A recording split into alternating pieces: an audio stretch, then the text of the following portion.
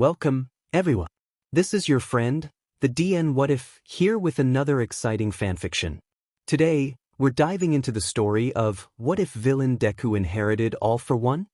If you enjoy this video, don't forget to hit that like button and subscribe for more fanfiction content just like this. Now, let's get started with the fanfic. All men were not created equal. That was the harsh truth he had learnt early in life. He had cried, and little by little he had come to see the way things were. Mercy was something the strong gave to the weak. He had met the man who told him that when he was 7 and quirkless. It was raining again. The sky was black with thick clouds that swallowed up the light of what this morning had looked like a appealing day. The gutters ran over with water that rushed along their lengths. Drains clogged with dead leaves carried along by the downpour until dirt and depth made the water black and hid the last traces of autumn. The scent of wet earth and concrete lay heavy on the air. Midoriya Izuku was already soaked through. It had looked like it was going to be a nice day that morning, and his mother hadn't packed a raincoat in his bag when he was sent off to school. The rain made his hair stick close to his head as a trickle of cold water ran down the back of his neck to the join where his t-shirt met his school bag. His mom would be here soon to pick him up for sure. She always came and picked him up from the playground after work. Cold and alone, Izuku curled up inside the tunnel and listened to the raindrops hammer the bright yellow plastic. All the other kids had gone home already. He was the only one that was still here when the rain had started to fall, but it wasn't all bad. Sitting away from the damp spot where water had gathered below the leak in the tunnel's joints, Izuku pulled his backpack in front of himself and pulled out the notebook his mother had got him to practice his hero work. He didn't have anything to add to it, but he could run his fingers over the glossy color cover image of All Might. With a plop, a round drop of water falls from the leaking tunnel roof and runs down the printed face of the hero. A warmer drop of water runs down Izuku's face as he quietly cries. The playground after school was one of the few times he could cry without it being a burden. As long as the teachers could see him, they didn't worry. The waterlogged RBB matting of the playground floor squelched as someone stood on it, and Izuku looked up, quickly wiping away his tears so his mother couldn't tell he'd been crying and grabbing his bag. He hadn't heard her car pull up, but as he looks up he realizes that it isn't his mother come to take him home. A tall, suited stranger cuts a menacing silhouette against the pouring rain. Raindrops stop and run off the air 5 inches away from his body, leaving him perfectly dry as he looks towards the playground. Izuku shrinks back into the tunnel. He doesn't want the tall, unfamiliar man to notice him, but at the same time the way the water just stops and slides away from him is fascinating. He wonders if it is a quirk that makes a force field or one that is controlling the rain not to fall on him. As he watches, the man turns away from the playground and walks back towards the school. He knocks and the door is opened. Izuku can't tell what they are saying, but he feels a bit more relaxed. That guy was probably just a parent looking for their child. If the teachers didn't mind, he can't be a bad guy. He still puts his book away when the playground matting squelches again. The plastic tunnel echoes with the sound of someone knocking on the outside of it. "Excuse me, young man, there is someone looking for you," an unfamiliar voice says, and Izuku clutches his bag close to his chest. The man in the suit is standing outside the tunnel. Now he is not looking through the rain, which, with a hiss, starts to fall harder and faster. He can see his body seems to be made of a thick black fog that the rainfall is compressing inwards. 2 eyes gleam yellow in the darkest part of the mass. I'm Midoriya Izuku." He introduces himself. He remembered what his mother said about how even people that looked scary could be nice. He bows politely to the adult and extends a hand. It might be his imagination, but the bright yellow eyes seemed to curve up like a smile as a foggy black hand was extended for him to shake. It felt kind of like shaking hands with water. "You may call me Kurogiri, Izuku." The black smoke man waits, half kneeling so he can look into the tunnel while Izuku picks up his school bag. "Why are you waiting here in the rain?" Now that he looks carefully, Izuku can see where a small cloud of black mist is catching the droplets before they can fall on the man. The rain seems to be getting heavier. He can barely see the school building. "I'm waiting for my mom," he tells him. "Why not wait inside then?"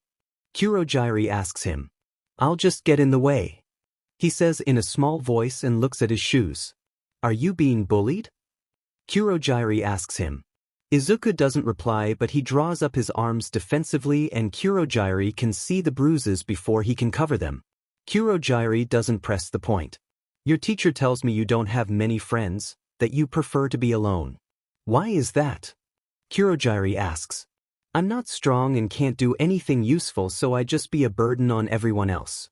Izuku mumbles, trying not to meet the eyes suspended in the fog. The black fog seems to grow. Do you often feel like a burden, Izuku? Kurogiri asks him. Slowly and hesitantly Izuku nods. Because you don't have a quirk? Kurogiri inquires further and Izuku looks up in surprise. How did you dash? He starts to ask. I asked.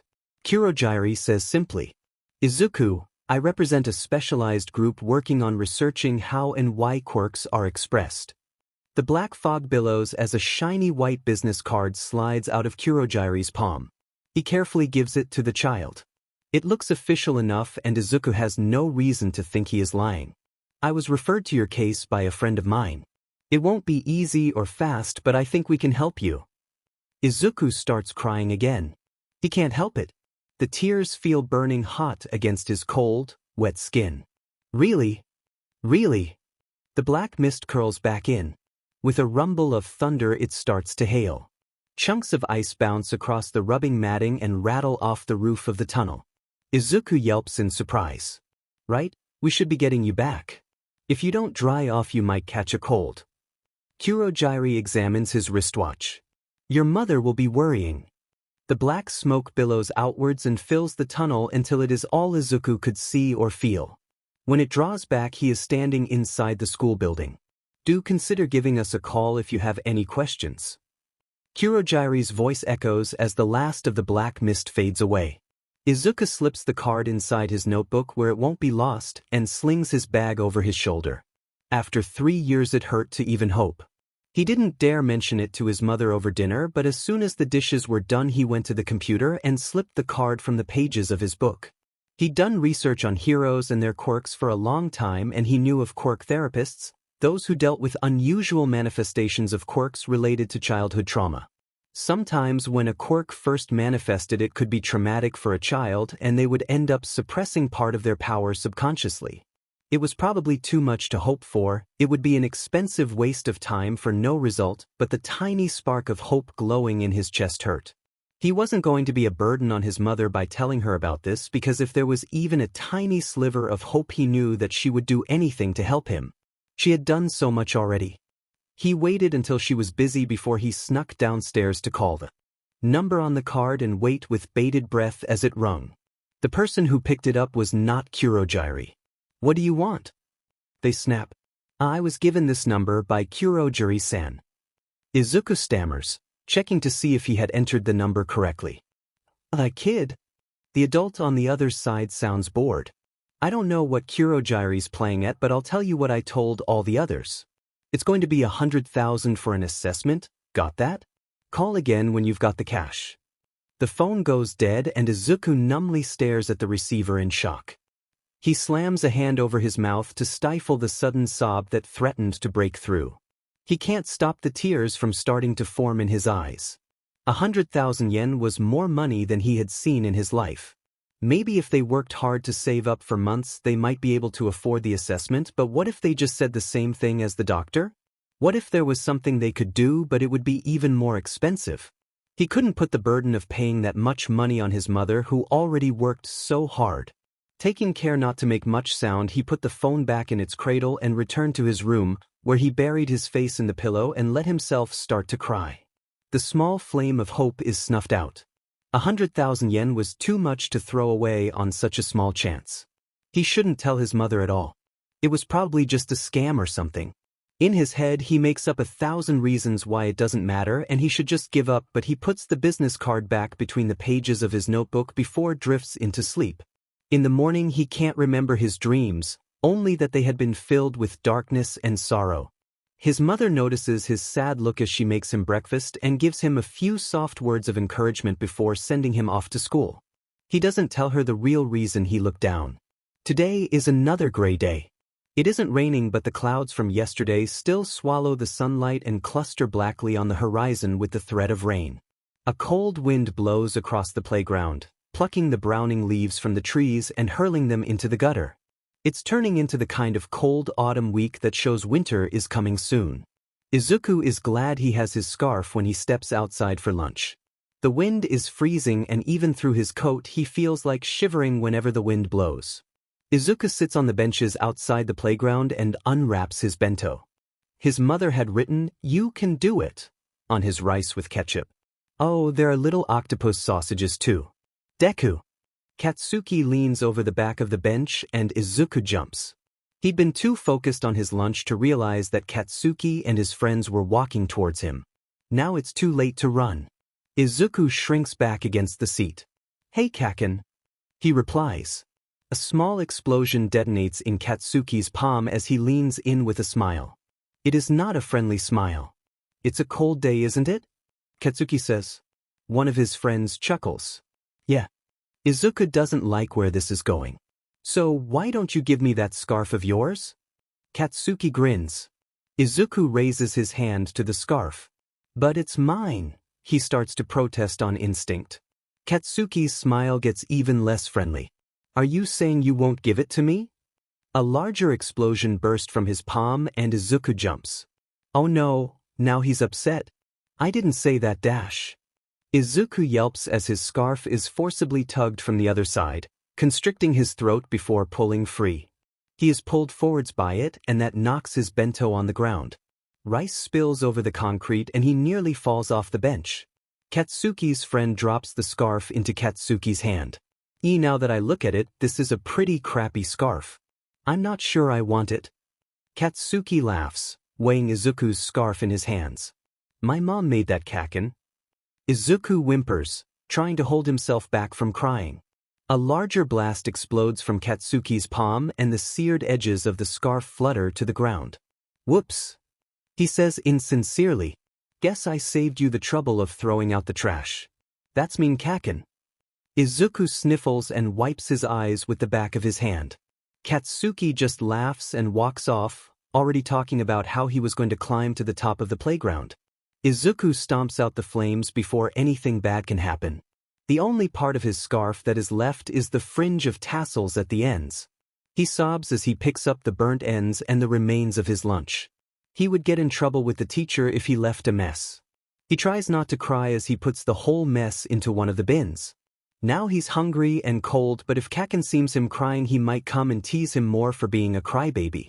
It's safer to just keep out of his way. Katsuki didn't used to be mean to him, but someone without a quirk couldn't complain about how they were treated. Kaken was strong and was going to be a great hero someday, Izuku thought. The most he could do is support him from the sidelines.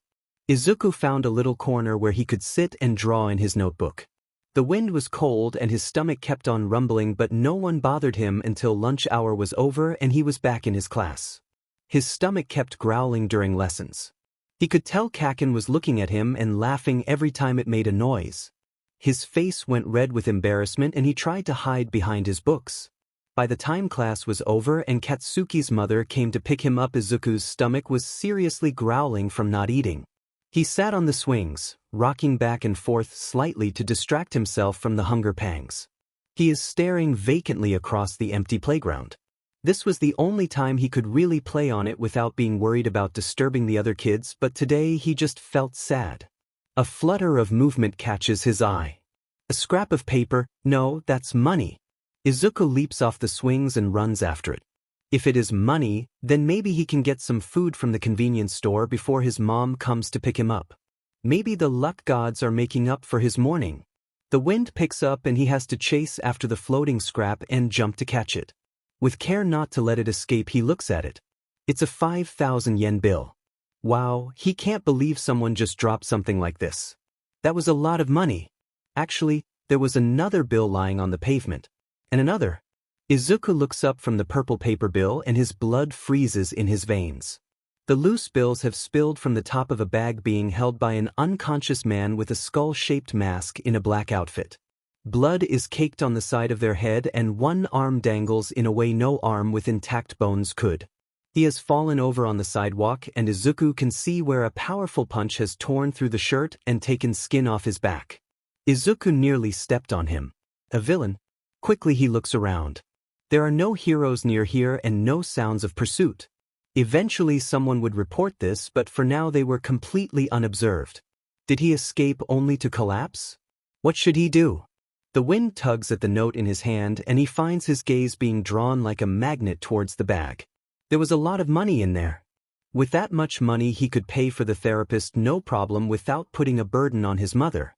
If he used it to become a hero, then he could pay it back later, right?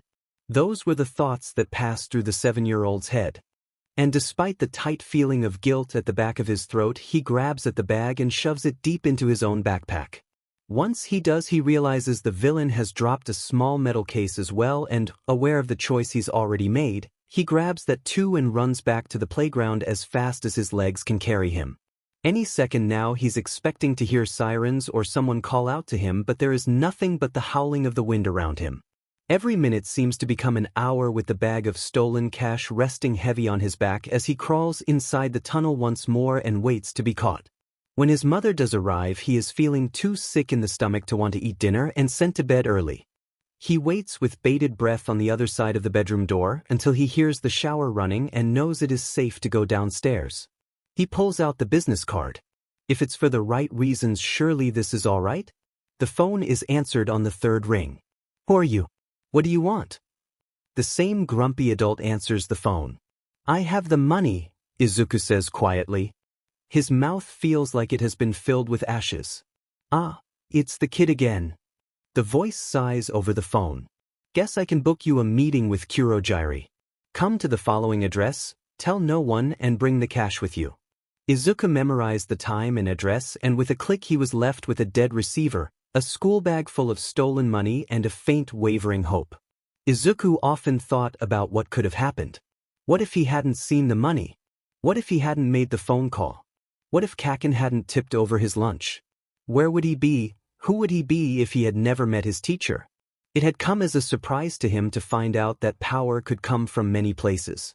The sick feeling in Izuku's stomach hadn't gone away by morning. He had barely slept too.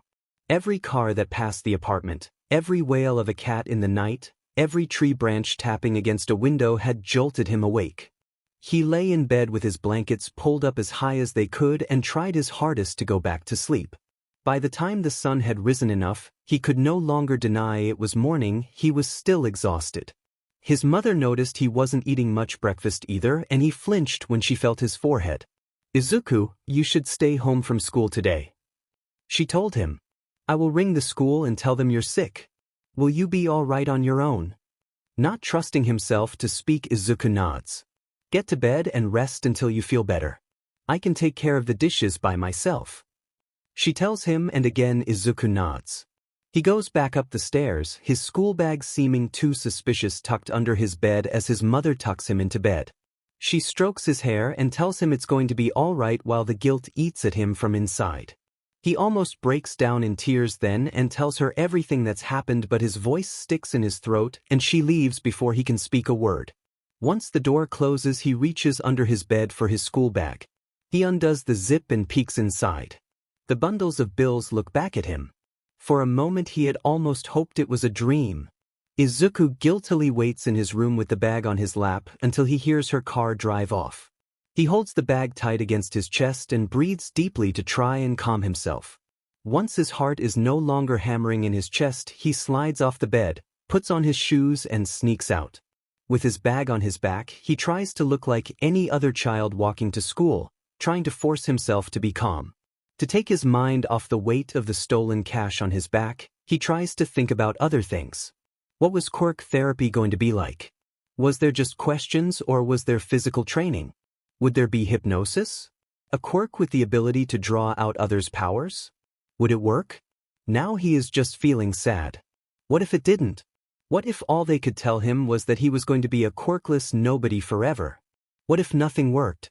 He is so caught up in his thoughts he doesn't notice where he is walking until he bumps into someone. Sorry. He quickly apologizes and bows before realizing who he has bumped into. A hero. His memory fills in the blanks. The D-ranked newcomer hero, Green Flash, recently graduated from the position of sidekick who was looking to make a name for themselves and establish their own hero agency. Their super-speed quirk meant they could get to the site of disasters easily to help others, though they were looking for a big break to prove their worth. Something like recovering stolen goods. His blood feels like it has turned to ice, the sweat running down his face is even colder. He isn't sure he can open his mouth without vomiting. Take care to watch where you're going, kid. The black and white costumed hero with the green lightning bolt emblem across his chest tells him. Izuku is sure that somehow he can see inside his bag. Any second now he is going to ask about it. There's been a robbery nearby. The hero reaches out a black-gloved hand and Izuku's heart skips a beat. Maybe it's not too late to say something, but the back of his throat is desert dry. Izuku's tongue feels like lead and he can't seem to get his mouth to open. Try not to get in the way of the hero work. Green flash ruffles his hair and in a trademark bolt of green energy he zooms away. Izuku waits frozen in place, trying to get his breathing back to normal. He had run into a real hero, and he hadn't been caught. He had thought for sure he was going to die from the guilt. It's kind of funny in a sick, twisted way. If he had been told a day ago he was going to meet a hero, he would have been excited. Now all he can feel is sick to the pit of his stomach. The sickness lingers, paralyzing his tongue and increasing the weight on his back until he gets to place the man on the phone told him to go. He was expecting a school or a doctor's office, perhaps one fancier than his regular school, but this place looked more like a warehouse. Still, he double-checks against what he was told and this is the address. With his heart in his throat, Izuku pushes open the door. Creaks. Hello? He asks, but the dusty corridor is silent. He takes a step forwards and the darkness rises to meet him. Slowly the doors creak closed on the empty warehouse. Izuku steps forwards into light. The darkness dies down around him and when he turns and looks back there is nothing but wall behind him. When he looks in front of him this place doesn't look like a school either. Never having seen a bar, Izuku isn't sure how to describe it. Please, take a seat, Izuku. Kurogiri tells him and he sits at one of the tables. There are 3 people here. One of them is Kurogiri who is cleaning a glass. You got the cash? The second asks and Izuku recognizes the voice as the person he had talked to over the phone. Why yes. He stutters and pulls out a bundle of notes from his bag. Please say it's enough. I need this. His voice trails off into a sob. Please. The man holds out his hand for the entire thing. Izuku hands over the bag to him and wonders what exactly he has gotten himself into. The third figure, a gaunt teenager cover in hands, starts to scratch at his neck. He waits with his hands in his lap, slowly balling up into fists as the school bag is opened. A tear he can't hold back starts to run down his cheek. Hey, I didn't think you could do it, kid. The adult lifts out the bag of money. Yeah, that's more than enough. He weighs it in his palm and writes down a figure on a napkin, then opens the briefcase Izuku forgot he put in there. Talk about going above and beyond. Looks like you're my new favorite kid. He takes out what looks like a small cylinder of metal. Do you know what this is, kid? Izuku shakes his head. This here is immutabilium, a quirk-made metal that can't be affected by any quirk after it's created. That seems a strange thing for you to know, broker. Kurogiri says as he puts down the glass. Well, these little babies here sell for 3.8 billion. And it looks like we've got 50 right here. Plus, another billion in cash. 191 billion? Izuku yelps. Yeah. The broker holds up the metal cylinder to the light. Seeing as how they're a restricted material that can only be purchased by the Department of Defense. Do we kill him now? The teenager covered in hands says all of a sudden and lurches forwards in his chair. Izuku freezes in his chair, the tears streaming down his face now flowing freely as fear grips his heart. The hand reaching out towards him seems to be moving in slow motion so he can take in every detail. The hand has grimy, uneven nails and unhealthily pale skin. His gaze moves up to the fresh, raw scratches nearly on the point of bleeding gouged into the man's neck. The face wreathed in stringy gray hair between that dead clutching hand is gray with cracked peeling lips, chewed raw with peeling flakes of skin dried around the unhealed wound. The eyes set in dull sockets gleam with a rabid animal's killing intent. A smile unnaturally stretches out those wounded dry lips in a horrifying mixture between a beast's snarl and some unearthly creature, lacking humanity of its own, trying out human facial muscles. It is through luck rather than composure that Izuku manages not to wet himself before a billow of black smoke opens up in front of the hand. The figure on the TV lowers his hand and Izuku realizes what he had dismissed as a TV show was in fact a fourth person he hadn't noticed, watching them through the screen. Izuku, the figure on the screen asks as the man covered with hands throws himself back down on his chair in a sulk. Did you steal this? Wordlessly Izuku nods. The figure on screen folds his arms, pressing his palms together. Why? It is a simple question and one that until now he thought he knew the answer to. To be a hero? He answers, his voice trembling and weak. He hadn't meant for it to sound like a question either. The teenager with the hands stirs again and the figure on the screen notices. Kurogiri looks towards him, ready to hold him back if need be. A hero isn't a person who would steal this much. I am going to ask you again and this time I want you to answer honestly. This time the question is louder and seems to penetrate into his soul. Why? Why did he want to be a hero? He thought he had known but now he wasn't sure. He started to ask himself why. Why did he want to help people? Why did he care so much about being a hero when there were other ways to help people? What did he really want? He wanted to be someone people would look up to. He wanted to be someone who was acknowledged by everyone and everyone acknowledged heroes. He thinks of the moment the other day, sitting on the bench with the burnt ends of the scarf in front of him. He had told his mother it had gotten lost and seen she didn't quite believe him. What he wanted was to stop that from ever happening again. What he wanted was to turn this unfair world into one where he was no longer on the bottom. I want power. He screams without meaning to, tears rolling down his cheeks at the deep frustration of the unfairness of it all, and he knows as he screams that it is the truth. The figure on the screen waits, so motionless Izuku can't tell if it has frozen or not as he sets his face stubbornly with determination and wipes his tears away with the back of his hand. There is silence in the bar. Kurogiri, open a warp gate. I wish to visit.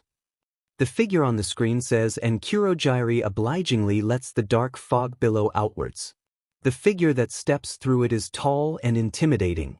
His suit is at least as nice as Kurogiri's, if not nicer, but his face is hidden behind a black skull-like mask with a thick collar of overlapping metal plates. You think you are weak? He says in a voice that chills Izuku's bones. You are quirkless and this society tells you that means you are without value but they are wrong. I was what I too used to think, but there are two different kinds of strength in this world. Those who were given great power and those that have the ruthlessness and cunning to achieve their goals without it. You have the second kind of strength. As scared as seeing this intimidating figure up close makes him, Izuku feels a little bit happy that someone thinks he is strong. The figure rests a gloved hand on his forehead. Boy, what are your parents' quirks? Yes. My mother can psychically manipulate small objects and my father breathes fire. Izuku manages to say without stammering, though his voice is faint with awe. Power is something that can be given, but that longing to achieve your goals no matter what is much harder to teach, so I will give something to you, as a welcoming gift. Mercy is something the strong give to the weak, so accept this as a gift from one who is truly strong. There is a sensation like a ball of something hot being pressed into his forehead and he yelps briefly at the unexpected pain before there is a feeling like something being sucked on inside of him. As surely as he heard sounds or smelled something, he had the sense that nearby there was a fire. It seemed to glow in his vision like a highlighted object in a video game and he reached towards it without moving. The broker's cigarette flares up with a sudden violence and he swears and drops it. The flame doesn't drop. It hovers in the air as a perfect sphere of flame. Psychic control of flames. The quirk I have given to you. The tall suited figure tells him. You will return here after your studies and I will teach you to control it. Kurogiri, broker, make the necessary arrangements.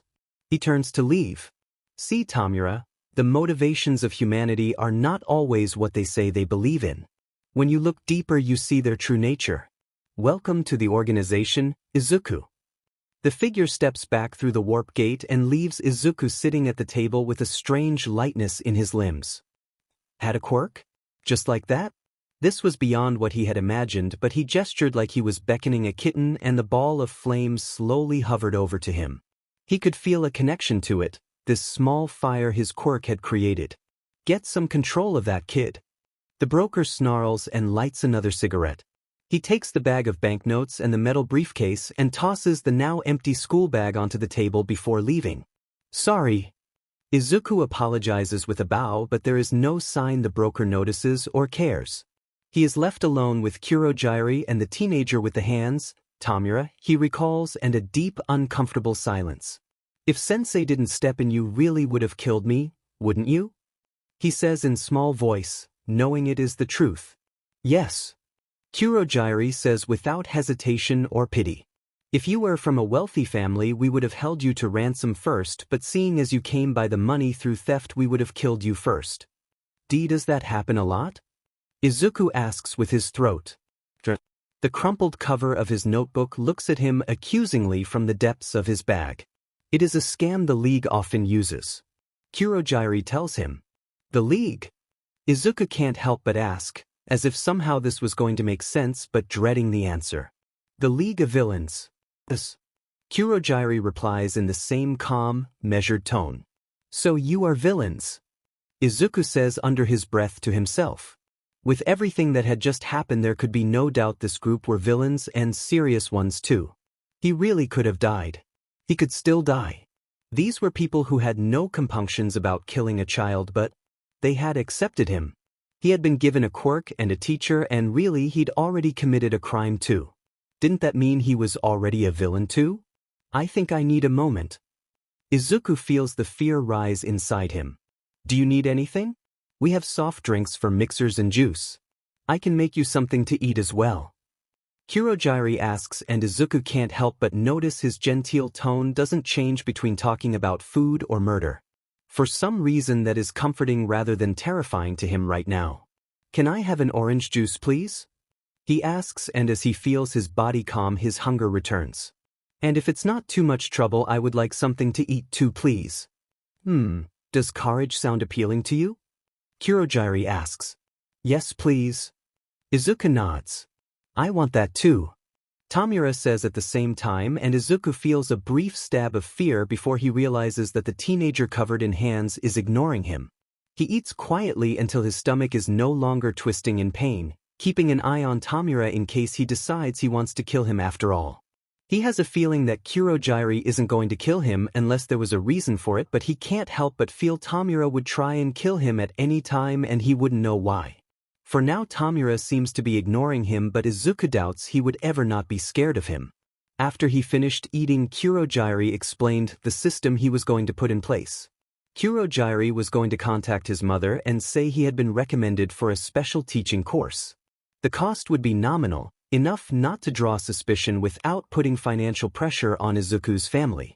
He would call that evening and tell his mother, tomorrow he would have his first lesson, and after that he could tell his classmates he had a quirk. After that, Kurogiri opened a portal back, and he walked the rest of the way back home with a strangely light heart. He had hated being weak. When he looked back at his past self, he found he hated them for their weakness. He hated the way they were afraid to speak what they thought. He hated the way they lived their lives in expectation of a blow or a harsh word. He hated the way they hated themselves in a world that tried to deny them even the right to exist. There was a big difference between acquiring power and owning it, as he had found out. Merely possessing it didn't mean he could use it more competently than a child. He had known this, but more often than he should he let his heart rule over his head. He remembered well the day he decided he would stop being weak. Izuku slept well that night, and in the morning his mother declared him cured and sent him back to school. This time, despite the still gloomy skies, he felt lighthearted. It would take time to learn his powers and, despite what Sensei said, as soon as he got them, Izuku had a deep longing to experiment. He didn't want to try anything too obvious. It would be hard to explain, and it would be dangerous trying to manipulate fire without having control of it, so he worked on figuring out the limits of his new senses on the walk to school. Even through walls he could detect where there were flames. It was a sixth sense of sorts, one linked entirely to fire and something he really couldn't relate to his other senses. It was like being blind and suddenly being able to see. There was no experience he'd had previously that it lined up with. Still, for the sake of ease, he decided to call it his fire sight. Yeah, that was a cool name for a power. His fire sight only picked up flames. Things like electrical sparks or flammable materials were still hidden to the fire sight until something ignited them. Each flame had a different look that told him about its origin and strength. Around here the only lights were from cigarettes, gas stoves, and the occasional candle. Like a spider in a web, there were connections, threads, that linked him to each source of fire. The closer the flame was to him, the stronger the connection, the larger the thread. The furthest away fires had only a stretched thin thread before it faded out of the fire sight entirely. Izuku does a few quick calculations. His range is approximately 20 meters, centered on himself. The closer he was to the fire, the stronger the connection, the quicker it would react to him, and the easier he could manipulate it. He'll have to test that hypothesis. Tearing a corner off one of his notebook pages, he holds it in his palm and focuses. The triangle of paper remains dead to his fire sight, and even though he can exert his quirk powerfully enough to bend the fire sight threads, it doesn't catch a light. Unknown to Izuku, for a brief moment every open flame bends towards him. So he doesn't have the power to actually generate a flame. Izuku sighs. If he can't use his quirk to make a fire, and his heart feels light as he thinks his quirk, then he'll have to get a cigarette lighter or something so he can make a flame for him to manipulate, otherwise he'll be defenseless. Lost in his own thoughts, he starts to mutter under his breath, generating exercises he is going to try out after his first lesson with Sensei and making plans for testing his powers without hurting himself. Despite knowing he needs to wait for proper instruction, he couldn't help try a little experimentation of his own, and, from the pulsing pain on the heel of his palm, he had learned his most important weakness. He wasn't immune to the fire he controlled. He could still be burnt. He still felt the heat from the flames, and they burnt oxygen around him. Having flames too close to him meant he could barely breathe, meaning any plan to cover himself with fire like the flame hero endeavor was doomed to failure. He had to focus on the flames to control them, and flames he wasn't focusing on would go out unless they had something else to burn when he lost focus. He had learned a lot from just the few minutes he had with the League of Villains, but there was a lot more he wanted to learn about using this power. Maybe next he could try shaping the fire into something other than a ball? His fire sight picked up something unusual, different to the usual flares of light, and approaching from the path behind him rather than in one of the houses. This one is bigger, more intense in heat, and appears without warning and disappears just as fast. He can only think of one thing that made a fire like that, mostly because he was always wary of it. Kaken was coming. He knew that Katsuki walked to school the same way as him, but he hoped he wouldn't run into him. Quickly he looks around and hides behind a pair of rusty dustbins until he hears the footsteps approach.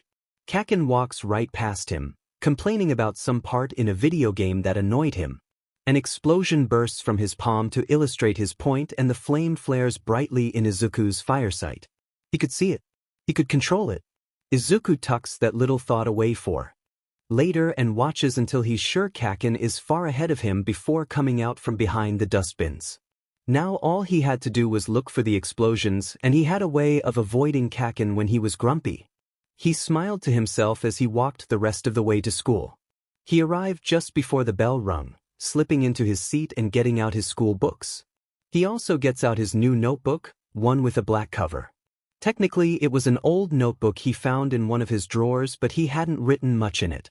He tore out those pages, scribbled out what he had written on the cover, and wrote in careful hand on the cover, "Hero Training No. 1. He had to write down everything until he fully understood his new quirk. He started by scrawling the morning's observations on one page. On the other page he started to doodle costume ideas. After that he turns over another pages and starts to write down the exercises he wants to do when he has the time to experiment. After that he gets told off by the teacher for muttering and actually starts trying to focus on the lesson. At lunch he trains his fire sight by avoiding running into Kaken on the playground and writes more notes. Even though he's pretty sure at this point it's too late to become a hero, it has become a habit of his. The crumpled face of All Might stares accusingly at him from the bottom of his school bag. The briefcase had folded the cover of his other notebook in, and he hadn't straightened it out. The cover was a cheap print, and as the paper folded it left a line of white cutting through the picture of the symbol of peace. The mark seems accusing to him, and his forgotten guilt boils up inside him. What was he doing? He had betrayed his childhood hero. He had stolen billions of yen from a villain and sold it to a group of villains in exchange for a quirk. He had nearly died. He still might. Why was he pretending any of this was okay? He can feel the familiar welling up in his eyes that means he is about to start crying and tries to hold himself steady. The events of the past few days wash all over him at once and leave him trembling. This wasn't something a child like him should get into, but he had. He couldn't change the past, and if he tried to back out now, the League of Villains would kill him. Not just him, they would kill his family as well. They knew where he lived. That thought paralyzes him, and he feels cold as if the last of the sunlight had been snuffed out. A hand rests heavily on his shoulder and shocks him from his despair. He looks up, the tears frozen in his eyes. "Hey Deku, I didn't see you yesterday." Izuku doesn't know why the thing that runs through his mind is that he should make a note that the fire sight doesn't work when he is depressed. Compared to the look in Tamura's eyes, when his hand was about to touch him, Katsuki was kind of pathetic. He was nothing compared to a real villain. "I was sick yesterday," he says without looking away or stuttering. "I missed you." Katsuki's voice is transparently insincere. Kaken used to be his friend before he got his quirk. It was after that Katsuki started pushing him away. Now he only noticed him when he wanted to tease him and look down on him. With his amazing quirk, Kaken didn't have time for someone like him. That was in the past. Compared to Tamura, he wasn't that scary. "I'm not the mood, Kaken," he says and turns back to the notebook. Katsuki's hand tightens on his shoulder. "Are you looking down on me?" Katsuki snarls. "I am looking at you, Kaken." Izuku says, trying to keep his voice as calm and level as Kurogiri's, and pulls Katsuki's hand off his shoulder before he can detonate an explosion. The lunch bell rings. "This isn't over," Katsuki snarls as he roughly shoves past him. Izuku knows it's not. Kaken's going to be really angry and fight him later on, but Izuku doesn't feel as afraid as he used to. He wasn't the same weak Deku as before. He had been acknowledged as strong by someone far beyond Kaken's current level. He was a member of the League of Villains now. He couldn't change the past, but his future was going to be under his control, and he isn't going to let anyone take that from him, especially not Kaken. That was his new goal in life. He couldn't turn back, so he was going to run forwards with all his heart. Throughout the day, he could feel Kaken glaring at the back of his head while he took his notes. His firesight showed the faint firework crackle of small explosions dancing on Katsuki's palm, and he steeled himself for the end of class bell. He had already taken the first steps on this path, and he wasn't going to turn back now. He hadn't stopped when he had taken the money, but it is this moment here that feels like he is making the decision that will change his life. No matter how badly he got beaten, he wasn't going to be scared of Kaken anymore. He took care to have his work put away before Kaken came up to him, so he couldn't incinerate it. Katsuki still crushed one of his pencils before he could put it away out of a longing to break something. Izuku looks over the splintered mess dispassionately. He was so tired of this. He was tired of being the weak one. He was tired of having to placate Kaken because he had a quirk. The words he had said yesterday resound in him. He wants to be strong. He won't cower anymore. He's sure that Kaken intended to corner him here, so he slung his bag over his shoulder and started to walk towards the door. "Hey, Deku!" Katsuki yells after him, and he is already down the stairs and walking outside before they manage to catch up to him, but Izuku isn't trying to escape. He walks around the back of the school by the now abandoned playground and stops with his back to the wall. He drops his backpack so his back is pressed against the rough stone. Katsuki catches up with him in no time, his two friends waiting beside him. Izuku is surprised to find how much he hates them. They had strong quirks of their own. This world had favored them enough for them to be able to make an impression on their own, but they followed obediently after Kaken, desperate for the meager scraps of attention he gave them. Pathetic. They were what Sensei meant when he talked about two kinds of strength. Even with quirks, they were weak. They lacked ambition, the ability to make goals, and the hunger to achieve them. They were no threat to him. 3-on-1. He said calmly. "That seems excessive." He looked Katsuki directly in the eyes with no hesitation. "I'm not scared of you, Kaken. Are you scared of me?" The explosion flares in his firesight. "Like hell I am." Katsuki growls and gestures for his lackeys to leave them. I'm going to beat that smirk right off your face. I am not smiling, Kaken. Izuku says calmly, and he's really not. He is ready and waiting. Katsuki leads with a right swing. Izuku dodges and his fist hits wall with a crunch and Katsuki screams in pain. Izuku drives his fist as hard as he can into Katsuki's stomach. He can tell it isn't a strong blow. He had trained himself at running and hiding, not fighting like Katsuki had, but he put all the force he could into it, and it was a soft target. Katsuki's other hand swung around and connected, hard, with the force of the first explosion, and he feels the flare in his fire sight. Izuku pushes the flames away from him, but the impact still strikes hard. A dribble of blood runs from his ringing ears as the force of the explosion deafens him. Dimly, Izuku realizes he is screaming and tears of rage are streaming down his. With a scream, he grabs Katsuki around the waist and throws him onto the ground, leaping on top of him to try and keep him pinned as he tries to force Katsuki's arms down. Katsuki headbutts him. Izuku bites him as they both abandon all strategy whatsoever for trying to get in as many blows as they can. The next explosion hits the tarmac, and this time he grabs the fire in time and builds it up as hard as he can. The blaze doesn't damage Kaken's resilient palms, but Izuku draws it around himself like a scarf. It flares with a bright burning light as he pours energy into it to blind his opponent. Like a WHB, he directs it at Katsuki's face, and Katsuki covers it with his hands. The flame licks around Katsuki's arms, leaving the skin pink with burns, and extinguishes as Izuku forgets to focus on it in his rage. Izuku lashes out with his bare hands and grabs Katsuki's face, intending to scratch it with his nails. In the center of his palm, he feels something hot, something that feels different to the flames. It felt like the heat that Sensei had passed into his skull.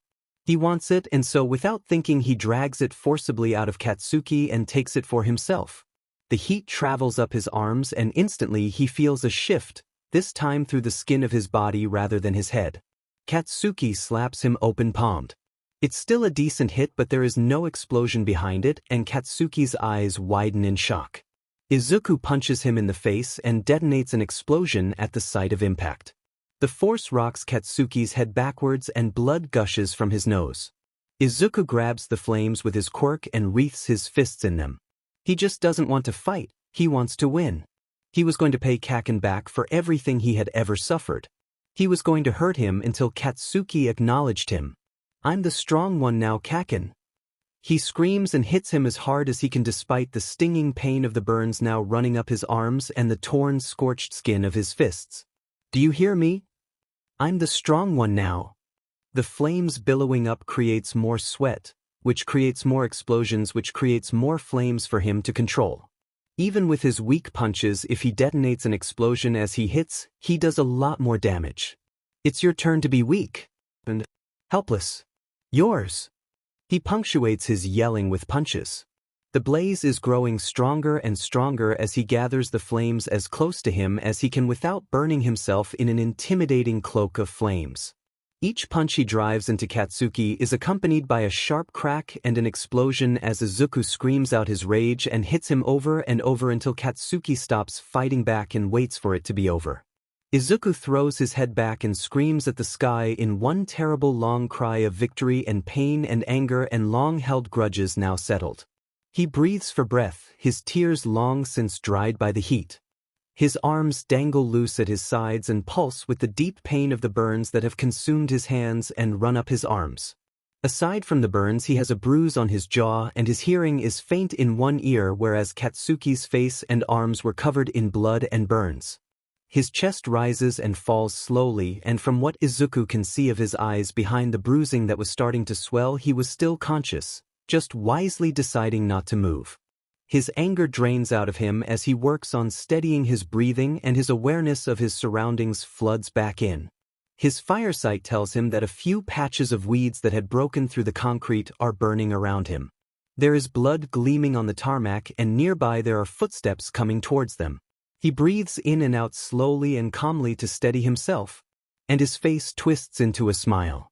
That was his first fight and his first taste of victory. He remembered well the sweet sensation of beating someone, not to death, no, Kaken was and still is his friend, but to S.B. Emerson, Kaken had needed a good beating to help sort him out, to stop him from going down a dark path. After he learnt that hard lesson they would be friends again, he was sure and they'd both be better off in the end.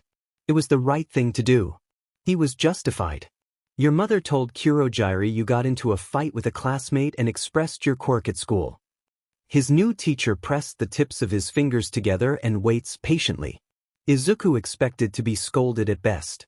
At worst he expected the League to kill him for ruining the plan. The hairs at the back of his neck prickle with the imagined sensation of Kurogiri creeping up on him from a warp gate. His mother had pulled him off Kaken and he hadn't resisted in the slightest, just curled up against her chest and cried, and a stabbing pain ran up his burned arms. They were wrapped in bandages to the elbow now, the white cloth soaked in a soothing solution that numbed the pain until he tried to touch something with the scorched skin. It was almost funny how the flames hadn't hurt at all until after the fight was done.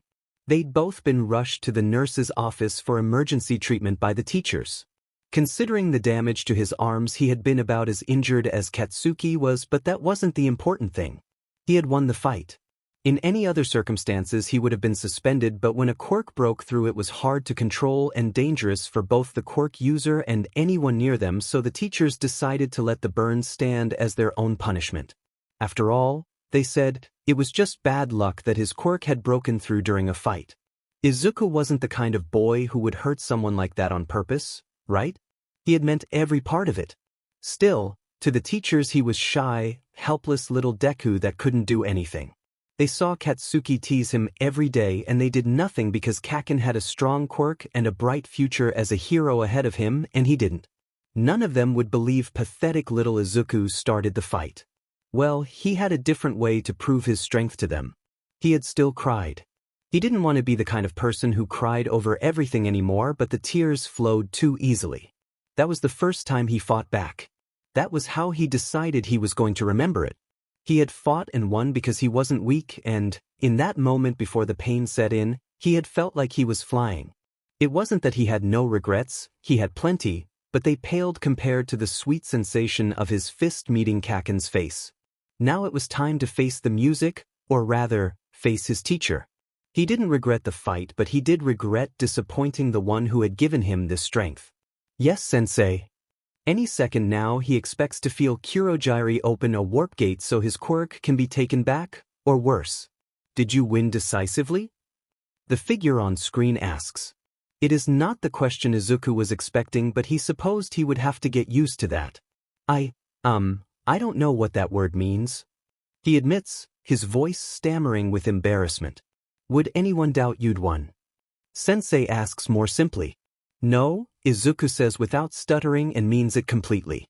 The teachers might not have understood, but every kid in the school would understand that he wasn't going to be pushed around anymore. Well done.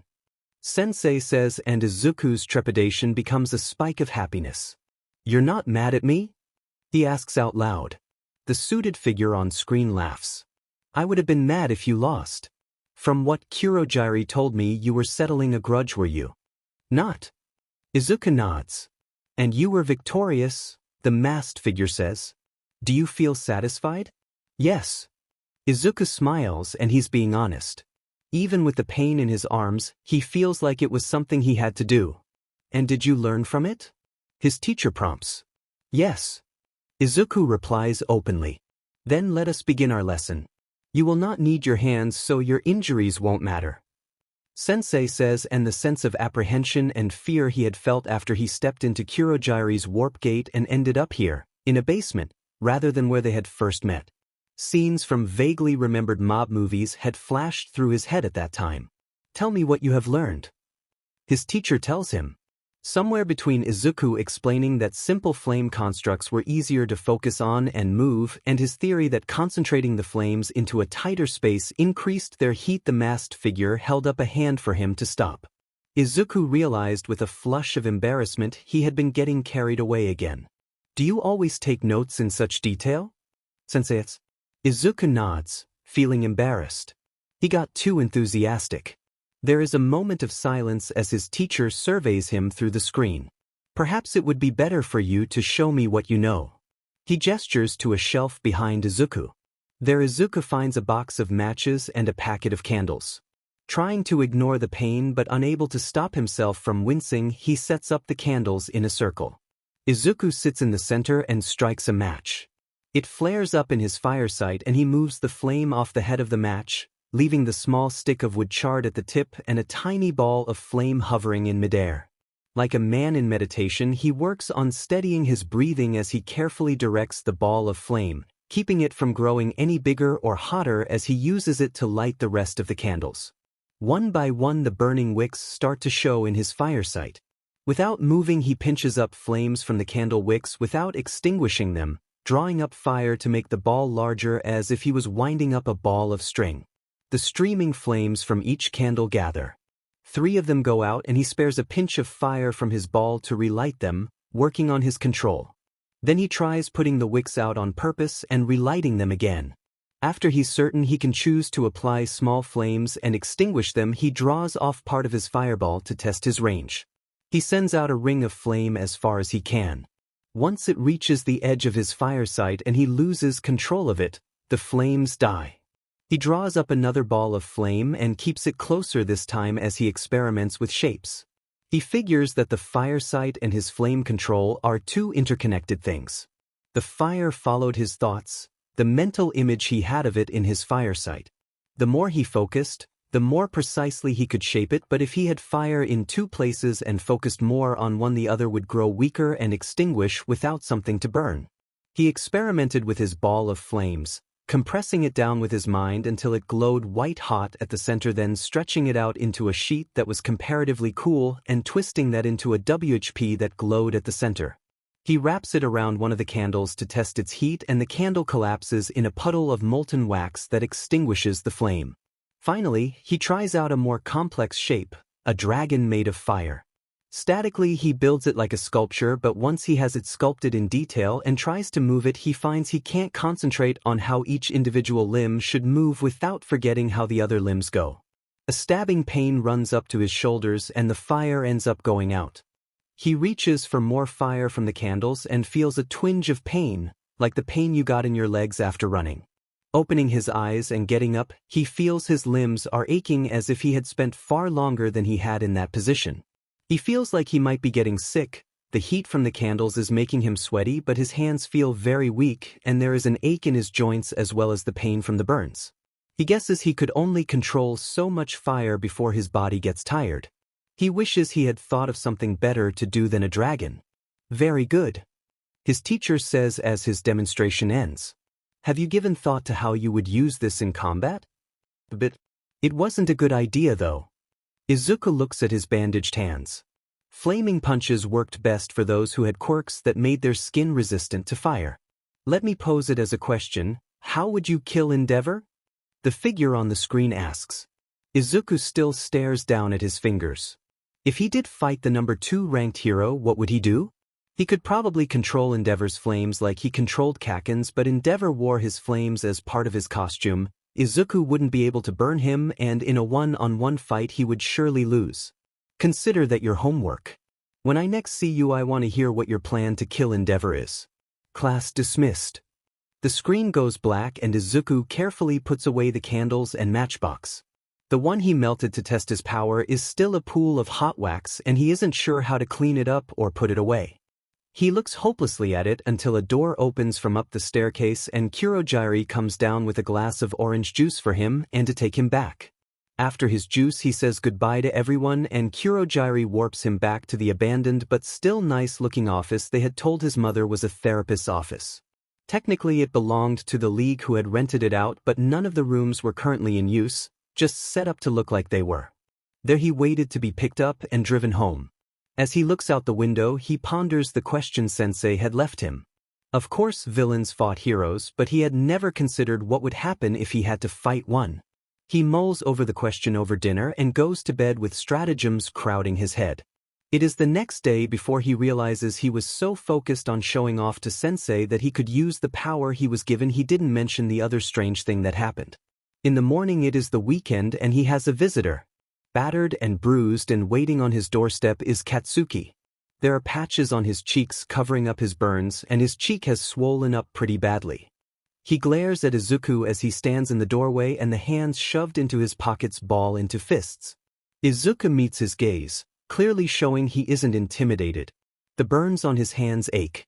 Katsuki looks away first, and as he opens his mouth to speak, Izuku sees he is missing his canine tooth on the left side. He must have missed it in the blood, but he had knocked one of Kaken's teeth out. I want to talk to Izuku. Katsuki mumbles. Can I please come in? Izuku's mother looks towards him and he nods. He wants to talk too. Katsuki shuffles inside, trying to avoid eye contact, and keeps his hands in his pockets. He is looking more than a little guilty. Izuku wasn't expecting to see him. Kaken had stopped coming around to his house to study a while ago, but not long enough for him to forget where Izuku's room is. I'll get you boys some snacks. Call me if you need anything. His mother says and hesitantly leaves them alone. Izuku knows she'll be ready to intervene if they try fighting again, but he does genuinely want to talk. The door closes behind them. Izuku pulls his notebook off the bench and closes it so Katsuki can't see his rough notes on how to kill Endeavor. What did you want to talk about, Kaken? He asks him and slips the matchbox he had stolen from the kitchen into his palm.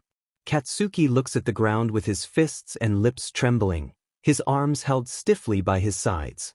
Give me back my quirk. He looks up, trying not to yell, and Izuku can see tears starting to form in his eyes. Izuku feels a stab of pity for him, but he hardens his heart and channels his best impression of his mother giving him a scolding. You can have it back when you earn it, he says in his best prim and proper voice. A weekend without your quirk won't kill you. It didn't kill me. Katsuki grabs him by the front of his shirt. I said give it back. He snarls and raises his fist. Izuku detonates a small explosion in his palm and Kaken freezes. If my mom hears an explosion up here, who do you think she's going to blame? He hisses. If my mother thinks you're here to fight, we might end up moving and you'll never get your quirk back. Katsuki lets go and Izuku straightens out his shirt. What do you want? Katsuki audibly sobs, furiously wiping his running eyes with his sleeve. I want to be your friend, Kaken. Izuku says with genuine emotion. You're looking down on me. Katsuki sobs, staring at his feet and trying not to cry. I am looking at you, Kaken. Izuku repeats his earlier words and tries not to start crying as well. I don't want us to be fighting all the time. I don't want to be someone you're always looking down on, and I don't want to look down on you. Please, can't we just be friends? He balls his fists. I want to be someone Kaken can acknowledge as strong. He sobs and the tears are threatening to start flowing already. The two sniff in unison, both trying not to cry in front of the other, and they fight to clear the tears from their eyes first. I guess you did put up a decent fight, so it's not like you're totally useless. Katsuki confesses, choosing to stare at the ceiling rather than meet Izuku's eyes. And that's a pretty cool quirk with the fire, so I guess I can't really call you Deku anymore. Izuku's eyes light up. Really? I guess. Katsuki says sulkily and mutters under his breath. I don't see why you hid such an amazing quirk though. Katsuki raises his head, his red eyes glowing with defiance. So will you give me back my quirk now? Right. Izuku doesn't know how he took Katsuki's explosion quirk in the first place. He has some sort of instinctual understanding of it.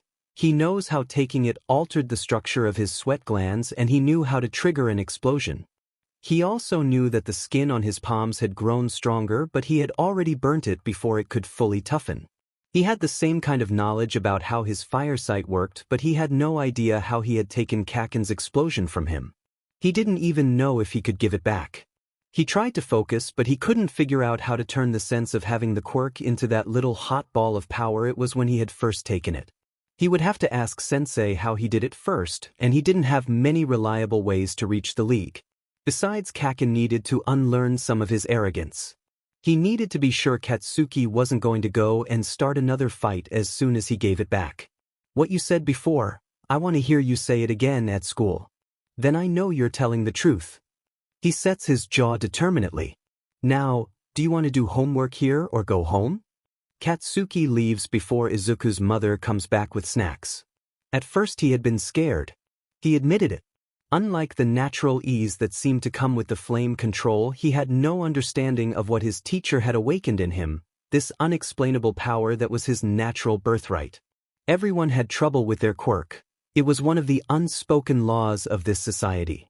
One's abilities were something to grow into, something they spent their life learning, and while the ability to control fire matched what could have been expected from his parents, his real quirk had been waiting inside him all along, waiting for something to awaken it, and when it had, he had inherited the earth. Izuku kind of wished Kaken had stayed around to do homework together like they used to, but if things worked out there would time for that in the future. For now he tried to think of what he had done to take the quirk in the first place. It had been the same kind of sensation as when the quirk had been transferred to him, a ball of something hot but not burning hot that he had taken like a jewel. His didn't have that sense anymore. He could detonate an explosion in the same way, he could twitch his finger, but there was nothing about it that he could turn into that orb of power. He had lost that sensation of it when he had gained Katsuki's power. Izuku finished his homework before he rediscovered the little slip of paper and made a call to the broker. It wasn't just his powers he had been practicing with. He had applied the furor he usually devoted to hero analysis to studying the league as well, and he had learnt a lot. He wasn't sure what the broker's quirk was, but the man only cared about money, and time was money. Izuku tried to keep their conversations short but polite, so the broker could get back to his main business. From what he had pieced together from conversations, he probably wasn't meant to overhear the villain group that planned the heist had a drop spot near the playground. Kurogiri had been investigating the actions of one of their agents around there when they had first met. This smaller villain organization had arranged to buy the Immutabilium back off the League of Villains, and that the broker was negotiating terms. The League was taking 10% in salvage rights, from the briefcase, not from the payment, because Sensei had found a way to trace down the creator of the alloy using it. Once he took their quirk, the League would have control of the supply, and the Hero Association would soon be unable to use it for constructing costumes. It must be tough work negotiating with other villain groups, Izuku thought as he politely asked if there was a way he could speak with Sensei. It turned out there wasn't. Sensei didn't have much contact with the outside world. He was more of a fugitive than most villains, though Izuku wasn't sure what he did that merited being so careful. Most high-profile villains, even ones from the past, were well known enough to have their own fan pages.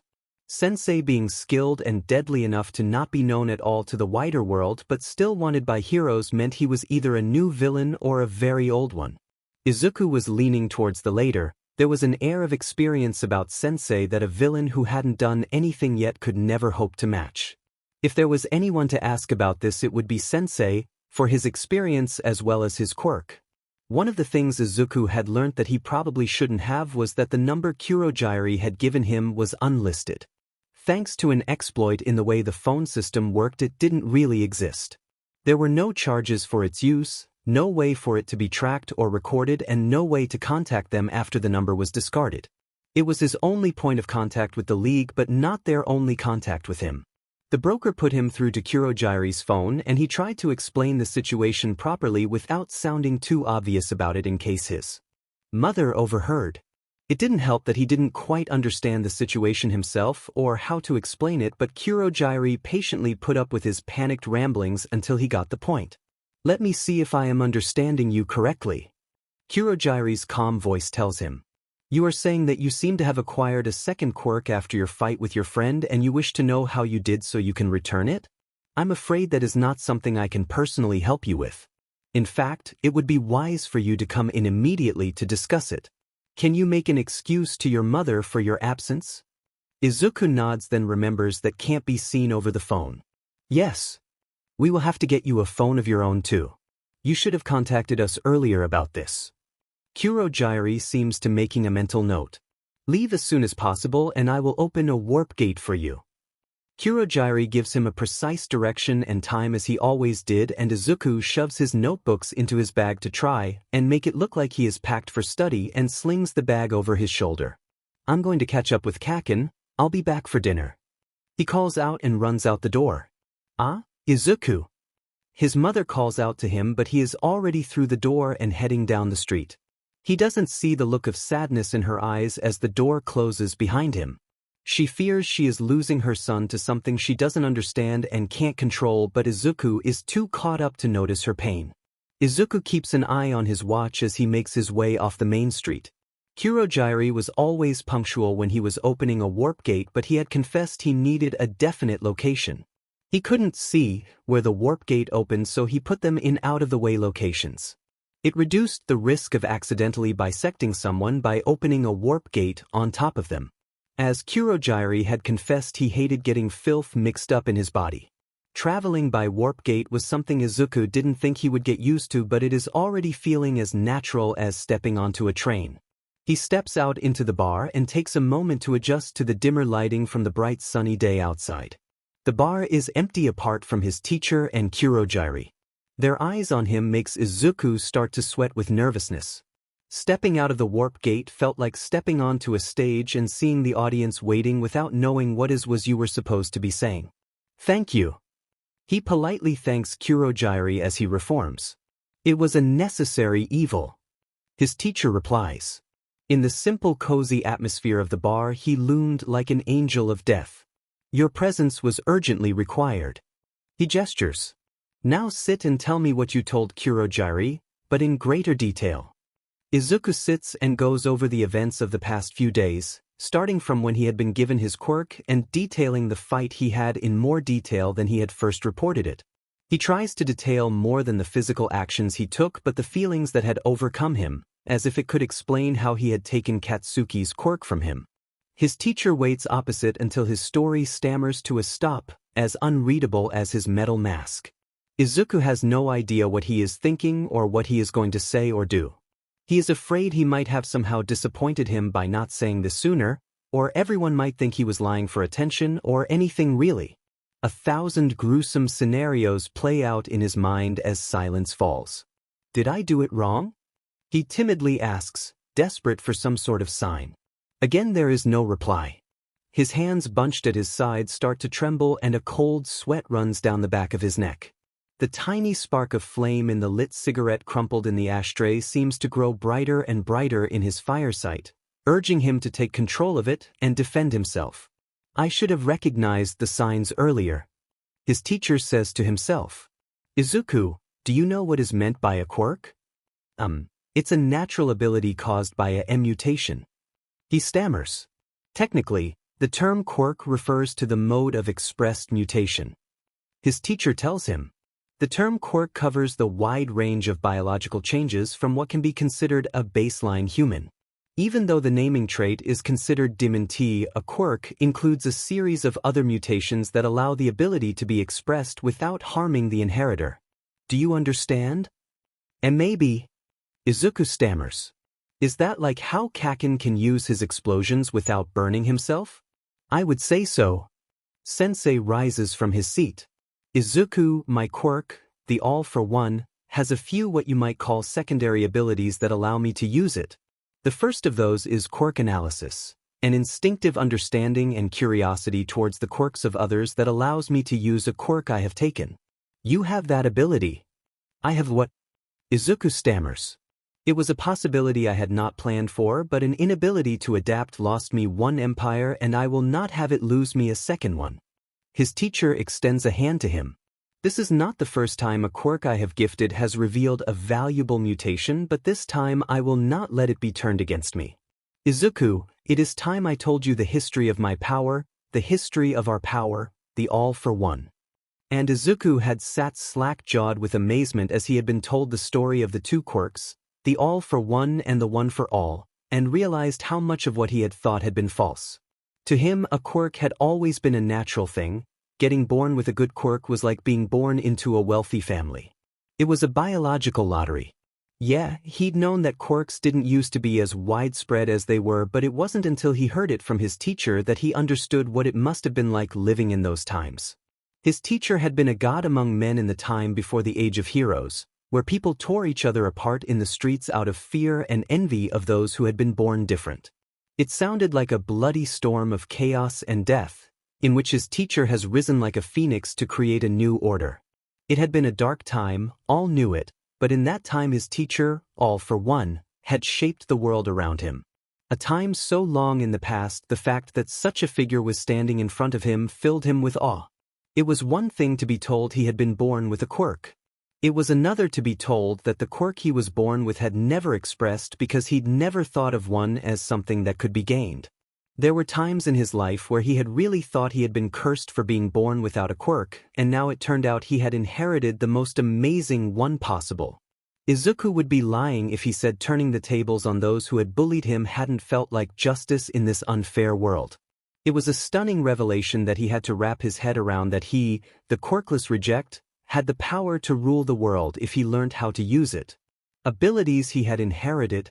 When he was younger he had played at being other heroes, experiencing through the magic of make-believe what it would be like to have a hero's quirk, and now they were all his fingertips, ready for the taking. It was a heady rush of power. What would have happened if he had never met his teacher? Would he have lived the rest of his life believing he was quirkless? If he did discover its abilities later on, would he ever be able to use them? He was lucky indeed to be born into a time where he could meet and be taught by another holder of this power. Then he had been told the truth about All Might, and another little piece of his innocence slipped away.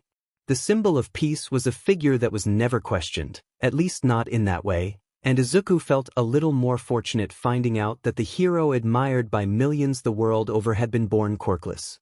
All his powers, the mysterious quirk often debated about on the internet, all of this was the result of his teacher's abilities. The real All Might was weak and dying. It was something he could barely comprehend.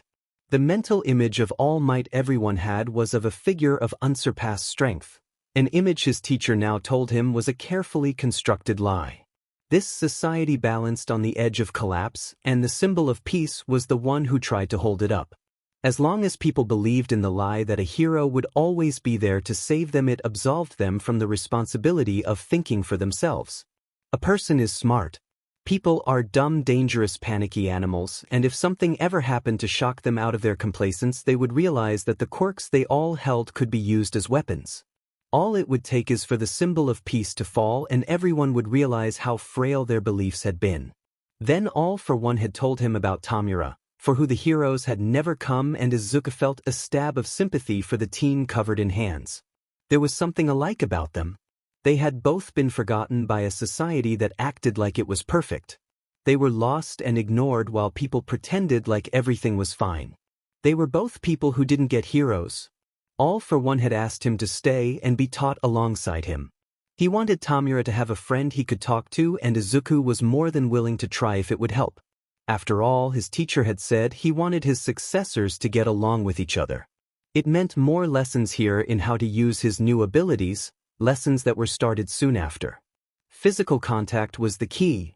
It was easier if touching the head, but any part of the body would work. If he could hold them, he could find that hot ball that was the center of their power and draw it into himself and make it his. The power was his as long as he focused on it. Quirks he wasn't using would shuffle out of the way according to his prioritization, so abilities he wasn't using would wait ready for him to call on them. When he used his quirk on someone, he created a connection with them that drew their abilities into him. With focus, he could reverse that connection to send the power back. He had to focus and pull back the sensation of the power from his extremities, like peeling back a shed skin, until that power was concentrated in his core. Then the ball of energy was his to reabsorb or pass on.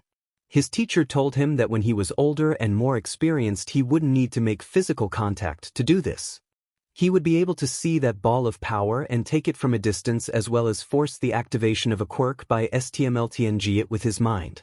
Taking quirks of the same type meant he could combine them into a stronger version of themselves that acted as one quirk, whereas giving multiple quirks to someone caused the quirk to mutate and fuse, sometimes in unpredictable ways. That was how his teacher had created the One for All, a quirk that passed down the strength of every previous holder, the quirk of All Might.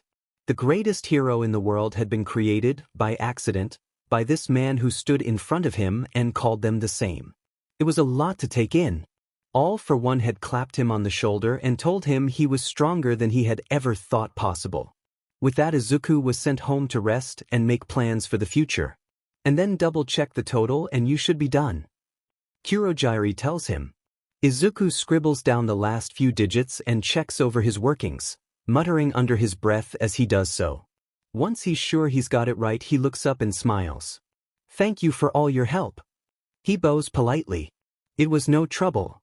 Kurogiri replies. Tamura looks up and waves the console held between a thumb and 2 fingers. Izuku. He draws out the name long and droning. Look what I got. Huh. Izuku squints at the screen.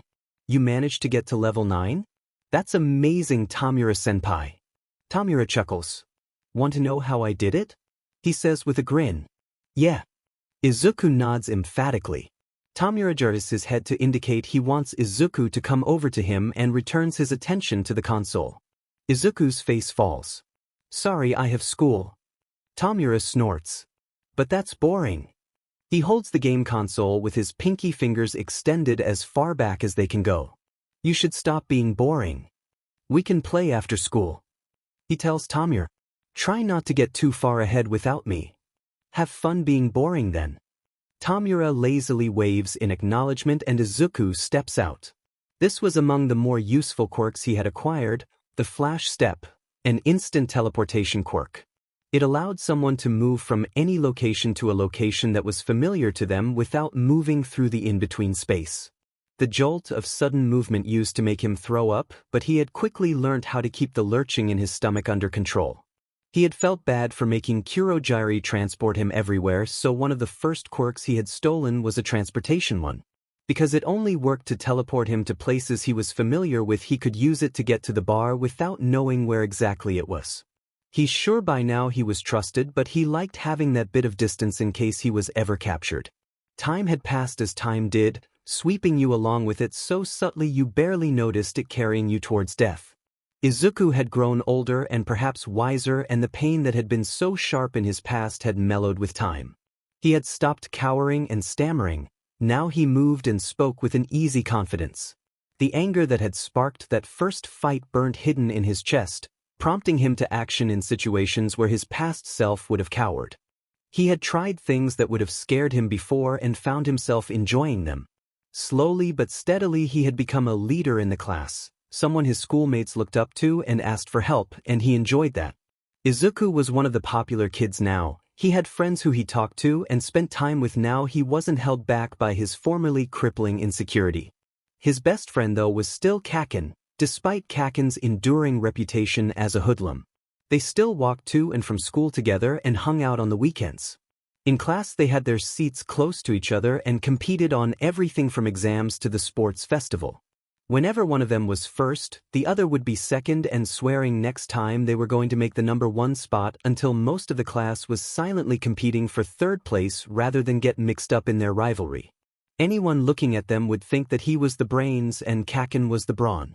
Because his flame control quirk was psychic rather than physical in nature, Izuku didn't have to train his body to use it, though he had joined the judo club for the training in close combat he would need as a hero. It hadn't really reflected in his physique. Kaken had gone all out on the physical training, and it showed.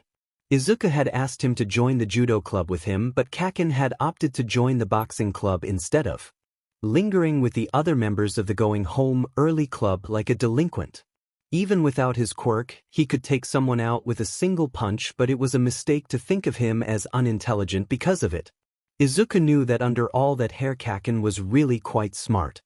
He'd started to think before he rushed into a dangerous situation. Of course he had rushed in anyway, but that was just Kaken being Kaken, and he wasn't going to try and change that. He was still as grumpy as he had been when they were kids, but Izuku knew he had a good heart. He hadn't had to confiscate his quirk for months. The threat of it was enough to keep Kaken in line. At any time, he could take Kaken's quirk from him. He didn't have to see him to do it, he didn't even have to know where he was. Unlike his firesight, the connection he had made with his power, the All-for-One 2.0, didn't fade over distance. All he had to do was focus on drawing the ability back to him to rob Kaken of his quirk, and he made sure Kaken knew it. Through the league he had eyes and ears everywhere, and he made sure Kaken knew if he was caught acting in an unheroic manner, punishment would be swift. It hadn't taken him long to learn his lesson. It had taken longer for him to let go of his resentment. Kaken was proud. It had taken time to get him to submit, but now they finally felt like equals. Hey, Izuku, if you don't hurry up we're going to be late. Katsuki calls out to him. I'll be right there, Kaken. Izuku yells back as he puts his notebooks in his bag. 2 were for school, the third was a plain covered volume for hero analysis. He covered not just heroes that were popular now but retired heroes who had also been great in the past, looking for what it was that made them so. A few names had been carefully crossed out in red ink. Katsuki was waiting outside the door, slouched with his hands in his pockets and a dour expression that brightened once he saw Izuku. "You don't have to be so impatient, Kaken," Izuku tells him. "We'll get there in plenty of time, even if we walk slow." "Yeah, but I heard there was an incident near you might want to check out first." Katsuki shoves his hands back in his pockets. "Where is it?" Izuku asks excitedly and Katsuki laughs. "Your eyes really light up when you say that, you DMN nerd." He reaches out and ruffles Izuku's hair to mild protests. "This way." There are already heroes on the scene by the time they manage to make their way to the front of the crowd. Izuku takes care to try and identify each one, even those that are holding back. He tries to memorize how they are using their quirks to deal with the situation. The villain is a large mutant type but not that good at strategizing. Sensei would want information on the hero's response for the Numu projects. "Zuken, you're muttering again," Katsuki tells him and Izuku jumps in surprise. It was easier for him to catalog his thoughts when he spoke aloud, but it was a bad habit of his. Any hero that could amplify sounds had a chance to decipher what he was saying, and that would endanger the league. "Sorry, I'm just excited to be able to see heroes fight." Izuku apologizes to him. Are you one of those hero fans?" A man near the front of the crowd asks them. "Yup." Katsuki replies without hesitation and claps his hand on Izuku's shoulders. "He is." "Mean, Kaken," Izuku sighs. "We're students going into a heroics course, so it's good to be able to see how professional heroes operate." Katsuki tugs at his sleeve and Izuku instantly returns his attention to the scene. The heroes are making a move. He identifies one, Kamui Woods, as making his move with his signature technique to restrain when with a thumping that bounced him slightly into the air the oversized villain was taken down by a more oversized woman in an incredibly tight-fitting suit. Izuku makes a face. There was no teamwork between them, and with that outfit Izuku is sure this debut hero is just pandering to the fans. "What do you think, Kaken?" "He's kill stealing." Katsuki uses the video game term as he crosses his arms behind his head and tries to avoid looking at Izuku or the massive rump taking up half the skyline. "Is Kaken blushing?" Izuku teases him back. "Shut it, nerd." Katsuki snorts, but Izuku is sure he did spy a flush of red in his cheeks. "We're going to be late." Right. Izuku says to himself with a smile, knowing they were still going to make it to school in time. They make it into the classroom and find their respective seats before the bell rings. Izuku gets out his hero analysis book too and makes a few notes on this newcomer. On the surface, that giant growth looked like a strong quirk, but Izuku could think of many downsides to taking it. The pointless property damage, the fact that your strength remained proportional, the massive target you became, and unknown duration. The real question was, how could it be countered? "Zuken, class is starting," Katsuki warns him. "Right." Izuku puts away his notebook, ready to focus on his lessons. "You're all in third grade now, it's time to be thinking of your futures." Their teacher snaps. "I've got this career aptitude test to give you." He tosses the papers up in the air. "But you're all wanting to go to the heroics course, right?" There is an answering cheer as nearly every member of class demonstrates their quirks in a show of pride. Izuku, not wanting to steal the thunder of his flame-producing classmates, drums his fists on his desk while Katsuki just leans back in his chair and smiles. "Well, everyone here has strong quirks." Their teacher says. "Just remember that use of your quirks outside of school is forbidden. I've got some information here for you on the heroics courses available." "Peach, I don't need that." Katsuki snorts and leans back in his chair, offering one clenched fist behind him. "We're going to Yui, right, Zuken?" "Right," Izuku says with his face screwed up in determination and bumps knuckles with the offered fist. "That national high school? You need a 79 in all your exams to enter, right?" A girl at the front of the class asks. "I heard the entrance exams are cutthroat as well," the boy beside her adds. "But if it's those two, they just might do it." Izuku doesn't see who says that, but their classmates are all crowding around with questions at once. Katsuki smirks proudly at the attention his statement has gathered while Izuku hides his face on his desk and wishes his best friend wasn't such a bonehead. Yeah, they had both been planning to go to Yui High School. They were the best students in the class, so they would both want to go to the best high school. It was just the way Kaken said it that made him embarrassed. Their goals were the same. They both wanted to surpass All Might and each other and take the #1 hero spot. It was a rivalry they'd had since they were kids, and they both worked hard to try and beat the other. You could always try and apply too, he suggests a bit timidly to the sea of attentive faces. Nah, none of this lot are suited for Yui. Katsuki says dismissively, and Izuku watches the admiration turn to anger. What do you mean by that? A few members of the class start rocking his chair to try and make him fall. You looking down on us? One of them yells. I'm just being honest. Katsuki yells at them and a few sparks fly from his palms in anger. Come on, Zukin, hurry up and save me from this unruly mob. Izuku leans over, his face completely serious. Long life the king. He kicks the supporting leg of Katsuki's chair and he tumbles off it. Okay, that's enough. Everyone get back to your seats and settle down. Bakugu, sit properly. The teacher scolds. No one is going to be going anywhere if you don't study for the entrance exams. Right. Bakugu sighs as he sits and class moves on. It is nearing the end of their peaceful middle school days, but Izuku is already looking ahead to the future. General education was required, but a school specializing in heroics would be the best place for him to study. There were bound to be many aspiring heroes with interesting quirks for him to investigate and take if need be. Of course he had backup plans, but Yui would be the best place to put the next step of All for One's plans into action. Izuku had a couple more questions about the Yui entrance exams for the teacher, so he told Katsuki to go on ahead to the arcade.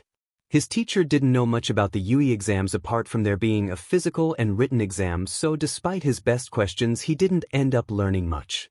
With a sigh he decides to catch up to Katsuki. He has both exams to train for over the next few months, but he still wants to spend time with both his friends. He is waiting, pondering if it would be worth using Flash Step to get to the arcade if Katsuki is that far ahead of him when there is a loud boom and a rising pillar of black smoke. Izuku breaks into a run. He knew that sound and he knew that cloud. Flames start to blaze in the surrounding area as more explosions sound, growing progressively louder and closer together. His fire sight is nearly bright enough to blind him as he dives into the crowd. His first panic, though, was that Kaken had somehow gone on a rampage, but as he fights his way to see what's going on he realizes the situation is much worse. The figure trying to force its way through the street is a large flowing mass of what looks like a viscous liquid with eyeballs.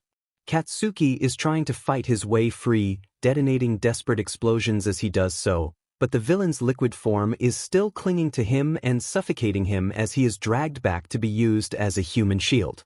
The first thing that runs through Izuku's head at lightning speed is disgust. All these people here, crowding around, are doing nothing to help. There is a crisis in front of them that they could all solve if they work together, and instead they cluster like flies around garbage, complaining about how no one else had done anything. It was pathetic and made him feel sick. They were so much human waste to be willing to watch and do nothing. The heroes weren't any better. They were on the scene trying to douse the fires and evacuate the herd of human cattle, but none of them wanted to be responsible for saving his friend. As soon as they saw the situation wasn't one tilted in their favor, they gave up on even trying. Pathetic, Izuku thinks as he leaps the barrier, you're all so pathetic. Couldn't they see the look in Kaken's eyes? Couldn't they see the pain they were capable of preventing and chose not to? Kaken! He screams out to his friend.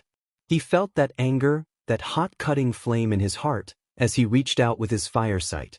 They'd been told to stop doing this before, they'd both been scolded for jumping into fights instead of waiting for the heroes to show up, but Izuku couldn't stand seeing others suffer and Kaken liked the fight. This time his friend was the one in danger. If a hero tried to hold him back now, Izuku wasn't sure he could stop from hurting them too. About a third of the fires seem to snuff themselves out as Izuku gathers their flames. Katsuki's red eyes, wide with despair and already gathering tears, turn towards him and he makes a quick hand gesture he knows Kaken will recognize. Katsuki squeezes his eyes shut and Izuku concentrates all the flames he has gathered and sends them at the villain's eyes. The white-hot ball of flame hits and sizzles in the fluid. The thick greenish goop swallows the flames and extinguishes them, but the bright light is enough to daze the villain and Izuku closes the rest of the distance. He grabs at Katsuki's freed hand, his friend's fingers closing tight around his own, and pulls with all his strength and knowledge of leverage. He tries to haul Katsuki over his shoulder like he was going to throw him rather than try to pull him free from brute strength. The green goo sticks like cement, far heavier than it looked but too fluid to properly damage with his hands. Despite the exhaustion that set in when he was manipulating large amounts of fire, he reached out again and drew up as much flame as he could carry. The strain caused a pulse of pain in his heart, but the rest of the fires went out. Rather than a sphere that would be extinguished, he focuses the flames into a legion of red-hot spears that all glow white with compressed heat. A faint blue glow around them makes them appear spears of electricity rather than flames, but even suspended in midair the heat they gave off was starting to melt the tarmac. He directs each one into the side of the body that is holding Kaken before the villain has a chance to recover. They hit one after the other, extinguishing as they are doused in the viscous fluid of the villain's body but hitting with enough force to start to separate the material, and the heat is strong enough to prevent the goop from sticking back together. Even though it feels like he might have a heart attack, he keeps building up the flames as he fires flaming spear after flaming spear into the villain's squishy body until with the pressure against him eases enough for him to be able to pull Katsuki free with a loud squelch. Katsuki falls to his knees, clawing at his face as he nearly vomits trying to cleanse the muck from his mouth. Izuku catches him before he can hit the floor, but the villain has recovered from the dazzling and Izuku realizes that after he freed Kaken he stopped focusing on his spears. Embers smolder around him but they are dead in his firesight, and with a roar the mass of green goo opens a mouth lined with tombstone teeth and lurches towards them. Then exploded. Izuku, with the shaking Kaken over one shoulder, had found himself reaching for a quirk he wasn't supposed to have one moment and the next watching green muck rain briefly from the sky. The figure standing in the same space the villain had been occupying was one he couldn't fail to recognize. All Might. Hiding behind a human shield won't save you from justice, villain, he says and laughs. It is the first time Izuku has seen the legendary symbol of peace up close, and he is struck by how incredibly staged this all feels. Plastic. Hollow. He looks at the crowd and how they cheer him and how he in turn validates them for being useless. That smile, that line, that casual display of power that should terrify but instead sparks admiration. It feels vapid to him. He wasn't the one who saved Kaken. If no one had come, if Kaken had suffocated to death instead, would anyone be blamed? Or would it just be an unfortunate tragedy? Izuku looks at the hero's back and feels a fraction of his teacher's resentment. You hold them back with this lie, he thinks. He holds Katsuki close to him and feels him tremble. You act like you will save us all, he thinks, but you can't. The weight of this world lies on your shoulders and it is crushing you slowly. Zuken, I couldn't do anything, Katsuki says in a low, trembling whisper. Even with my quirk. And he's ignoring that, Izuku thinks, a smile and a thumbs up, and he thinks everything is over, but of course. After you see this enough you can numb yourself. Now then, how are you holding up, young man? All Might finally turns towards them as Izuku helps Katsuki to his feet. That was a reckless thing you did, running in like that. The symbol of peace waggles a finger at him. It feels like a pantomime skit. But it was brave. All Might puts a hand on his shoulder. You've got the heart of a hero. Years ago those words would have made him swell with pride. Now they rung hollow. Really, sir, Katsuki deserves the praise. He held his own and fought his hardest against an impossible-to-beat opponent. I just rushed in to save my friend. Izuku admits. Under other circumstances he would have claimed credit, but he can tell Katsuki is spooked. Perhaps the attention would prevent his friend from fixating on his own moment of helplessness. He knew feeling helpless scared Katsuki. All Might seemed to be good at convincing the helpless they had value, so he left his friend in All Might's hands and slipped off. All Might's punch had splattered the villain with air pressure, but Izuku had unfinished business with him. Paparazzi crowded around All Might while the few useless heroes resigned themselves to cleaning up the gunk. They missed the small grimy side alley though, and Izuku immediately slipped in there and concealed himself. A large chunk of the viscous goo was gathering there. Two round eyes suspended in the muck glaring as the villain tried to recover enough of his substance to flee. Izuku crept up behind him and put his hand in the goo. It was cold and thick, but even for a mutant type there was that same hot core of power. "You've interfered with my business," he says coldly as the puddle of goo tries to seek him in. "Huh." The villain tries to turn his eyes so see him. "Katsuki Bakugo is my property and I will not forgive you for endangering him so recklessly," Izuku says calmly as he puts on his villain costume.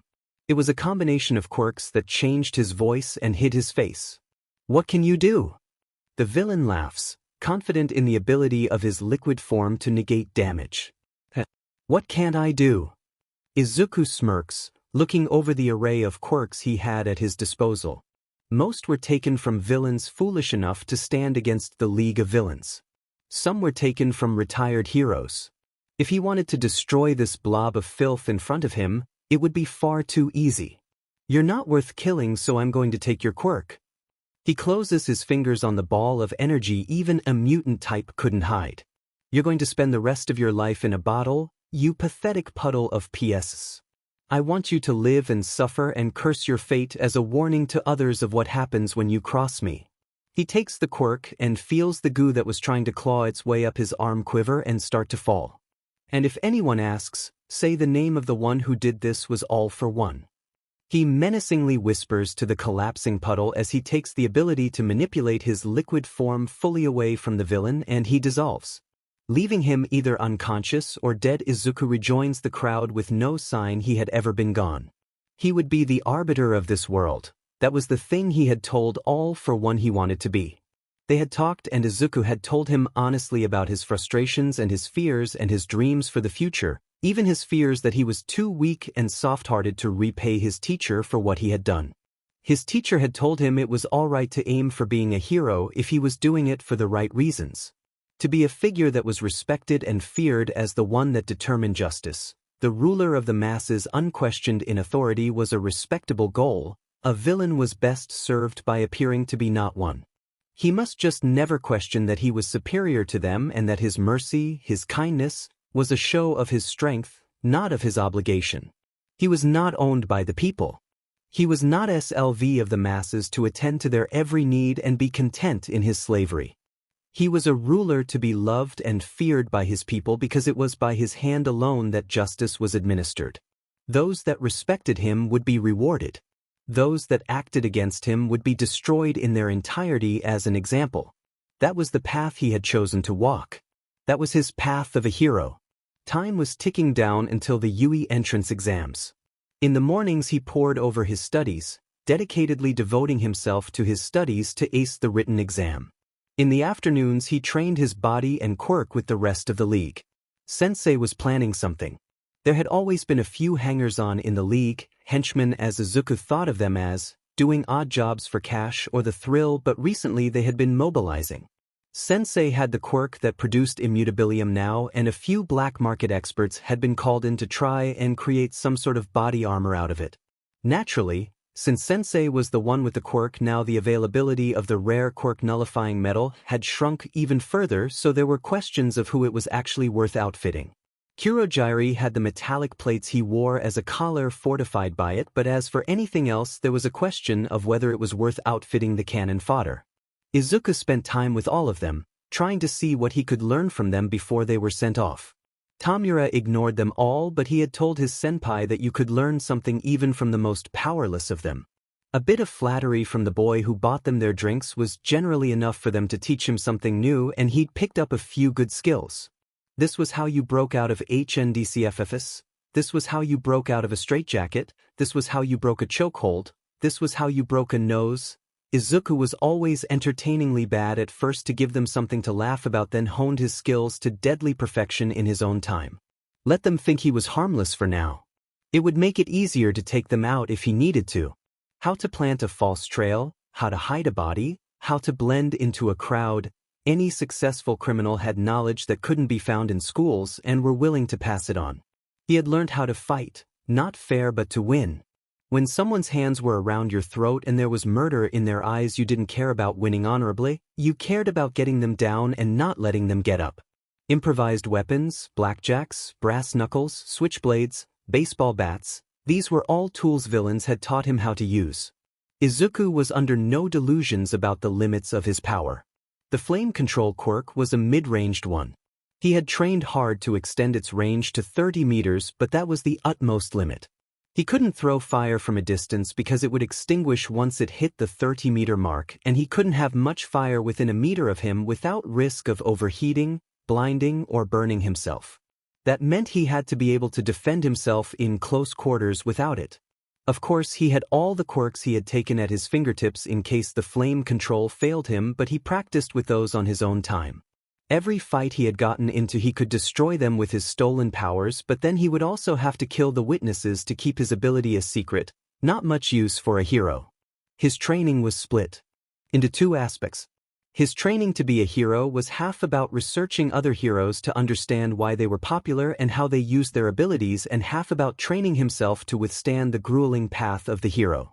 His villain training was half about identifying quirks he wanted and planning how to take them, and half learning how to injure someone so greatly they would never recover as a show of power.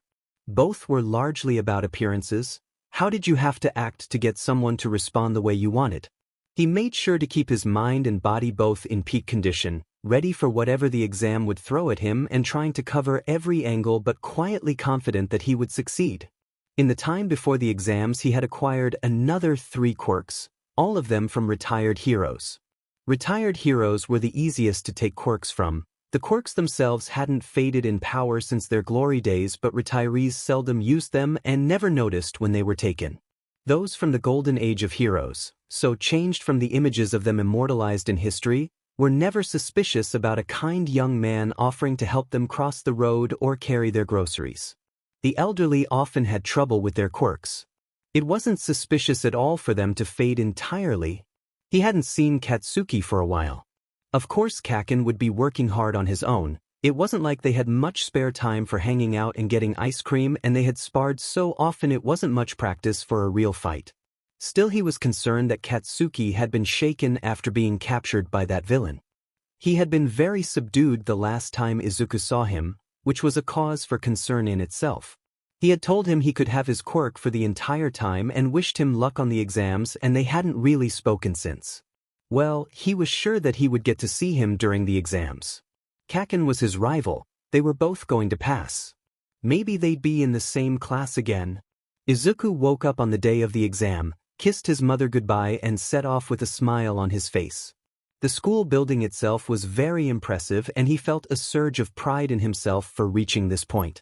The future ahead of him was looking bright, and he was going to reach it no matter what. During the written exam, he wrote so much it gave him a friction burn on his writing fingers, and he was still scribbling down the last few words when time was up. He hoped it didn't reflect badly on his grade. He was still worrying about it as they were shown into the briefing room for the practical exam, but his nervousness lifted as he saw his seat number was next to Katsuki. Of course, discussing the exam was forbidden, so he smiles and silently hopes they both did well in the written test. The lights dim and everyone's view is riveted towards the stage as the voice hero present mic steps up to explain the exam. Izuku is so busy focusing on analyzing the exam for any amount of leverage he barely pays attention to the radio famous hero, beside the occasional wince at his volume. "What do you think, Kaken?" he asks, partially out of habit. Seems biased towards combat-heavy quirks. Katsuki snorts. "Looks like we'll be taking the test in different places." Izuku examines the numbers in front of them. "Good luck, Kaken." "I don't need luck." Katsuki snorts. "I'm going to get the highest score in this exam." He flicks Izuku's forehead. "So you better not fail or I'm disowning you as a rival." "Mean, Kaken." Izuku rubs at the spot. A person ahead of them raises his hand and stands up shortly afterwards. There are 4 kinds of villains listed on the handout. He starts to protest. Izuku has to resist the longing to roll his eyes. Present Mike obviously hasn't finished explaining the test. He should have waited until he was sure the question wasn't going to be addressed before speaking up. And you? The young aspiring hero points towards Izuku and Katsuki. Stop talking during the presentation. Do you want to go? Katsuki yells back. I'll take you on right here, right now. Wow, loving your enthusiasm there. Present Mike tries to regain control of the situation and Izuku tugs Kaken back into his seat. A villain with no point value was interesting. Hazard had no reason to be classified on the sheet as a villain. Something like simulating a natural disaster in the area would be enough for that. How would they set up an enemy as undefeatable enough that there would be no point in trying? It seems like a strange addition for the hero course, and Izuku knows he's not the only one trying to work out the trick. The points-based scoring system was very simple. Its stated priority would be given to those with quirks that let them locate and defeat many opponents in a short space of time, but were they really going to use that alone as a judge of heroics? Analyze, find the weakness, find the trick that makes it all understandable. He is thinking of that as with a last few words of inspiration they move towards the exam grounds. He feels his heart getting lighter the closer they get towards the examination grounds. This is the final hurdle, the point where he either makes it in or fails completely, but instead of feeling nervous he is raring to go. He wouldn't say it out loud, but he was hoping he could have had the test with Kaken. They made a great team when they were fighting together. And go. Present Mix Quirk enhanced voice ripples across the area. What are you waiting for? Real life doesn't come with a countdown, you know. Izuku sprints towards the entrance with the rest of the group. They're sandwiched in pretty tight near the entrance, so there's a few moments where he can let the crowd carry him along before they disperse enough for him to flick out his lighter and start summoning fire. He surrounds himself with a halo-like circle of fire as he starts to run. He skids around the corner and a robot with a big number 1 painted on each shovel-like arm charges at him from down the street. He breaks the circle of flames into 1 WH-like length and slashes open its head. The robot explodes with a gout of flame he adds to his stock, and another 2 robots with the numbers 2 and 3 start to come at him from the sides. After dispatching them, Izuku works to analyze his surroundings, trying to figure out the patterns of the robots to determine how to draw them to him. The robots are actively hunting them down, so the best way to find them is to find where the other examinees were gathering.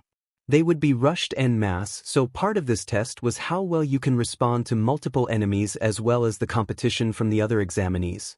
This looked like a poor test of heroics on the surface. Things like cooperation and a greater good were just hollow dress-up, weren't they, when the competition was based on who could keep someone else from succeeding? For every 10 points he gets, he creates another blazing orb to circle him. A hair-thin circle of flames no bigger than candle flames runs the circumference of his fire sight. While they blazed brightly enough to be a warning to the other humans in the area, the robots were too fixated on their mission to care if they broke the circle.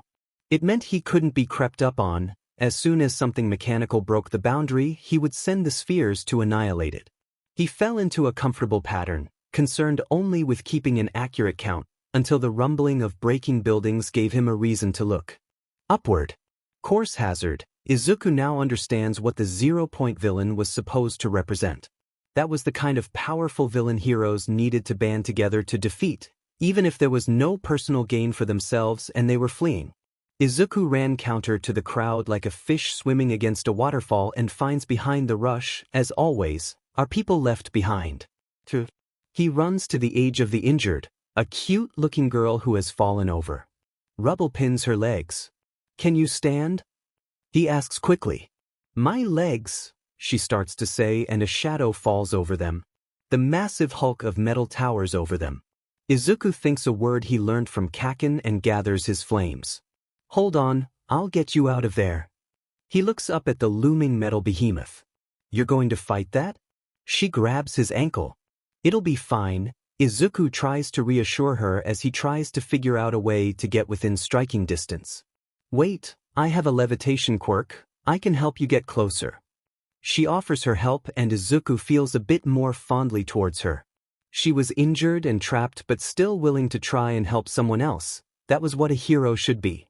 He nods his thanks and feels a lightness in his body as he pushes off the ground and finds himself floating upwards like a helium balloon until the massive block of metal that was the villain's head is within range. He sinks everything he's got into the joint of the neck, the white-hot concentrated fire slicing through the cables that kept it attached until the weight of its own head dragged it off its shoulders. A final blast of flames knocks them back so they're not at risk of falling forwards towards them, and as lightly as he was lifted, Izuku finds himself floating back down. He gracefully touches back down next to the girl. "Are you okay?" is the first thing he asks when he lands. "Just bruised." She nods but is looking a bit queasy. He guesses carrying a person isn't easy. "Your quirk is amazing," he says with eyes sparkling as he grabs her hands on instinct. "Thanks." She really is cute and a bit shy too. "There's still a minute left in the exam. If you hurry you might be able to get some more points," he tells her. "Right." She nods with determination and Izuku realizes he's probably being creepy and lets go of her hands, making sure to move off in a different direction to her and the crowd, but there is only so fast he can run and the fallen body has littered the area with rubble. With the ground so broken up, his fire barrier technique is useless. He only just manages to track down another one-pointer before Present Mic's booming voice announces the end of the test. Izuku slumps against the side of a building and breathes for breath. It was a good thing he'd put time into those sprinting lessons. He doesn't think he'd ever run that hard out in his life. 48 points. They hadn't told them how many of the robot villains there were or how many you had to defeat to get a passing mark. He had wanted to get at least 50 points. He just had to hope he had made the cut. Maybe if he hadn't tried to save that girl he would have made that total, but how could he call himself a hero if he had left behind someone who needed help? He already knew the weight was going to kill him. Unknown to him, in a room lined with monitors, heroes were deliberating, 2 separate point totals running across the screen as each applicant was judged on more than the amount of enemies they dispatched. For the first time in Yui's history, the 2 highest totals were exactly the same but distributed differently. One was a 48 in villain points, with the points for a memorable rescue raising the total to 78. The second had only 30 villain points but had gotten most of them performing rescues for a cumulative score as the judges found themselves cheering more and more for them. It's rare enough to see 2 contestants taking on the giant robot during the exams. The principal. But they're both looking like spectacular hero candidates, don't you think, All Might? The symbol of peace looks at both screens. On one, Izuku is holding the hand of the girl he had rescued, checking to see if she was okay. On the other, Katsuki is standing over the fallen body of the 0-point villain. Impossible to defeat? Katsuki is yelling in the replay. A hero isn't someone who runs away from impossible odds. A hero is someone who goes beyond. Now let's get back in there and plus ultra those BSs. Indeed, they are both looking like interesting candidates, All Might muses. It looks like he was right to look for his successor here. He waited nervously for his results every morning. Kurogiri had told him to be patient and stop fidgeting. Sensei had told him that overthinking things was part of the analysis ability of the all-for-one, but knowing that didn't help. Tamura had told him to stop talking about it and come play Mario Kart with him. Admittedly, playing Mario Kart had helped because Tamura liked Rainbow Road and he couldn't afford to worry about anything else, but it hadn't helped for long. He had sent a message to Katsuki wishing him good luck and hadn't had a reply. Kaken was probably off doing his own thing and he didn't want to disturb him with his worries. He couldn't help but dwell on all the things he could have done better. From going back over his test scores in his mind, he knew he had at least passed the written exam, and that was if most of his answers had been useless, but he had no idea how the physical exam was graded or what the cutoff point was. What if he failed by a single point? What if Kaken got in and he didn't? His mother would be so disappointed. His teacher would be so disappointed in him. How could he tell all for one all his training had gone to waste? His teacher had done so much for him. He had been the one who told him to go to Yui. He had been the one training him for the exams. If he failed, then it would disrupt the league's plans. What use was he to the league if he couldn't follow through on his part of the plan, even with this much help? He had a duty. He was going to pay back his sensei for everything the league had done. If he couldn't do that much, then what good was his power? When the envelope had finally arrived, he'd felt the weight of not knowing lifting from his shoulders. The die had been cast and now he could finally see what fate had in store for him. He'd watched the announcement with his mother, and even though it was a habit he wanted to stop, when All Might said he not just passed but passed with the highest marks, he had started to cry until the holographic projection had blurred in his vision into blobs of overlapping color and he could barely hear the rest of the message over his sobbing. If he had told his younger self this was where he would be standing in the future, he doubts the younger Izuku would believe him, but he had, and he was. He had been accepted to Yui High School. Not soon afterwards he was summoned by the League of Villains. When he arrived, the atmosphere was solemn. Even though the bar was still cheerfully lit, there was a feeling of gloom in the air. Every now and then there were moments like this that reminded Izuku the League were not his friends. Tamura, who he played games with, could still kill him anytime. Kurogiri, who helped him with his maths homework, would eviscerate him if he was no longer useful to the organization, and Sensei had told him if Tamura did try and kill him he wouldn't interfere. The League of Villains were villains after all. They weren't people you could trust. They wouldn't forgive his mistakes just because he was still a child. If he gave them a reason to, they would kill him. Sensei had been there, on the screen, as Izuku stepped inside and told him of the results. He had waited with his hands tightly clasped, hoping he had performed as expected. Then Sensei had told him it was time for his other exam. All Might had become a teacher at Yui, something Izuku had only just found out about, but Tamura and Sensei had known about for a long time. Tamura had made a plan to kill All Might. They needed to know if Izuku could be trusted to perform his part in it. The first thing that came to mind was a yes. He had given up on living a normal life and trying to become a hero in the normal way 7 years ago.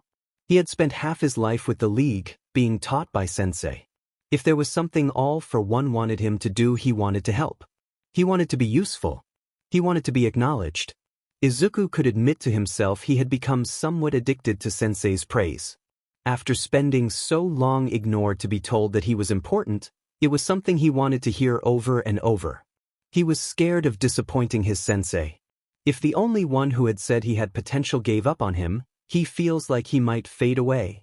But they weren't calling him here to test his willing. The fact that he still came to them after 7 years was proof enough of that. He hadn't missed a single one of Sensei's lessons, even when his teacher forcibly tested the breaking points of his quirks and he had felt like he was going to die. Like the Yui exam, this was going to be a test of ability. At the same time, he felt caught off guard, completely unprepared for this compared to the Yui entrance exams, but really, hadn't his time here been training in a way? How to break HNDCFFS, how to break a chokehold, how to break a nose. He hadn't learned those skills for the hero exam, had he? Deep down he had known this moment was coming, didn't he? He had passed the hero exam. Now it was time for the villain exam. Izuku didn't need to be told if he failed he would die. That was the world they lived in. When villains fought, it was often to the death. If he was going to prove himself to the League, he was going to have to show he could fight like that too. Ruthlessness wasn't something that could be learned. It was something he either had or didn't, and now he was going to find out which one it was. If the League needed his help in the attack on Yui, could he kill his classmates? This test feels a lot worse than the Yui exams. If he failed here, could he say his life was ever worth anything? Would the League just dispose of his body like so much trash? Would they even leave something for the police to find, or would there be missing person posters for years afterwards? He wished he had said goodbye to his mother before he had left, hugged her one last time, told her he loved her or something. Part of him wants to run. He wishes he could flash step home and hold his mother close and have none of this be happening, but he shoves that part of him down. It was cowardly, terrified reflex and couldn't be trusted. If he runs back home, she would die too. Izuku tries to steady his breathing as he is led downstairs into the basement. He had thrown his lot in with the League a long time ago. He had stolen money. He had stolen quirks. He should be able to do this. He was a villain. He was a villain, right? Go to the basement. All for One had said. And kill the hero there before they kill you. Sweat runs down his neck and he balls his hands into fists to prevent them from shaking. Sensei had taught him a lot. Sensei had told him he couldn't be afraid to kill his enemies if he was going to be the successor of the All for One. He had said how he must be absolute, swift and sure when striking down his enemies as an example to all who would oppose him. Izuku stepped inside the room and the door was shut behind him. The basement was the opposite of the cozy and welcoming atmosphere of the bar. This was not a place that was meant to be lived in. The walls were concrete, there were no windows or light source apart from a single bulb, and the only decorations were the shelves. And the chains. Moving from the brightly lit bar to the dark basement has left his eyes struggling to adjust. The single light bulb isn't lit, and in the moment it takes for him to recognize the form of a hero in a dark costume, chained to the wall by his neck, the hero has seen him spotlighted against the door. There is a snapping sound like a breaking tree branch, and something wraps around Izuku's leg and drags him across the floor until he is nearly face to face with the hero. He sees their terrified wide eyes white against the wood of their mask, legs torn off at the knee with twisting tree branches crudely trying to take their place. Kamui Woods. Quirk. Lumber. Sensei must have selected him for how easy it would be to fight him with his flame quirks. This was going to be terrible. He can't do this. The realization is a sudden sinking feeling in his stomach, and he feels like throwing up, but his throat is dry. He has to. He knows he has to. If he doesn't kill Kamui Woods, the League would do it anyway and probably kill him for failing. He tells himself that over and over to try and justify it to himself, but his trembling body still won't move. This was different to when he had fought the sludge villain a few months ago or when he had fought Kaken all those years ago. He didn't have any hate for this person in front of him. He had no reason of his own to try and kill him. He was going to die because he was too soft-hearted. He had thought that all the fight goes out of him. He stops trembling and slowly steadies his breathing. There is a strange lightness to acceptance, like the moment between jumping off the edge and hitting the ground where your brain was still catching up to events. There had to be a peaceful way out if they could just talk about it. There had to be a way to save at least one of them. Izuku opens his mouth to say something to the hero. "They're going to kill you," he says in a small voice to the hero. "I know things look bad now, but trust me, I'm tougher than I look. We're going to make it out of this just fine." The hero says to reassure him. "No, we won't."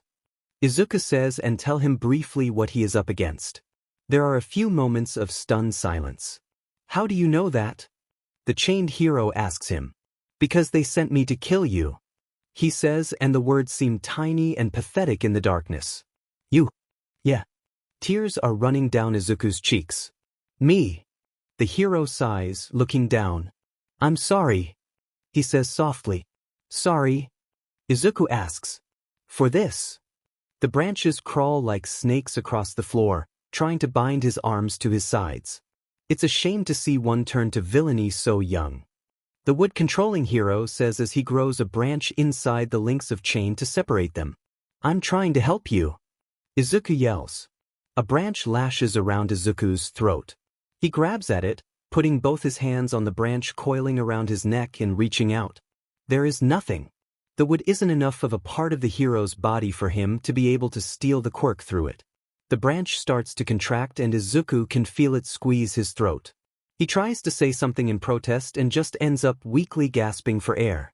Panic sets in and he starts to thrash futilely against the growing branches. As his vision starts to fade at the edges, the quirks he has stolen slip from his grasp as in his panic he forgets how to use them. More branches from the lacquered chain prison wrap around his arms and legs to completely prevent him from moving, trying to cocoon him in wood.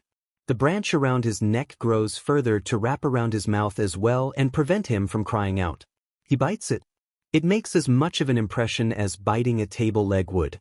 He tries to scream and the branch in his mouth muffles the sound. Another branch grows over his eyes and he loses what control he had. On terrified muscle memory, his body reaches for Kaken's quirk. Across the city, Katsuki Bakugo finds his power faltering and feels a sudden stab of guilt and powerlessness at the sudden loss of his quirk. He stares at his palms wondering what he had done to make Izuku take away his quirk again. The explosions blast a hole in the wood, scattering splinters everywhere, and Izuku cries out in terrified primal fear and reaches for the flames. The fire responds easily to his fear, forming the shape he wants it to as he pushes a wall of it at the branches. They catch as easily as any normal would as Izuku's fear builds them up into a white-hot blaze. Smoke starts to fill the air and blind him further. He detonates more explosions as he tries to fight free of the branches constricting his body. The burning wood lashes tighter around him, and he feels the heat of it in the burn scars that run up his arms. More burning branches strike at him like snakes through the blaze. He screams and detonates the largest explosion he can in the direction of the growing branches, growing the flames to white-hot heat with his flame control in an effort to push back everything that is trying to ensnare him. The explosion flares white in his vision as the explosion hits the cleaning supplies, blinding him for a few moments as nearly the entire room becomes outlined in his firesight. A cloud of toxic-smelling black smoke fills the room, and Izuku chokes on the terrible-smelling cloud as it sears his sinuses. The flames he had control of snuff out against the concrete walls, leaving the flames burning around him bright in his firesight. The clouds of smoke obscure his sight, blinding him to anything other than light and shadow. His head spins. Something heavy falls on him, and the thick, terrible intermingled scent of burnt hair and flesh and wood overwhelms him as he comes face to face with the charcoal black burnt face of the former hero.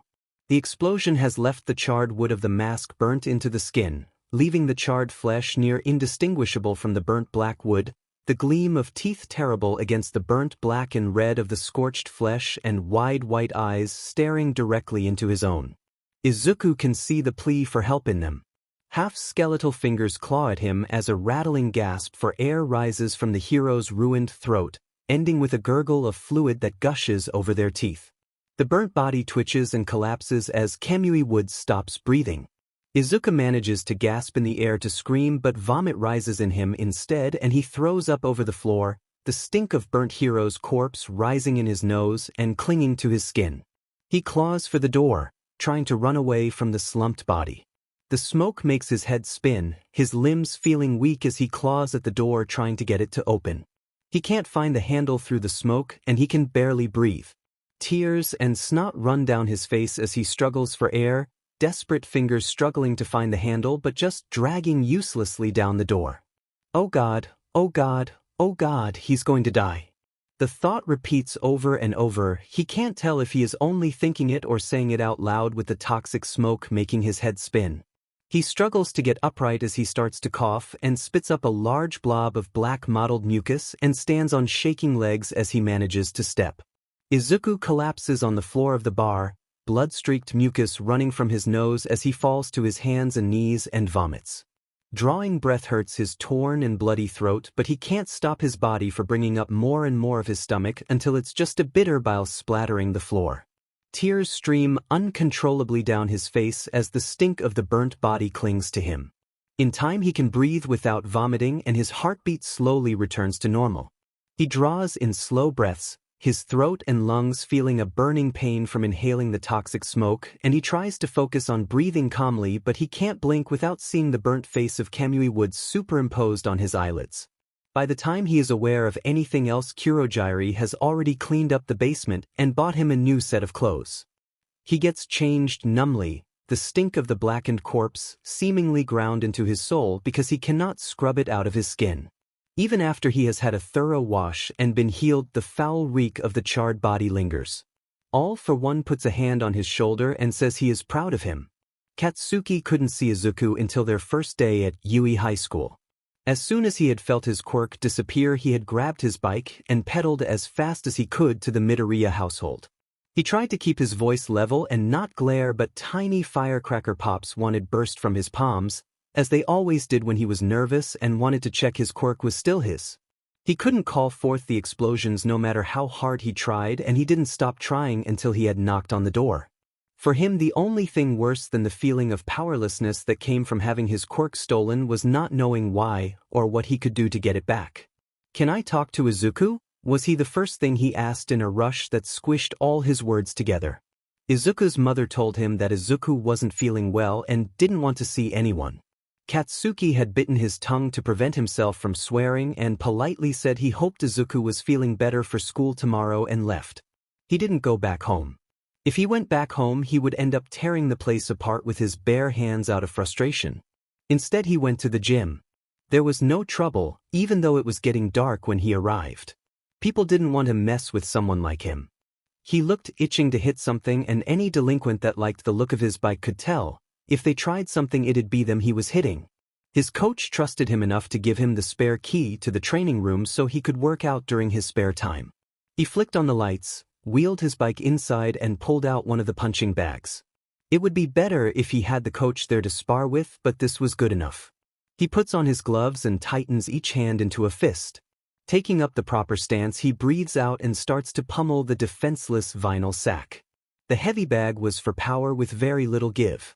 Each time he hit it, there was a satisfying smack as he worked out his frustrations. Slowly but surely his punches got stronger and stronger as he worked out his feelings. There were enough people with strength-enhancing quirks out there that places like this didn't have the customers they used to. There were less kids into martial arts programs. Smith. He hits the punching bag a solid blow. His coach had been overjoyed when he'd come in 7 years ago and said he wanted to be stronger. Katsuki couldn't tell him the real reason why. Katsuki grunts as he puts his back into another solid hit. He hated being weak. He hated the fact that his strength was a privilege to be granted to him and taken away on a whim. Izuku couldn't even give him a hiffing reason. He hits the bag with a furious force. He couldn't even make the time to tell him why like he was some effing dumb animal to be kept on a chain. Katsuki hated feeling weak. That's why whenever he felt helpless he came here and trained until every part of him ached. It was for a strength that couldn't be taken away from him. He would earn the power to never let anyone make him feel helpless again. He hits hard enough to cause the bag to rock, feeling the pain of the blow even through his gloves. His teeth clenched tight in a snarl, the gap in it the sign of the last time he had been made helpless. He was no one's pet. He would be a hero without his quirk if he had to, just to prove he could do it without anyone's help or approval. He thinks of the giant robot he had punched in the entrance exam. He hadn't punched it because he had thought he'd be graded on helping everyone. He'd destroyed it because the examiner had said it wasn't something they could realistically defeat, like a hero would ever be dissuaded just because someone said it was impossible. Whenever he got told he couldn't do something, he always wanted to prove he was stronger than they thought. A hero was someone who never lost, no matter what, and he was going to be the greatest hero. Katsuki trained until sweat dripped down his body and his hands started to go numb from hitting the punching bag. Then his mother calls and yells at him for leaving without telling anyone, and he cleans up and goes home. Tomorrow is his first day of high school. Izuku will give him his quirk back then for sure. Katsuki does not sleep easy, which means he is feeling particularly set off in the morning as he gets ready for school. The building is nice, but he doesn't waste any time being odd at the campus or paying any attention to other students as he tries to track down Izuku before class started. The little nerd is being stealthier than usual. Funny, he would think Izuku would be out trying to get to know his classmates, but he's by himself when Katsuki finally tracks him down by the lockers. Kaken. He stammers and nearly drops the books he is holding. Then he looks terrible. His skin is all pale and he has rings under his eyes. It looks like he's had a worse night than Katsuki did. He hasn't seen the nerd shiver like this since they were kids. Was someone bullying him? Katsuki dismisses the thought out of hand. How could you bully someone who could steal quirks? You doing okay, Zukin? He asks, and Izuku actually flinches before smiling like nothing's wrong. It's fine. He laughs artificially and Katsuki can see the tremble in his shoulders. Just didn't sleep well. Being lied to set him off. It wasn't even a good lie. Izuku had to know he didn't believe it for a second. He can't just leave it when Izuku is so worried about something. I went to see you. What happened yesterday? He moves closer to Izuku and Izuku moves back. His back hits the wall and he flinches. I can't tell you. Izuku stammers, trying to avoid meeting his gaze. Katsuki starts feeling set off. And my quirk? He growls, wondering what could possibly be so important. Izuku took his quirk without telling him why. I can't tell you about that either, Kaken. Izuku looks close to crying, but Katsuki just wants an answer from him. Tell me. Katsuki demands, and as Izuku tries to escape, he grabs him by the hand and drags him around to face him, pinning him against the wall. He doesn't know what Izuku saw in his face, but he went even paler and shoves Katsuki hard in the chest. Get away from me. He screams and an explosion breaks them apart.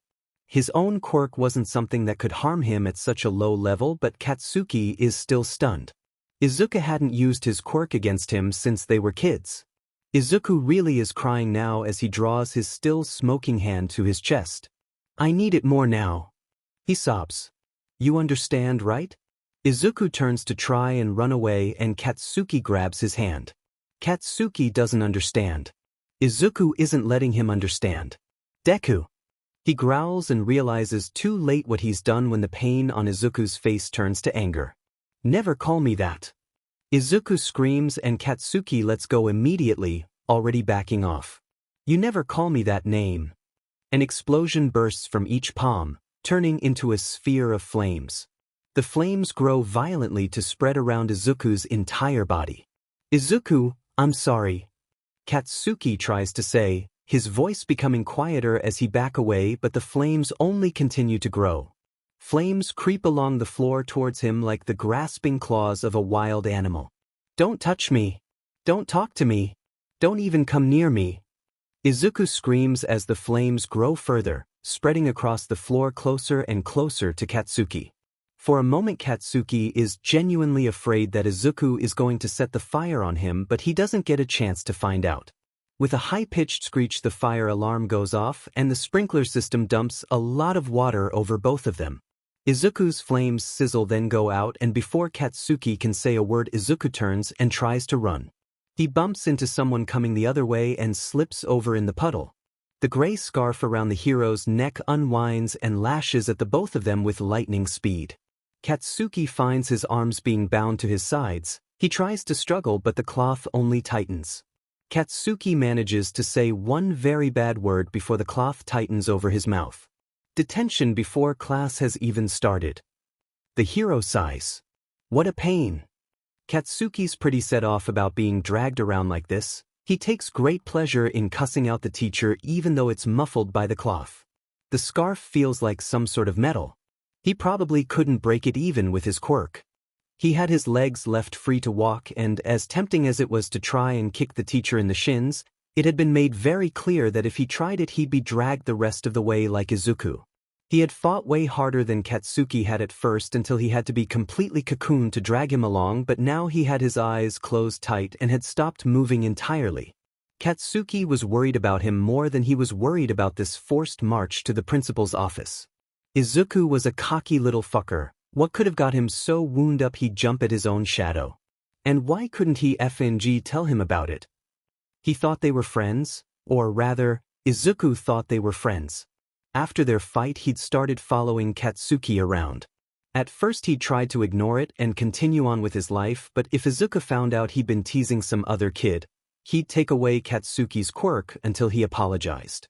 Then he'd take away Katsuki's quirk for anything he deemed unheroic behavior.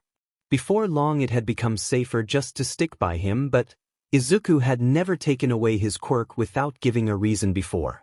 It had always been to punish him or teach him a lesson. He thought that Izuku trusted him that much? Way odd.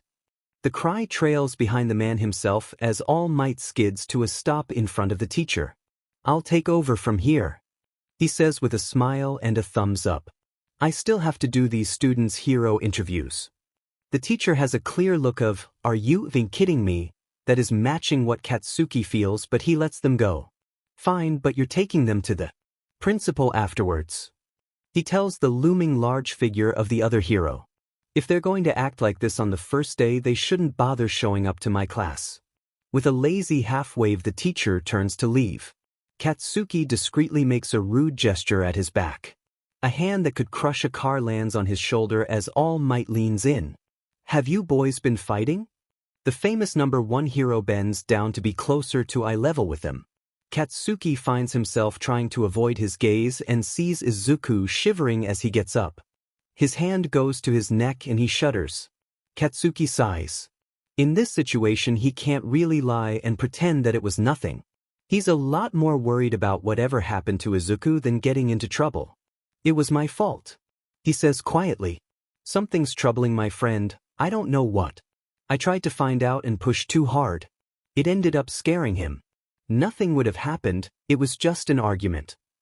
No conflict where quirks are used is just an argument. The pro hero says sternly. Don't think you've gotten out of this. There's still going to be consequences for your actions. Those ominous words sound out of place from the guy who just sprinted down the corridor like a freaking cartoon. Katsuki watches him turn to Izuku and offer some quiet words of comfort. Izuku is still pale and shivering. He looks like he's seen a ghost or something worse. He keeps on running his fingers over his body as if checking he wasn't still tied up. He had freaked out when Katsuki touched him, and now he looked worse.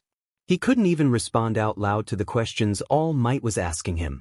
The hero sent him to go get changed into a dry uniform and head to class, but reached out to stop him when Katsuki tried to slip away too.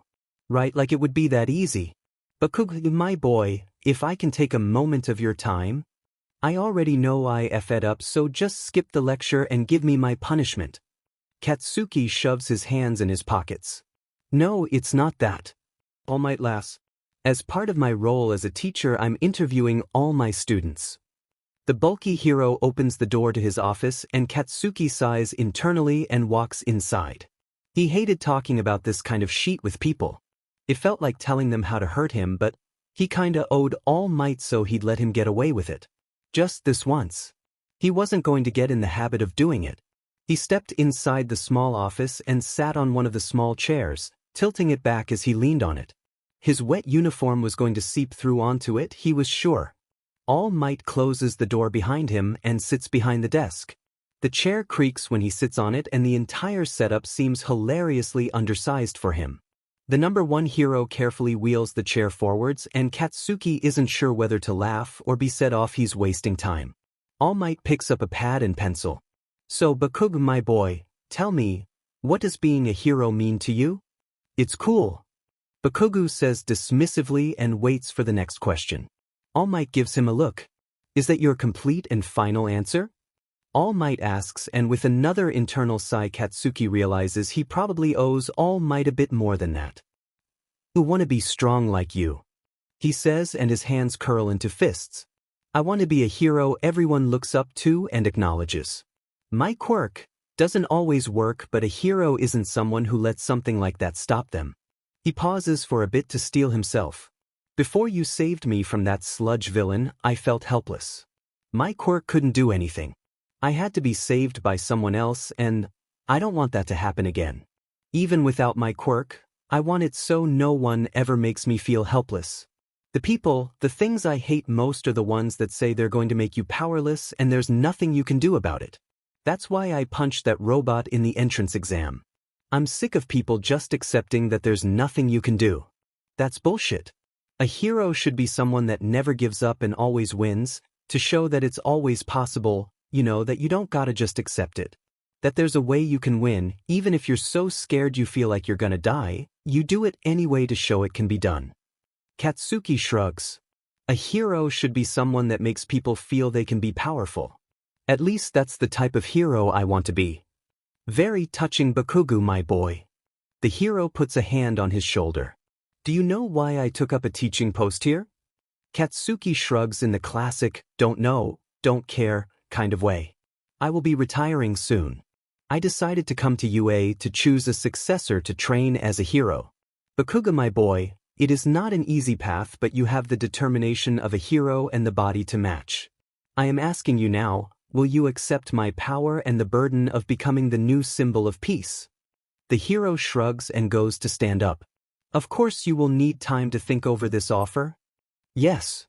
Katsuki says at the same time. Are you sure you understand the seriousness of what I've said to you? The symbol of peace asks him. You're saying there's a way I can be a better hero. No way I'm chickening out on that. Katsuki says with determination. No matter what. All Might explodes in a cloud of smoke. What the F dash? Katsuki scrambles back on the chair as the emaciated figure sitting in the office chair coughs and a trickle of blood runs from their mouth. They wipe it away with the back of their hand, leaving a rust-red smear. Don't yell. The withered skeleton man tells him in a quiet voice. I'll explain everything. But first, eat this hair. Izuku had hoped he was over this enough to attend school, but obviously that wasn't the case. He couldn't help rubbing his fingers over where the metallic cloth had bound him, feeling a phantom pressure that wouldn't go away where the branches had grabbed him. Even after changing his uniform, he could feel the ghostly hand of the hero on his skin. He could finally blink without seeing that face, but he couldn't keep his eyes closed for longer than a minute before it reappeared. He saw it everywhere. One moment everything would be fine, and then, like a shape appearing in a cloud, he would see the burnt face of the hero again. If someone touched him, there was a moment where his memory put the face of Kamui Woods in their place, and the smell of scorched wood and skin filled his nose. It was those eyes, those desperate pleading eyes that stared into his soul. He kept seeing them. His sensei said the first time was always the hardest. His sensei had known he had it in him to be the ruthless killer he needed to be. That was why he had forced the activation of the hero's quirk. Sensei had said that in time he wouldn't even notice when he killed. He was a murderer now. That was something he could never change, and something those accusing dead eyes would never let him forget. The school he had looked forward to attending seemed to have the color leached from it. Everything has faded. He walks back to the teacher's office, still touching his neck as if the feeling was something he could pull off his skin. He should apologize to Kaken, but he was gone by the time made his way back to the teacher's office. He hadn't meant to lash out at him like that. He hadn't even meant to take his quirk, it had just been the first one he had reached for in his panic. Now he was afraid to let it go in case something else happened, and he needed to defend himself. The ghost of Kamui Woods was following him, and it was messing with his head. He struggled to organize his thoughts as he walked. He couldn't shake the sensation that he was being watched. It was still his first day, so he had to avoid getting into any more trouble. Already cringing, he knocked on the door. "You wanted to see me?" His voice is a timid squeak. "Come in, my boy, and take a seat." All Might pats the seat in front of him. Izuku feels like he is going to die. Surely somehow the branches had left a mark, writing his sins on his skin for anyone to read. Izuku feels like he is going to die. All for One had told him to try and avoid drawing All Might's attention to himself, that the symbol of peace wouldn't show mercy for his age if he found out Izuku shared the quirk of his hated enemy. He would deserve it. The guilt twists his stomach. All Might's hand lands heavy on his shoulder. "Young Midoriya, can you tell me what's troubling you?" Izuku breaks down. The tightly wound string of anxiety that had been propelling him forward snaps and opens the floodgates. He couldn't do this, he just couldn't do this. His attempts to draw breaths are pathetic hiccups as the tears stream uncontrollably down his cheeks. He had promised he wouldn't be someone who cried all the time, and that promise had been broken. He wasn't the kind of person Sensei wanted him to be, and he never would be. Something touches his shoulders, something warm and strong, and he looks up into the smiling face of the #1 pro hero. Izuku sobs against the hero's chest as arms that could crush a tank encircle him. I was attacked. Izuku manages to gasp out between sobs. He clings to the hero's shirt. "I used my quirk to hurt someone. I didn't want to, but I was so scared." He whimpers. "It's going to be all right. But because I am here." All Might smiles. Izuku takes a shameful comfort from those words as the flow of tears starts to slow. All Might pats him on the back. "Midoriya, my boy, you're not alone here. You have all the other teachers to help you and protect you. All you have to do is ask," he says to comfort the sobbing child. All Might stabs at his chest with one thumb. "I, All Might, will personally make sure no harm comes to you within this school." The #1 hero laughs. Izuku wipes away his tears with the back of his hand, but the corners of his mouth are curling upwards. There's that hero's smile. All Might claps him on the shoulder and nearly knocks him out of the chair. "Be brave, my boy, and if you find yourself feeling lost or afraid, your friends are always there to help." "Right." Izuku nods with determination. "Go out there and do your best as a promising young hero. Plus ultra." All Might stands on the desk for dramatic effect. "Right." Izuku wipes away the last of his tears. "Now then, young man, you have a hero class to attend." All Might points towards the door. "Right." Izuku pulls his still damp school bag up around his shoulders. Thank you for your help." He bows. "It is no problem. Please, feel free to see me if you need anything else." All Might declares, covering his mouth his one hand. Izuku heads off, leaving All Might to wipe away the dribble of blood that had run down the corner of his mouth. The number one hero flops back in his chair and covers his face with an emaciated hand. That boy, Midoriya, was good kid, but he was so jumpy because he got attacked? First All for One had shown up within 10 meters of him, and now students were getting attacked. All Might prayed he could make good on his promise and went to go see the principal. As he walked, Izuku struggled to keep hold of his confidence. He felt a stab of guilt from the fact that talking with All Might actually made him feel better. He knew that the symbol of peace was his sensei's most hated enemy and that under his bluster was a dying old man, but he could use some false bravado right now, just enough to stop him jumping at shadows. He works on keeping his breathing steady, trying to act like he belongs there as he looks for the classroom. He was already late. His homeroom teacher was going to be so upset and he was going to miss learning so much. He had wanted to spend some time getting to know his classmates, but now he'd be lucky to learn their names. He keeps his focus on school-related things to distract himself from seeing Kamui again. Get to class, make some friends, apologize to Kaken. He repeats it over to himself to prevent himself from getting distracted. Walking alone in these corridors makes the feeling of being watched grow until he is almost running in his search for the classroom. When he finally spots the door, he feels a burst of relief as he rushes towards it, takes a moment to steel himself, and opens the door. Every eye is immediately on him. The stares penetrate like arrows. The tall blonde hero writing on the board turns to look at him, and his gaze is the worst. He feels like he's just walked in naked. He stammers, unable to find his words.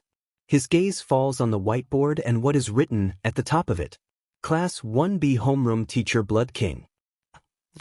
I have the wrong room. He manages to say, his cheeks already turning bright red.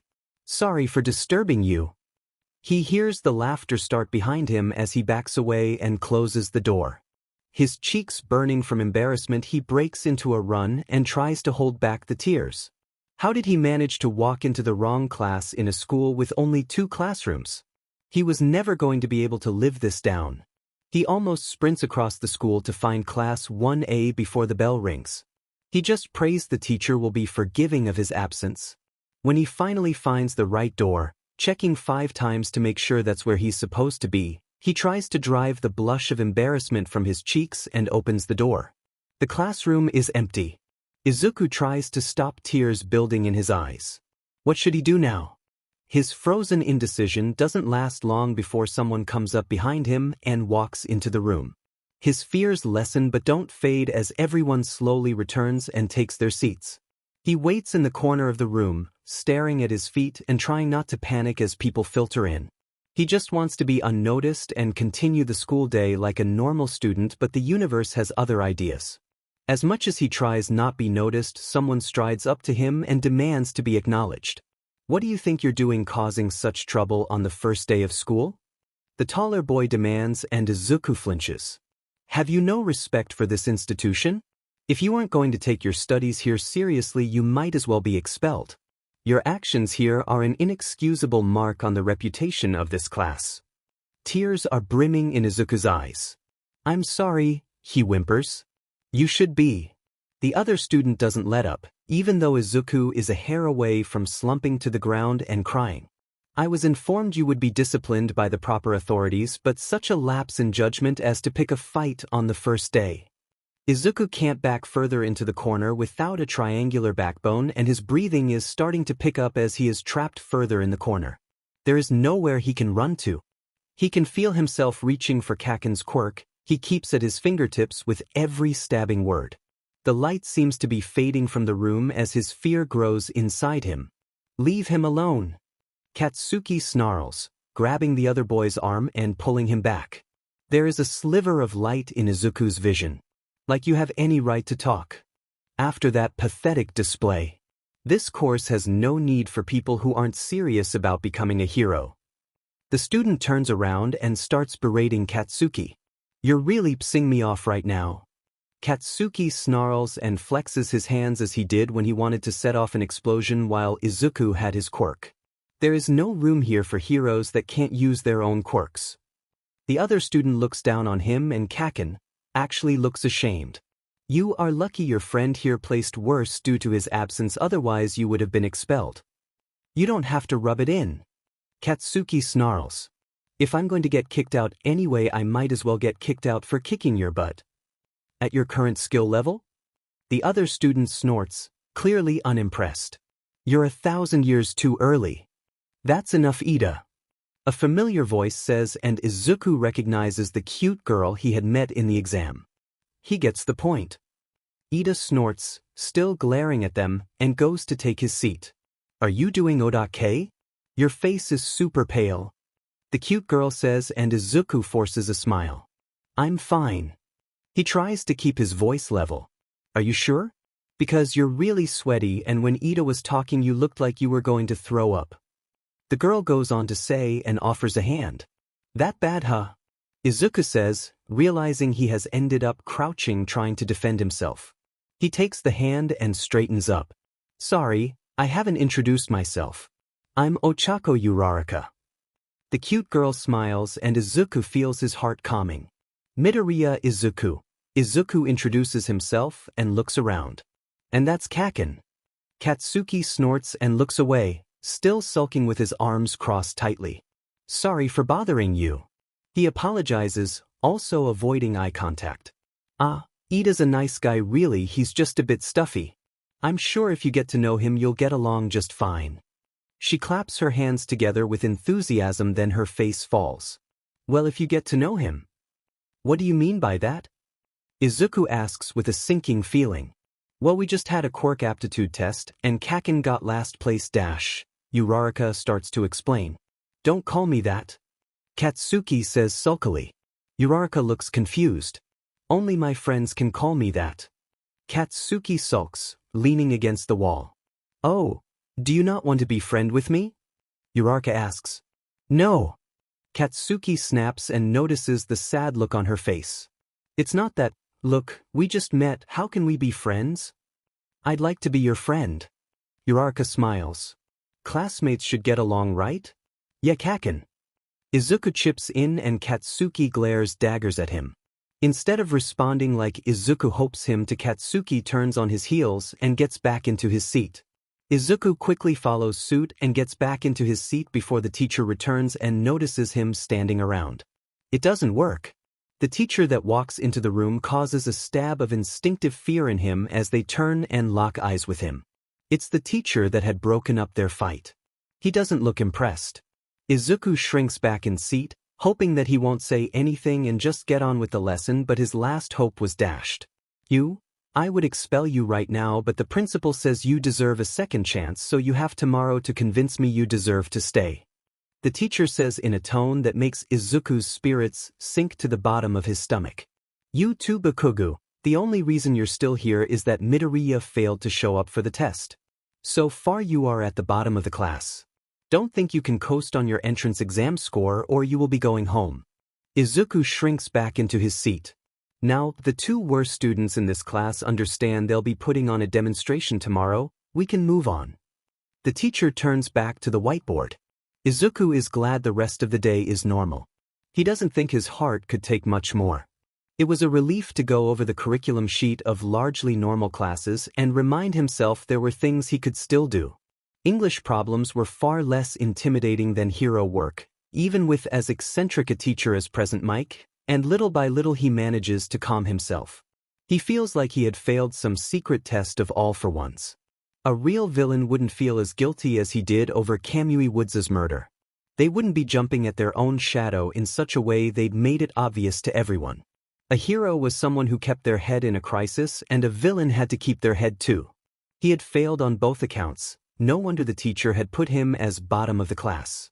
He had a lot of work to do if he wanted to spend another day in this hero school. It was time for him to act instead of just react. If he worked hard and said the right thing, he might still be able to salvage the situation. If he ran crying trying to find peace, he would go back to being the pathetic, useless kid he was when Kurogiri had first found him. It was one of Sensei's first lessons. Helping someone makes them beholden to you. Before you rely on others, rely on yourself and your own strength. He could do this. He lies to himself to psyche himself up. He could do this. This felt like the real test of his resolve. Even if he couldn't sleep easy, he couldn't let this haunt him forever. One step at a time he needed to keep moving forwards or he would stop here forever. No doubt even if he confessed, he would go mad from guilt, haunted by the charred specter of the hero he had murdered. Deep breaths. He inhales and exhales slowly to calm his still hammering heart. As much as he wants to fade into the background and disappear, he can't. Sensei had told him he had to make friends among the students, allies that could be trusted to obey his orders and aid him in his search. All Might had chosen this school for a reason. Sensei believed he was looking for an heir to train as his successor, someone to inherit the quirk that could not be stolen, one for all. His job was to, from the inside, find out who this inheritor will be and either turn them to the League of Villains or, if he had to, kill them. Without an inheritor, the quirk would die with its host, so if Tamura did succeed with his plan to kill All Might, one for all would be erased with the symbol of peace. Izuku didn't have the guts to tell his sensei he wasn't sure if he could do it. To kill in frenetic self-defense and to kill in cold blood, they seemed worlds apart. But he was already a murderer, right? As soon as he had free time, the first thing he had to do was find Kaken. He deserved the truth, or at least some of the truth. As much of the truth as he dared to tell. Kaken was his friend. Izuku had to believe he would understand. This day had started badly as it was. He couldn't take losing his best friend on top of that. He worked diligently throughout the day, not being included in the chatter of any of the other students and not trying to assert himself into anyone's conversations. The time for befriending the rest of the class would be later. He spends his spare brain power rehearsing what he is going to say. He doesn't want to break down in front his best friend again. As much as he doesn't want to talk about this, he has to bite the bullet if he is going to make it up to his friend. As soon as the bell rings, he is heading for Katsuki's desk. Kaken, I have something to tell you in private, he says, grabbing Katsuki's shirt sleeve as his friend turns to leave the room. Can you meet me on the roof? Katsuki looks down at him, his school bag hanging off his shoulder by a single thread. I guess. He shrugs and tries to look disinterested. Great, let's go. Izuku's words blend together as he speaks quickly, pulling Katsuki along and up the stairs. Getting to the roof is a lot simpler than getting to class. They just had to keep going up. It would be private there, or at least as private as they could get on school grounds. You know, everyone in class is going to think this is a love confession or something. Katsuki points out as Izuku opens the door to the roof. Izuku turns around with a bright blush of embarrassment spreading over his freckled cheeks. A love confession? That was the last thing on his mind right now. Not that he would mind if his classmates thought, but no, he hadn't meant it like that at all. Katsuki's joking smirk fades and his face becomes hard set with determination. So what is this really about? His tone becomes deadly serious and Izuku can tell he can't half-butt things here and still be Kaken's friend. About yesterday, IW's. Why did his nerve have to fail here? He can't keep his voice from wavering and the tears are already pricking the corners of his eyes. The memory is just too fresh. How can he possibly explain what had happened? Someone's attacked me. Izuku manages to gasp out. He feels like there is something lodged in his throat, preventing him from swallowing. His shaking knees give out underneath him and he slumps downwards. Katsuki's face turns from confusion into rage. What? Tell me what they looked like, I'm going to kill them.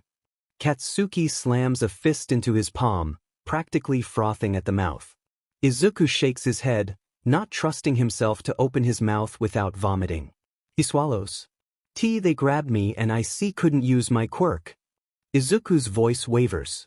So I took yours and Kaken, I hurt them bad. Real bad. Well, they deserved it. Katsuki snorts.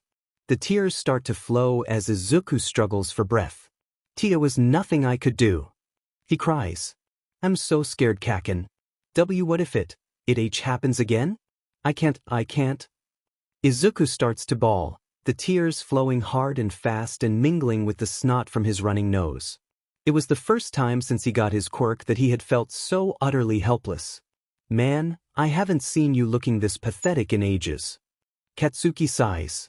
This has really shaken you up, huh? Izuku can't stop the tears long enough to respond. His sobs are sharp gasps for air. Katsuki sits next to him and puts an arm around his shoulder. As long as you got me, everything is gonna be fine. If anyone tries to hurt you, I'll stop them. He promises with a smile. Without my quirk if I have to. So stop worrying about it. Izuku sniffs. Thank you, he says in a small voice. I mean, one of us has to act like a real hero around here. Katsuki brags. Seeing as how you're the most bottom of the class, I guess you're going to need me to save you a lot. Mean Kaken, Izuku says and wipes his tears away. If Kaken was teasing him, then he guesses he was forgiven. So put your big egghead brain to work then. We're going to need a plan to pass Sensei's test tomorrow. Katsuki grabs him by the hair and lightly shakes his head. For a moment, with a stab of panic, Izuku thinks Katsuki is talking about all for one before he remembers that obviously the school has different teachers. Something to analyze, something to distract himself. So what is the teacher like? Izuku asks. What kind of exercise did he have you doing? Katsuki looks away. Quirk aptitude test, a PE exam to see how well we could supplement our abilities with our quirks. He said the person who got last place would be expelled. Katsuki's grip tightens subconsciously. I wasn't doing too badly until he took away a bunch of points for being in contempt of the exercise. I got last, then he said that because you never showed up you got 0 points. I overheard the rest of the assholes in our class talking, saying he's probably going to expel which one of us places last or both of us. Kaken, Izuku's voice wavers. I'm so sorry. Sheet, and you just stopped crying. Katsuki swears, angry at himself for upsetting Izuku again. Look, it's fine. Yeah, I was majorly set off before, but now you've told me what the problem is. Just trust me. Katsuki slams a fist into his palm again, this time detonating an explosion at the point of impact. His smile is predatory. If anyone tries to hurt you again, I'll be there to beat them to death with my bare hands if I have to. He glares out at nothing and then offers a still smoking palm. Izuku takes it and his friend helps him up. Just try not to worry too much. You're always overthinking things. Katsuki snorts. You gotta focus on what you can do now, stiata what you should have done. Right. Izuku wipes the tears away with his already damp sleeves. Kaken forgives him, he still had a friend. Even though he knows Sensei always said that relying on others was a weakness of the soul, he was happy Kaken was still someone he could count on. If that robot BSRD starts trying to chew you out again, I'm going to punch him, expulsion or no expulsion. Katsuki boasts as they make their way back down the stairs. Robot BSRD? Izuku asks, half paying attention as he tries to formulate a plan. There wasn't much to go on. The teacher looked pretty reclusive for a hero and Izuku didn't know what his quirk was. Of course, considering the amount of heroes with full-body costumes on top of that, there were too many variables. If he didn't know his quirk, he didn't know where to start. Yeah, he does this thing with his hands when he talks. Katsuki gestures in demonstration. Plus he talks like a robot too, no offense. He adds to the small droid emptying a trash can who makes what is surely an obscene gesture with its forklift arms. FING elites learning all their heroing from textbooks. He mutters under his breath. Acting like they know everything about everything. Hey, it's you. A voice calls out from behind them and Izuku instinctively draws closer to Katsuki for protection. The one who ran into our class this morning. Enjoying your first day? You should, it's probably your last day as well. The other student draws level with them. Katsuki bares his teeth. Who the F are you? He growls, already squaring himself up for a fight. Minoma Nito, I'll be your new classmate in 1A soon. That is, assuming you don't get expelled too. Izuku grabs Katsuki's sleeve to stop him from throwing a punch.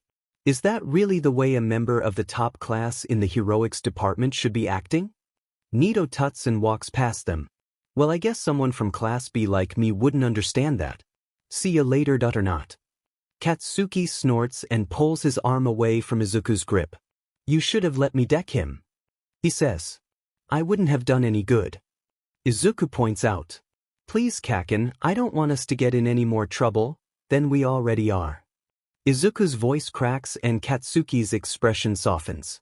Geez, what a pain in the butt. He sighs but sticks by Izuku's side instead of hunting Nito down. Did you really run into their classroom? Izuku nods. You dork. Katsuki quietly chastises him. Sorry, Kaken. Izuku murmurs. Honestly, you should be glad I'm sticking around you. Katsuki folds his arms behind his head. Without me you'd probably get beaten up all the time. In fact, I think I deserve some gratitude. Say, thank you the amazingly kind and talented Katsuki for looking after me. Like I'm going to do that, Kaken. Izuku grumbles but begins to feel a little better. Tonight he has a report to write to the league. Hopefully they aren't too disappointed in him. Tomorrow he was going to pass the test and get to work on the most important part of his school days. He had to decide whose quirks were worth stealing. Izuku was no longer jumping at shadows by the next day. He still felt the sensation of being watched, of every shadow in alleyway about to turn to ensnaring branches, but he walked on. Out of the corner of his eye, he still saw that looming face of burnt wood, and it still startled him, but he collected himself and walked on. Even if he was still afraid, the only thing he could do was keep moving forwards. He takes deep breaths to steel himself and pushes on regardless. His sensei had not been pleased. Izuku should have either stood out to establish himself as a figure for others to crowd around or fade into the background to observe them without being noticed. He had done neither, and his overall first impression had been weak. It was not an all-bad situation. He had probably put himself beyond suspicion from the teachers, but he needed to work hard to show his teacher he deserved to remain a part of the organization. Izuku has no idea what kind of test Aizawa-sensei is going to give them.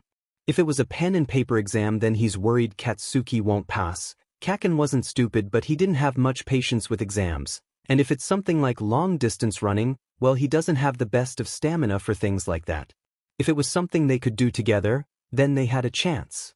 Katsuki was his oldest friend and the person he'd spent the most time fighting alongside. They had been stupid kid fights against playground bullies and rowdy teens, but they covered each other's weaknesses well. In particular, his biggest weakness. Being ambushed wasn't something Izuku had seriously thought about before. Usually when he needed a flame, he was in an area where he could grab one or he could use his lighter. Now he realizes that relying on a handheld lighter to make flames was a big glowing weak spot of his. All it would take was a single shot and his flame control was worthless. If he reached for Kaken's quirk during school, he would expose himself. There had to be a way for him to prevent this. He had gotten to school early and asked around. The Department of Heroics was the most impressive for sure, but the other departments of the school were admirable in their own way. Izuku despised the way the school pitted the classes against each other. He hadn't even been here a week, and he already had enemies, just for being accepted into the A class. Lost in thought, he nearly walked into his target. Non-regulation uniform, check. Crosshair iris markings. May Hatsum quirk zoom. A gadgeteer. There was a strict stratification of quirks in society, enforced by the school system. Really, he shouldn't be down here, talking to those with quirks judged inferior to his, but that's what made Izuku want to. These students here, who had fought so hard only to be shoved into other sections, what was it they wanted? He told May exactly what he wanted and she'd been happy to oblige. Then he had left to prepare for whatever demonstration his teacher wanted to give. If worst came to worst, if he did end up dropping out, he'd join the League of Villains full-time to try and regain his worth. Izuku had heard nothing from the teacher about what the demonstration was. Once everyone had entered the classroom, he and Katsuki, and only he and Katsuki, were told to put on their PE uniforms and go out into the yard. Izuku nervously checked the location of his lighters in case of emergency as the entire class followed them out to watch. The teacher looked bored and exhausted as he found an arbitrary spot and motioned for everyone to back away. Izuku gulped, a cold sweat of nervousness running down his neck, as he and Kaken were the only two left in the growing circle. Today you'll be giving a sparring demonstration, the teacher says in a tired drone. Izuku turns and looks at Katsuki. They were going to fight each other? He doesn't want to go home now, but he doesn't want to crush his friend's dreams either. Against me. The air temperature seems to drop. If you fail to drop me, you will both be expelled. Everyone else, pay close attention. The silvery scarf unwraps from his neck and the teacher reaches down to fit in place a pair of yellow slitted goggles. Izuku feels a jolt as he recognizes what hero the teacher is. Eraserhead, quirk, erasure, the ability to nullify a quirk. Izuku feels a sinking feeling in his stomach as he squares up. Fighting a UA teacher, a pro hero with years of experience would be bad enough, but this was a really bad matchup. Everything created by his flame control would disappear if his quirk got negated. The ends of the silvery scarf appear to hover, filling him with fear. To be grabbed by those? He would lose control again, he just knew it. He swallows, his breathing already getting harder. He had to avoid the scarf and he had to avoid getting his quirk nullified. What to do? Zuken, what's the plan? Katsuki asks him, cracking his knuckles. It wasn't just him, he had fought with Katsuki before, they could do this. He had to believe that. Izuku exhales and lets his anxiety go as he focuses on the now. His quirk is quirk erasure. If he looks at you, your quirk will stop working. With those goggles on, we can't see who he's looking at either. He tells Katsuki. Won't be a problem. Katsuki punches his palm. If you just rush and he'll tie you up with that scarf of his. We need to coordinate this. Izuku tells him. Remember what we did to that kid who was drowning kittens? The one with the duplication quirk. Oh ho, you're set off. Katsuki smirks. I'm not going to underestimate an opponent like this. Izuku says and flicks out his lighter. As he spins the wheel and it sparks, a thrown rock knocks it out of his hand. The cheap plastic container shatters on the ground and the lighter fluid pools on the dirt. No one's going to call out, go, in a real battle. The teacher says and suddenly closes the distance. Izuku swears and the two split off in different directions. This was the first time he had fought an opponent that could negate someone's quirk. He was lucky that the teacher didn't know the full workings of his quirk. As he flicks one of his spare lighters into his palm and turns the wheel, the flame shines in his fire sight. So Kaken was the one that was currently quirkless? Both of them fought to maintain their distance, wary of being grabbed by the silver cloth. Katsuki constantly sets off small explosions from his palm, an audible indicator that he still has his quirk, and they pop up brightly in his fire sight. First test, wall. Izuku draws off as much flame as he can as quickly as he can without extinguishing the lighter, trying to section off their opponent. The wall of flame twists, extends, then extinguishes as his fire sight goes dark. Izuku swears again as the teacher turns towards him, the cloth already extending to grab him. He can't use the all for one here. Izuku dodges the cloth by leaping forwards instead of away. The reaching ends of the scarf miss and he rolls away from the coils that snap towards his legs. He throws the still flaming lighter at the teacher's face, hoping the light will break his concentration. He knocks it away with one hand without turning to look at it. Are you sure wrapping something around your neck is such a good idea, sensei? Katsuki calls and reaches out to grab a part of the scarf. He tugs hard, not disturbing the teacher an inch but pulling more of the coils closer to him. Still, Izuku feels his fire sight flicker and immediately calls up bright darts of flame to sting at the eyes of his opponent. The coils of silver cloth withdraw to shield his face from the bright glow and Katsuki charges forwards. One brief explosion bursts from his palm before his quirk is erased. Katsuki doesn't slow down in the slightest as he charges forwards regardless, balling one hand into a fist as he lunges forwards. The teacher's foot catches him in the stomach and kicks him away.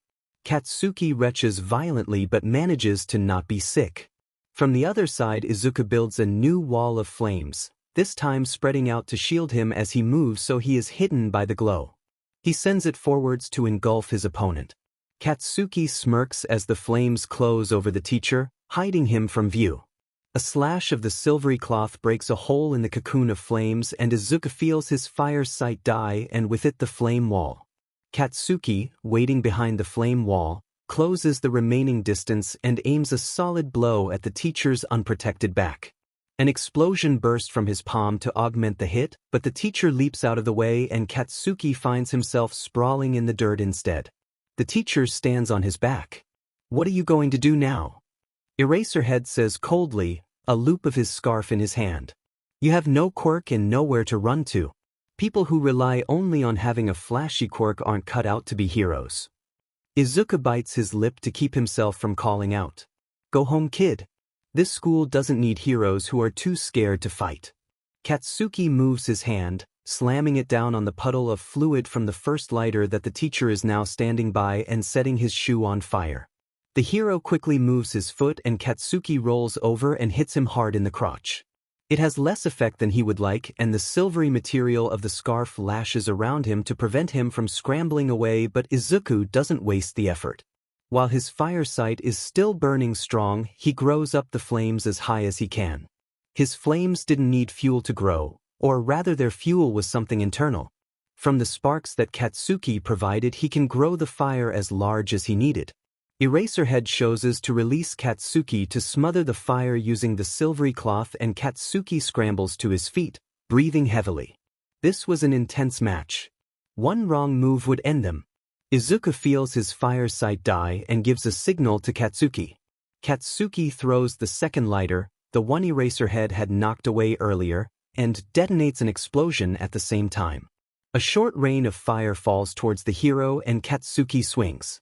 The teacher grabs his fist and throws him, moving so that the burning oil splatters the ground instead of him and grinds the flames out with his boot. Izuku takes advantage of the temporary pause to create more flames. Izuku screams a wordless cry of frustration and rage and charges forwards. Charging head-on. The boy really is useless, the teacher mutters under his breath. Izuku's bones were starting to ache from the effort of using so much flame so quickly. He builds 4 flame walls as shields, each large enough to hide a person behind, and moves them in sync to give no clue as to which one he's actually hiding behind. All for One had told him that in a situation where one was at a disadvantage, first resort should be to wide scale and through destruction of all opponents, or as Tamura had jokingly put it, there's no kill like overkill. His sensei's advice in this situation would be to fill the entire area with flame. But that wasn't what a hero would do. Time to take action. He charged in at the same time as the flame walls. If he could just get close enough. The end of the silver scarf WHPs through all 4 walls of fire to tighten around Izuku's waist. It pulls him through the thin layer of flame to slam into the ground at the hero's feet. For a moment Izuku's mind projects a burning tree branch in place of the silver cloth and he screams. Predictable.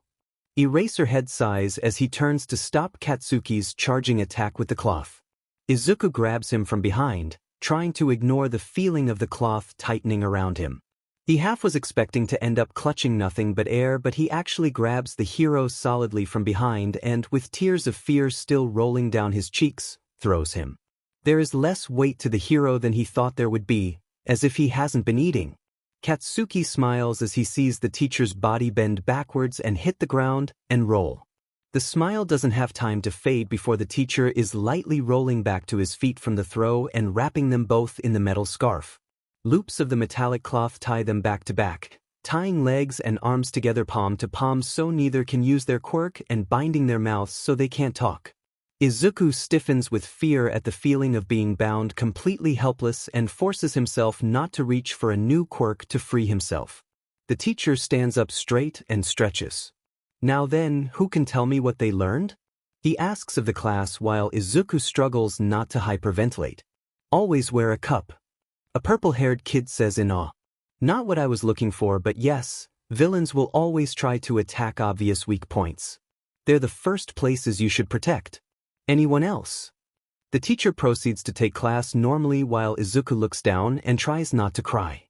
They used flanking maneuvers to support each other. The student who has told him off the other day says, correct. Against a villain who can only use their quirk against one other, flanking divides their attention and reduces their effectiveness. The teacher adds and points to the next student in line. They had hand signals. The boy with the bird's head adds. Nonverbal communication prevents alerting your enemy to your plans. Next. The teacher points out, his voice already sounding bored. Oh. The guy with the fire quirk pretended like he couldn't fight up close, so you'd let your guard down. A boy with spiked red hair yells out. That was super cool when he threw you. The teacher gives him a look. Katsuki wriggles against Izuku's back, trying to find a way to break out of the metal cloth. Now, what did they do wrong? Yes, you. The teacher points to a student with her hand up. They relied too heavily on each other. Midoriya was entirely reliant on the distraction of his partner to use his abilities, and he didn't try anything new until he was forced to. The long-haired girl points out, "You, Bakugo, were too direct and reckless in attacking. You made good use of the flames as a distraction, but all your attacks were simple and telegraphed. It wouldn't have taken long to take you down individually." "Very good." The teacher nods. "In addition, you both became overconfident after the last throw. Aizawa-sensei took care to remove anything you could use to escape before tying you up. You should have realized earlier he was forcing you to use up your emergency defenses before launching a final attack." "Well, that's about all I had to say." The teacher scratches and undoes Izuku's bindings. Being scared that an opponent is someone you can't beat is a luxury a hero doesn't have. You have to use your head as well as be brave and figure out the best course of action. A hero can't just think, "Well, I tried my best." He tells him. A hero gets results when no one else can. The teacher turns to Katsuki. "And for God's sake, try and use your quirk for something other than punching things. There's only one hero in the world with enough brute strength to pull that off. You need to think of other ways to solve your problems if you want to make it as a hero. Not everyone's going to stand still for a haymaker." Class dismissed. Everyone starts to shuffle away, heading back to the classroom. Izuku looks down at his feet and tries to catch his breath. "Well, get up," the teacher says in bored tones. "We'll pack our things," Izuku says gloomily. "About that," the teacher says with a sigh. "I'm not going to be expelling you after all." He laughs in a way less than comforting. It was a logical ruse. Katsuki's face very clearly shows he thinks this is bullshit. He very specifically does not mention that he would have expelled them both yesterday if All Might hadn't interceded with the principal on their behalf. He had agreed to give them a second chance to see if Midoriya could face and overcome his trauma, and technically they had made his back touch the ground, which was impressive for first years. It was a test of your determination and teamwork. He tells them, "If you had prioritized your own success or sabotaged the other, I would have expelled both of you. Seeing as you can work together, I won't do more fuss like that argument you had in the hallway, or you're both being tossed out." The hero readjusts the metallic cloth around his neck to hide his goggles. "I knew we could do it. Piece of cake." Katsuki folds his hands behind his head. "It's too early to be celebrating." The teacher cuts them off. "You passed barely. You're still bottom of the class. Now go get changed." He walks off, leaving Izuku to wipe tears of happiness out of his eyes. The most Izuku had been hoping for today was not being expelled. He'd never expected to be, well, popular. When they returned to the class, everyone wanted to talk to them about the fight. Katsuki bathed in their attention like a cat in sunlight, but Izuku really wasn't expecting people to want to talk to him. After his disastrous first day, it was nice to know everyone didn't hate him. In fact, a few of them were impressed they had managed to last as long as they did in a fight against a teacher. That was a super manly move there. Someone slaps Katsuki on the back. "Dimon, right it was." Katsuki snorts and punches his palm with a small explosion. "Nice dodging." A bubblegum pink-skinned girl yells from behind Izuku and makes him jump. Thank you." Izuku stammers. "I knew you could do it," Uraraka says and claps her hands together. Well, then, Izuku is a bit embarrassed by the attention. He's sure he should be acting cooler. "Thank you for believing in me." He smiles. "Give me a minute, I've got to go rub it into the robot yesterday that we're awesome." Katsuki tells Izuku, already starting to stride forwards. Izuku catches up to him and grabs at his sleeve. "Kaken, please don't." He protests, but Katsuki's got a look in his eyes. Izuku steps in front of him. "Kaken, this isn't the time to pick fights. You've proven yourself already," he says firmly. Maybe have been mistaken about you." The student Katsuki refers to as Robot BSRD replies and pushes up his glasses. "You're obviously competent, at least in when it comes to combat." "Well, you're no basket of roses either." Katsuki snorts and makes a threatening gesture. "How rude." "Sorry he's like that." Izuku apologizes. "You were right earlier. Fighting in school was poor but Here there seems to be some fire in his eyes and his voice steadies. You shouldn't underestimate me or Kaken. You'll end up regretting it. He smiles and the other student flinches, looking confused. I haven't properly introduced myself. Izuku offers a hand. I am Midoriya Izuku. I hope we can get along. The other student adjusts his glasses. Ida Tenya, from Somei High. He takes the offered hand. Izuku spends the rest of the day making connections, learning his classmates' quirks and shaking hands. Most people wanted to talk about their quirks if you asked. They wanted to show off the talents that made them special, and Izuku's genuine enthusiasm meant they ended up saying more than they meant to.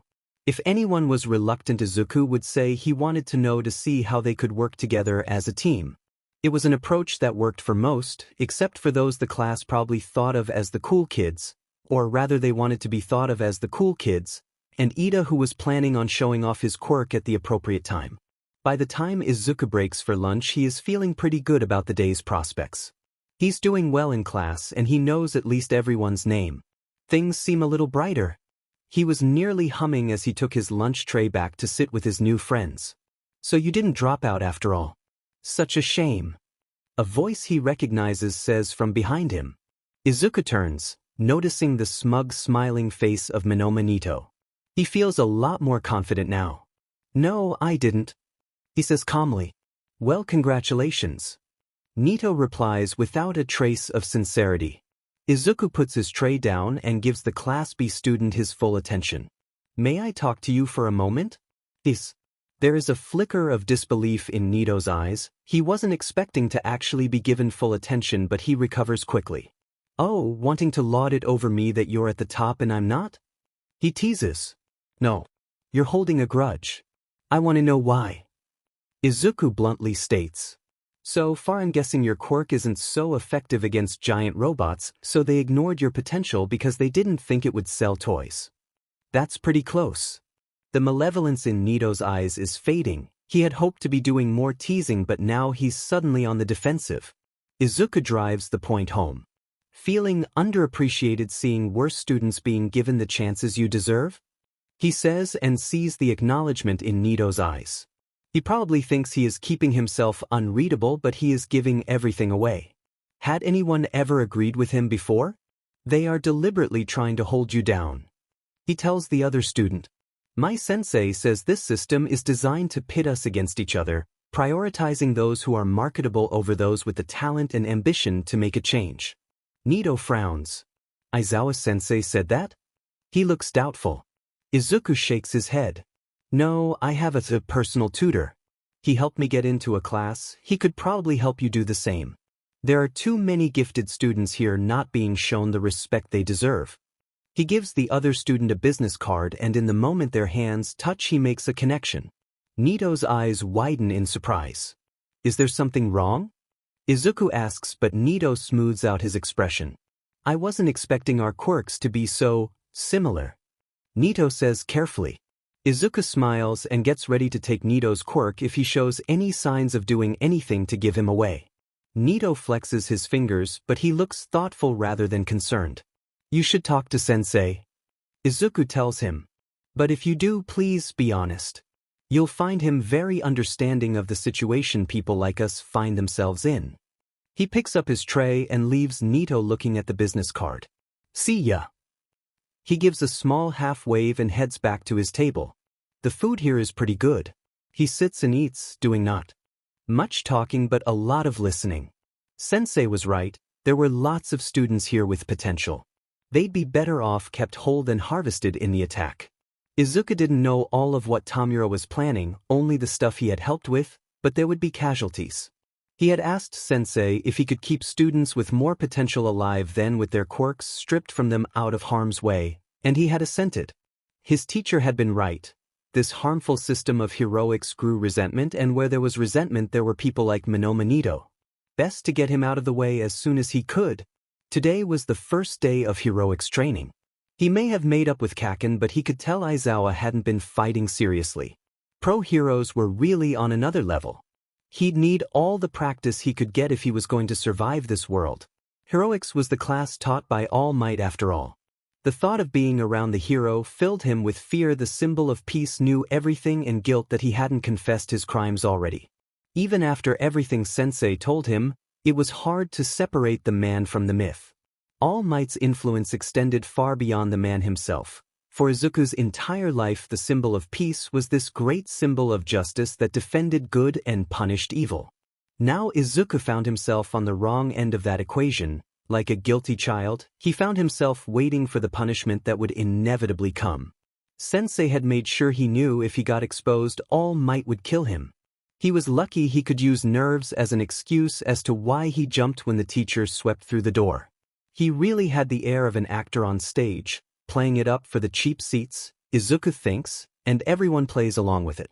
It was so fake, surely no one honestly believed it, but pretending made it feel real. That's why they did it. To pretend that if you believed hard enough in things like justice, they would appear. It was pathetic, but he knew that loneliness, that feeling of desperately wishing there could be something more. Sometimes the truth hurt too much to look at, and any kind of comfort was reassuring. Izuku felt guilty he had lied to his hero, and he felt guilty part of him still thought of All Might as his hero. He breathed out, trying to convince himself that he was just another student here. He wasn't going to be singled out and investigated. He just had to act like the rest of the class and everything would be fine. He needed to keep his mind sharp. This was the time where he had to do the most observation for his report to the league. The strengths and weaknesses of everyone's quirks and their fighting styles, he needed to know them without giving himself away. Izuku presses the small device Mei has made for him into his palm.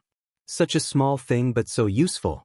He hadn't been expecting it to be done by today, but that was his fault for underestimating a gadgeteer.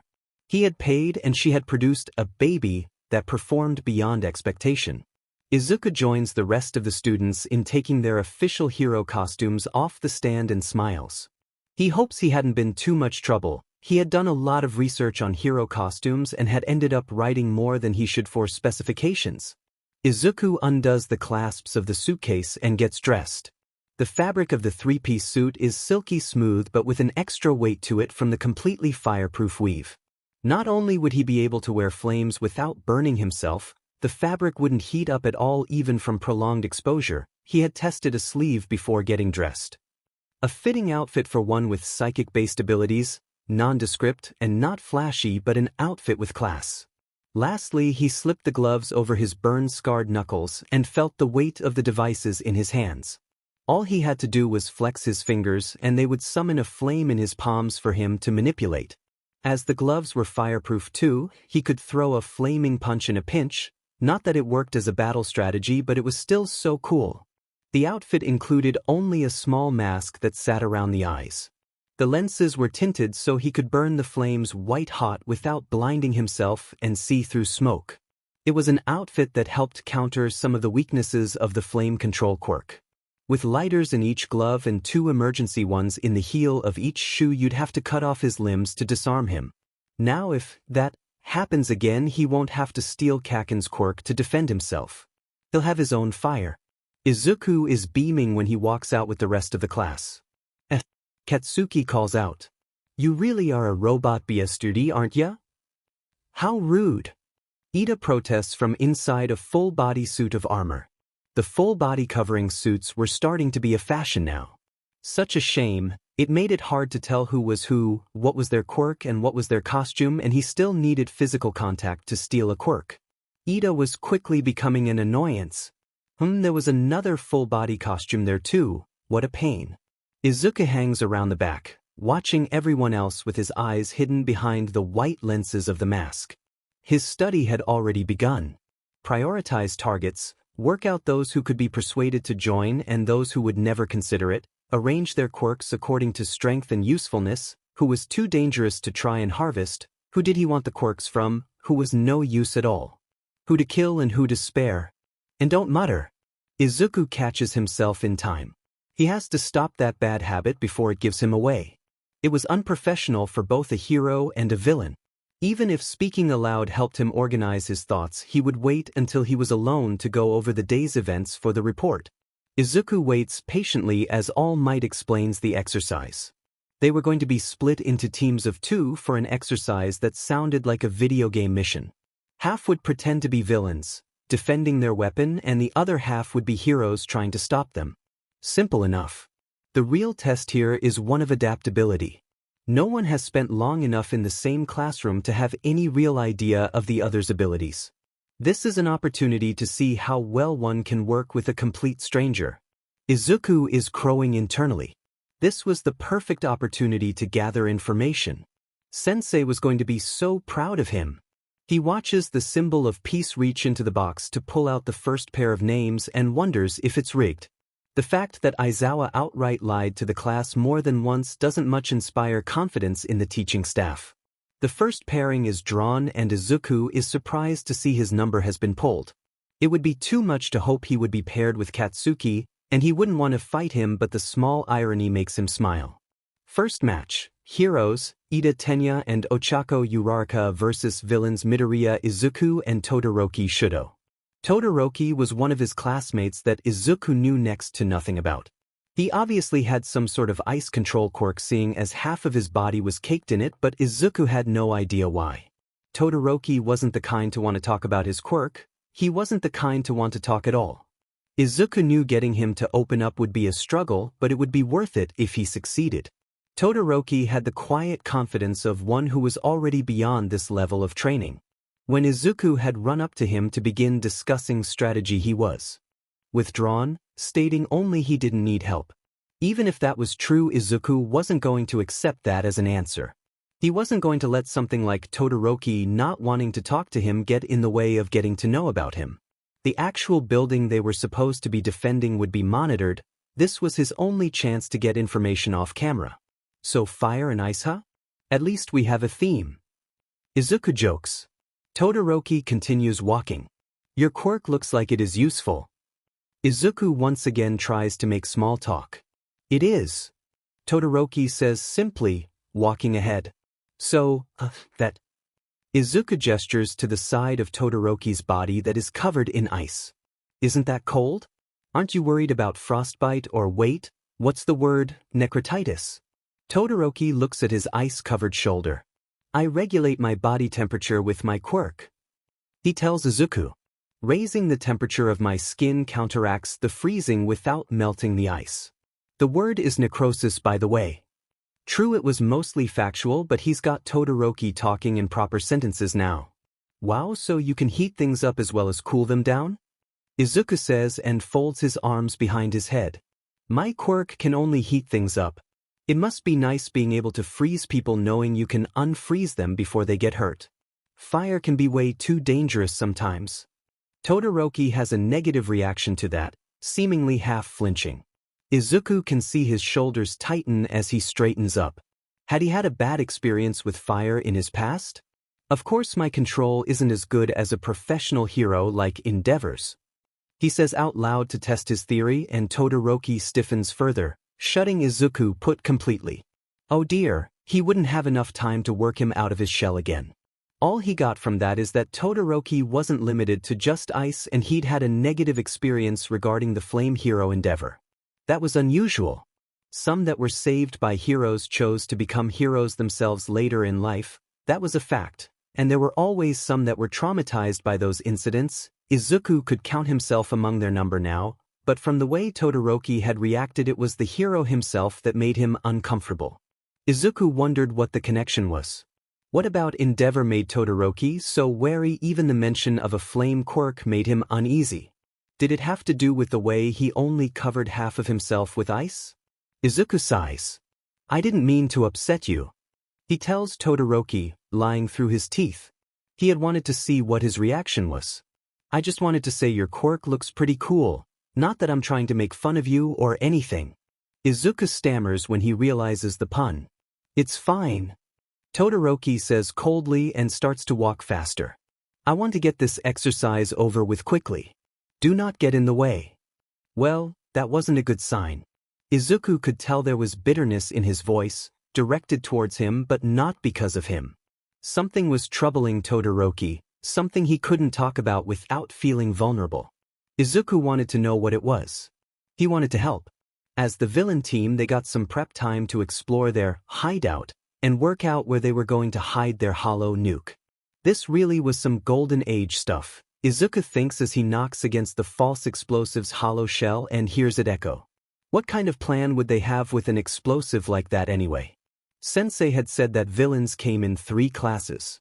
The first was those that used their abilities out of selfish longing to make their own lives easier. Those were the shoplifters and purse snatchers that only thought in the short term or didn't think at all.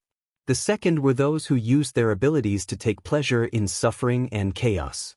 They had no goals outside of murder and mayhem, they're only longing to do as much damage as they can in the way they longing. That was the kind of villains the exercise assigned them to be. The plan would be either to hold the city to ransom or detonate the explosive anyway for the fun of it. The third kind of villain was one that aimed to improve the world with their abilities. They cared about money and influence and power but as a means to an ends. They thought in the long term and adapted their plans around events, making only calculated moves and low-risk investments. That was the kind of villain Sensei was and the kind of villain Izuku himself wanted to be. Izuku starts planning where to put the fake bomb. Ideally they want to put it as far away from the hero team as possible, so they can use the other floors to delay them. Normally that would mean setting up their defensive line around the 5th floor, but what if they entered through there? He had no idea what Ida's quirk was. If it was flight, then the hero team could start their assault at the 5th floor. Of course, as a compromise they could always put the bomb on the 3rd floor, but wouldn't that make it easier no matter where they broke in? Please stop that. Todoroki tells him politely and Izuku realizes he has been caught muttering again. It is disrupting my concentration. Oh, sorry, just getting into character. Izuku apologizes. Battle. Start. All Might's booming voice echoes through the entire building. Looks like he's missed out on his chance to move things now. Hopefully their setup here will be enough. Lights, camera, action. Izuku breathes out to calm himself and get ready. All eyes were going to be on them now, he had to perform his best. Todoroki breathes out too, his breath hanging in the air in a cloud of white as the temperature of the room rapidly plummets. Ice starts to form on the windows, then run down the walls to the floor as Todoroki freezes every room in the building. Izuku shivers in the cold, his costume not doing much to protect him from the harsh bite of the frozen air. A slick layer of ice covers the entire floor, crystallizing up the walls. It even starts to creep up Izuku's shoes. He sneezes, sure his nose and face are going red from the cold. Mind if I warm myself up? He asks with teeth chattering. The ice around his feet melts and he pulls himself free of the brief puddle before it refreezes. He flexes his fingers, causing a small flame to spark in the palm of each hand. With care he draws it up around himself in a thread-fine ribbon that warms him back up. Did you really freeze the entire building? Izuku asks in awe, looking at the icicles growing down from the ceiling. That's amazing. This is easy for me. Todoroki tells him, avoiding eye contact. He extends one arm. I could always freeze them out. That sounds exhausting even with your quirk. Izuku tells him. Seeing as your quirk is more suited for it, can you stay here and defend the weapon with your ice? I'll run down a few floors and see if I can stop them with this. Izuku holds up the capture tape. With your amazing quirk you'll be able to keep this area safe even if I get captured, but if I can capture one or both of them it'll make it easier. Just waiting behind an ice barrier for time to run out leaves us vulnerable to surprise attacks, so I'm going to go and slow them down, if that's okay with you. Izuku blurts out, having gone over the entire plan without consulting his partner in this game. Todoroki nods. Be careful, any ice you melt with your fire will refreeze quickly. He warns him, pulling back the ice enough for Izuku to slip out of the room. The doorway refreezes behind him, the sheet of perfectly transparent ice blocking off the rooms only. Exit starts to thicken. Izuku steps carefully on the slippery ice floor with capture tape in hand, hoping he doesn't slip and fall in front of everyone on camera. The ribbon of fire keeps him warm, but he's careful to keep it from melting Todoroki's ice as he patrols the floors. A line of fire as thin as a spider's web surrounds the area of his effect as he moves. It snaps and he barely has time to dodge. The loop of capture tape only just misses him as a black and white blur swoops past him. Fast! Izuku hisses under his breath as he builds the flames up around him as a defensive shield. The ice around him starts to drip and melt with the heat of the white fire, though his suit blocks out all the heat. Ida WHPs past his flank, going faster than Izuku was expecting. The wind pressure snuffs out part of his flames, but he keeps his focus on covering a wide area rather than trying to match the speed of someone so much faster than him. He spreads his flames across the floor. The armored hero student slips on the next run as the previously firm ice floor of ice suddenly becomes slippery with water. Izuku holds out the capture tape as they struggle to correct their path and loops part of it around their arm. It catches, signifying a successful capture, before being torn from his hands as the flailing Ida speeds out of control. Izuku sends a dart of flame to melt the more jagged spikes of ice before Ida hits them, leaving him thigh-deep in the resulting puddle. Izuku avoids the already refreezing ice as he quickly runs forward to follow through. The armor has crumpled on contact with the ice wall, meaning it wouldn't hold up in a serious fight. Good to know. You're lucky Todoroki's guarding the windows. Izuku tells him as the ice he had melted freezes again. At that amazing speed you were going, you might have gone whoosh, straight through into open air. How humiliating to be captured so soon in the exercise. Ida sniffs behind his helmet. "Oh, you didn't do that badly." Izuku reassures him and he ties the unresisting hero student's arms behind his back. "I have an idea, you can practice breaking out of that. That way if a villain ever captures you for real you have practice in escaping your bonds." He tries to make it sound dramatically useful to cheer Ida up. "Just don't go joining back in if you get out." He adds, "Like I would be so dishonest." Ida sounds offended. "Besides that water has hydrolocked my engine, I'll need to get it melted out before my quirk will start again." Engine. Izuku is sure he's heard of that quirk before. "Oh, do you know Turbo Hero Ingenium? He's my older brother." Ida proudly boasts. "Wow, so you're from a whole family of heroes."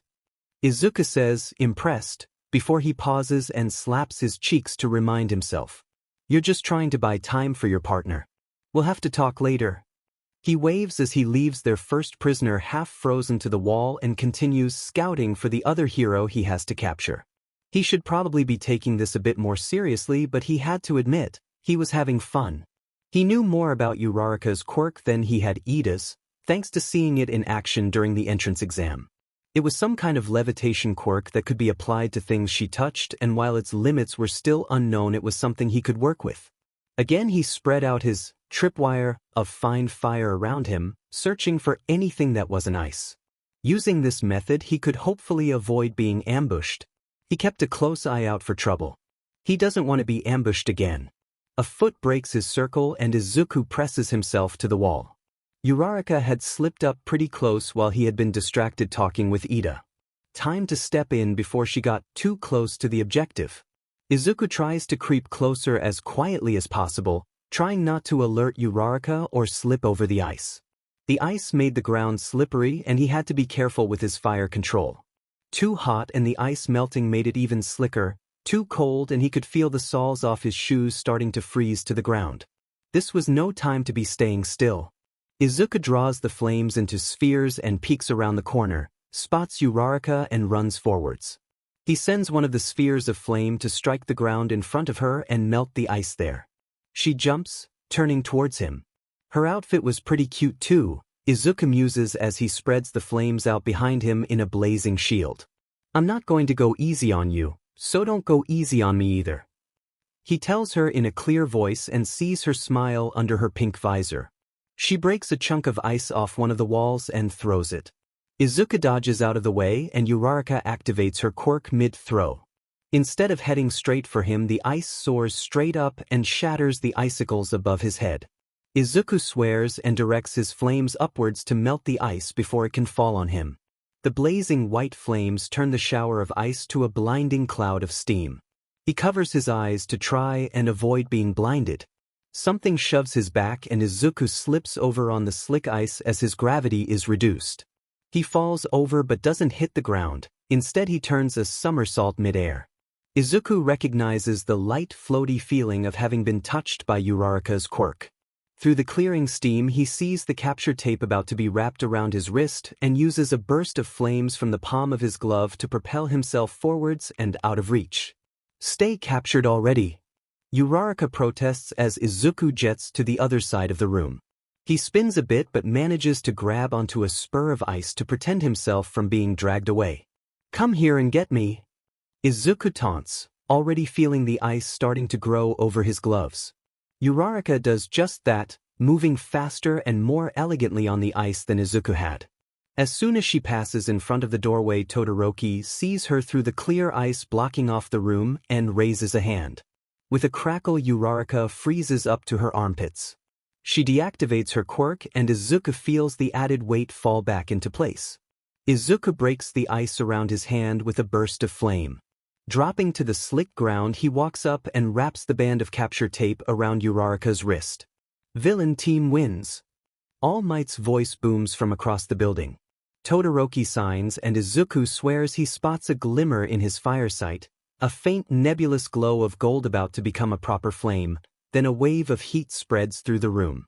Izuku quickly extinguishes the small flame that remains to not overheat himself as the ice bursts briefly into steam throughout the building.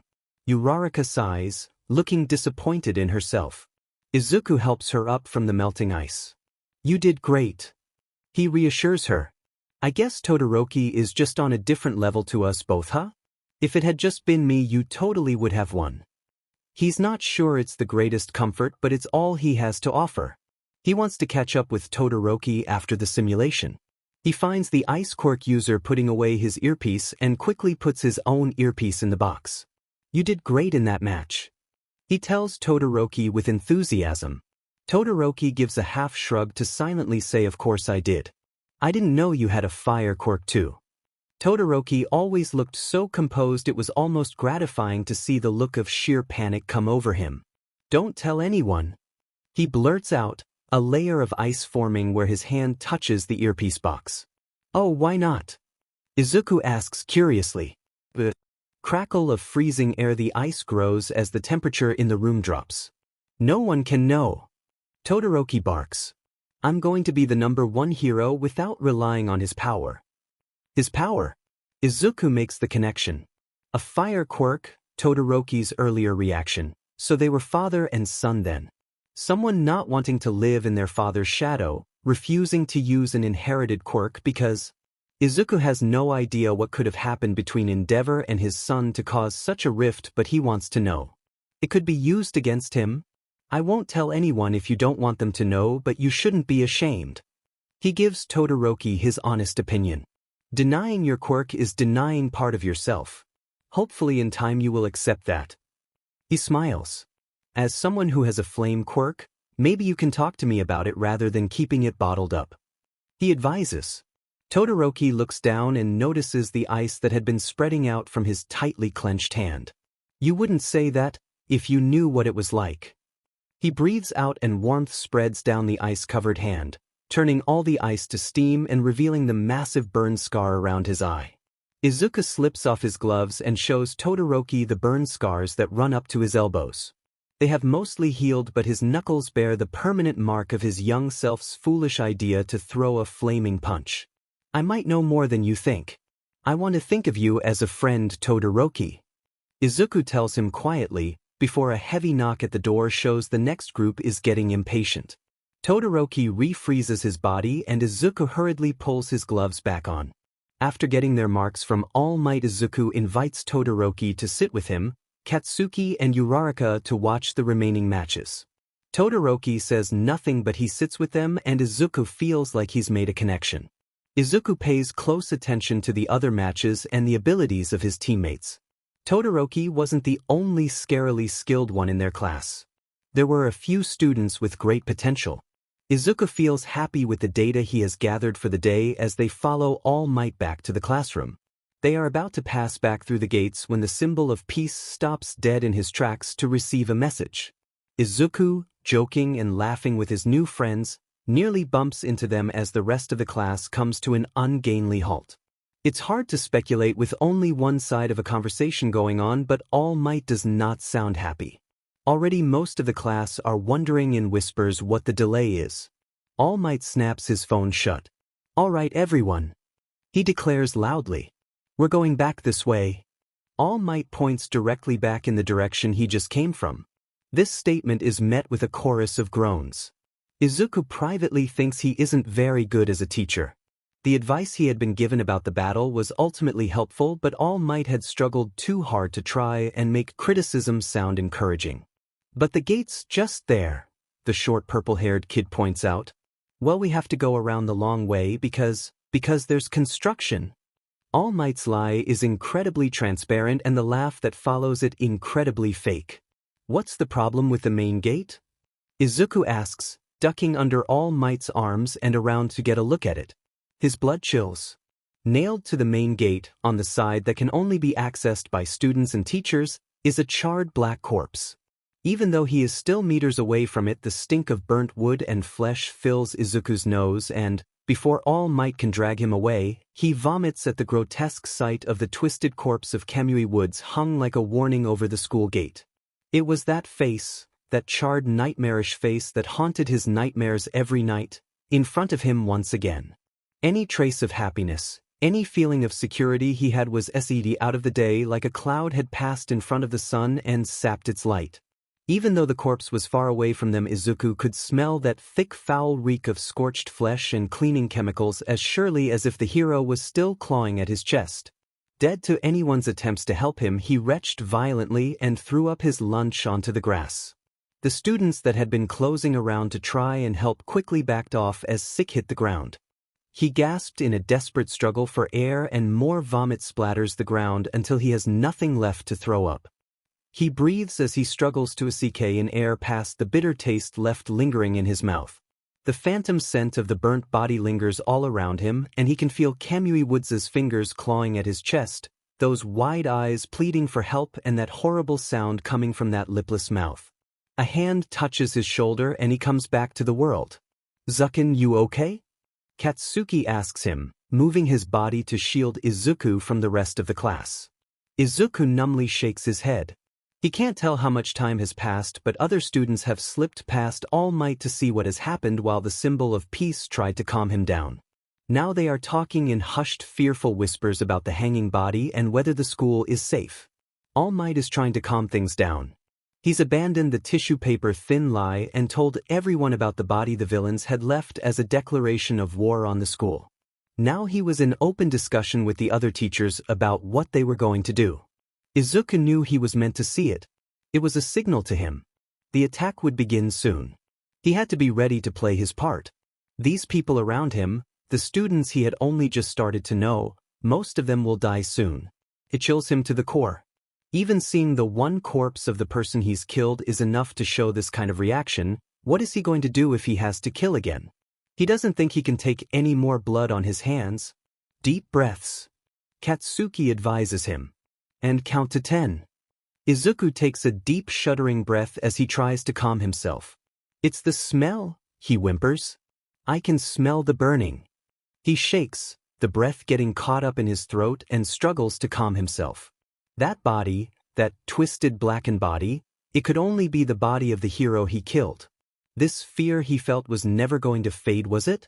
He can feel the cold hand of the ghost tighten around his heart. Breathing out, he manages to stand and wipe his mouth. "I'll be fine." He lies to Kaken, who is looking more than a bit concerned. "I was just shocked." He attempts to smile. "Did I miss anything?" His voice sounds weak even to him. "The police got here while you were throwing up." Katsuki says bluntly.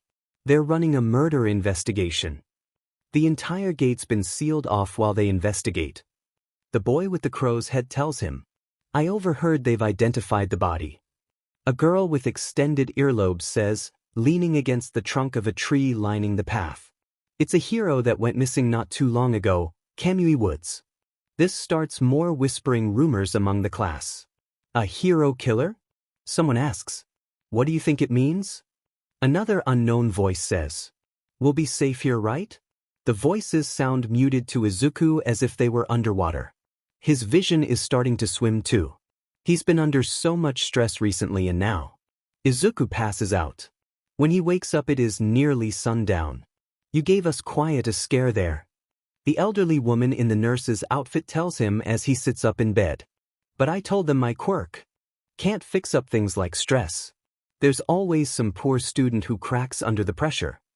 She pokes him in the stomach with the end of her cane. What you needed was a good rest. I'm feeling a bit better. He tells her. You're up.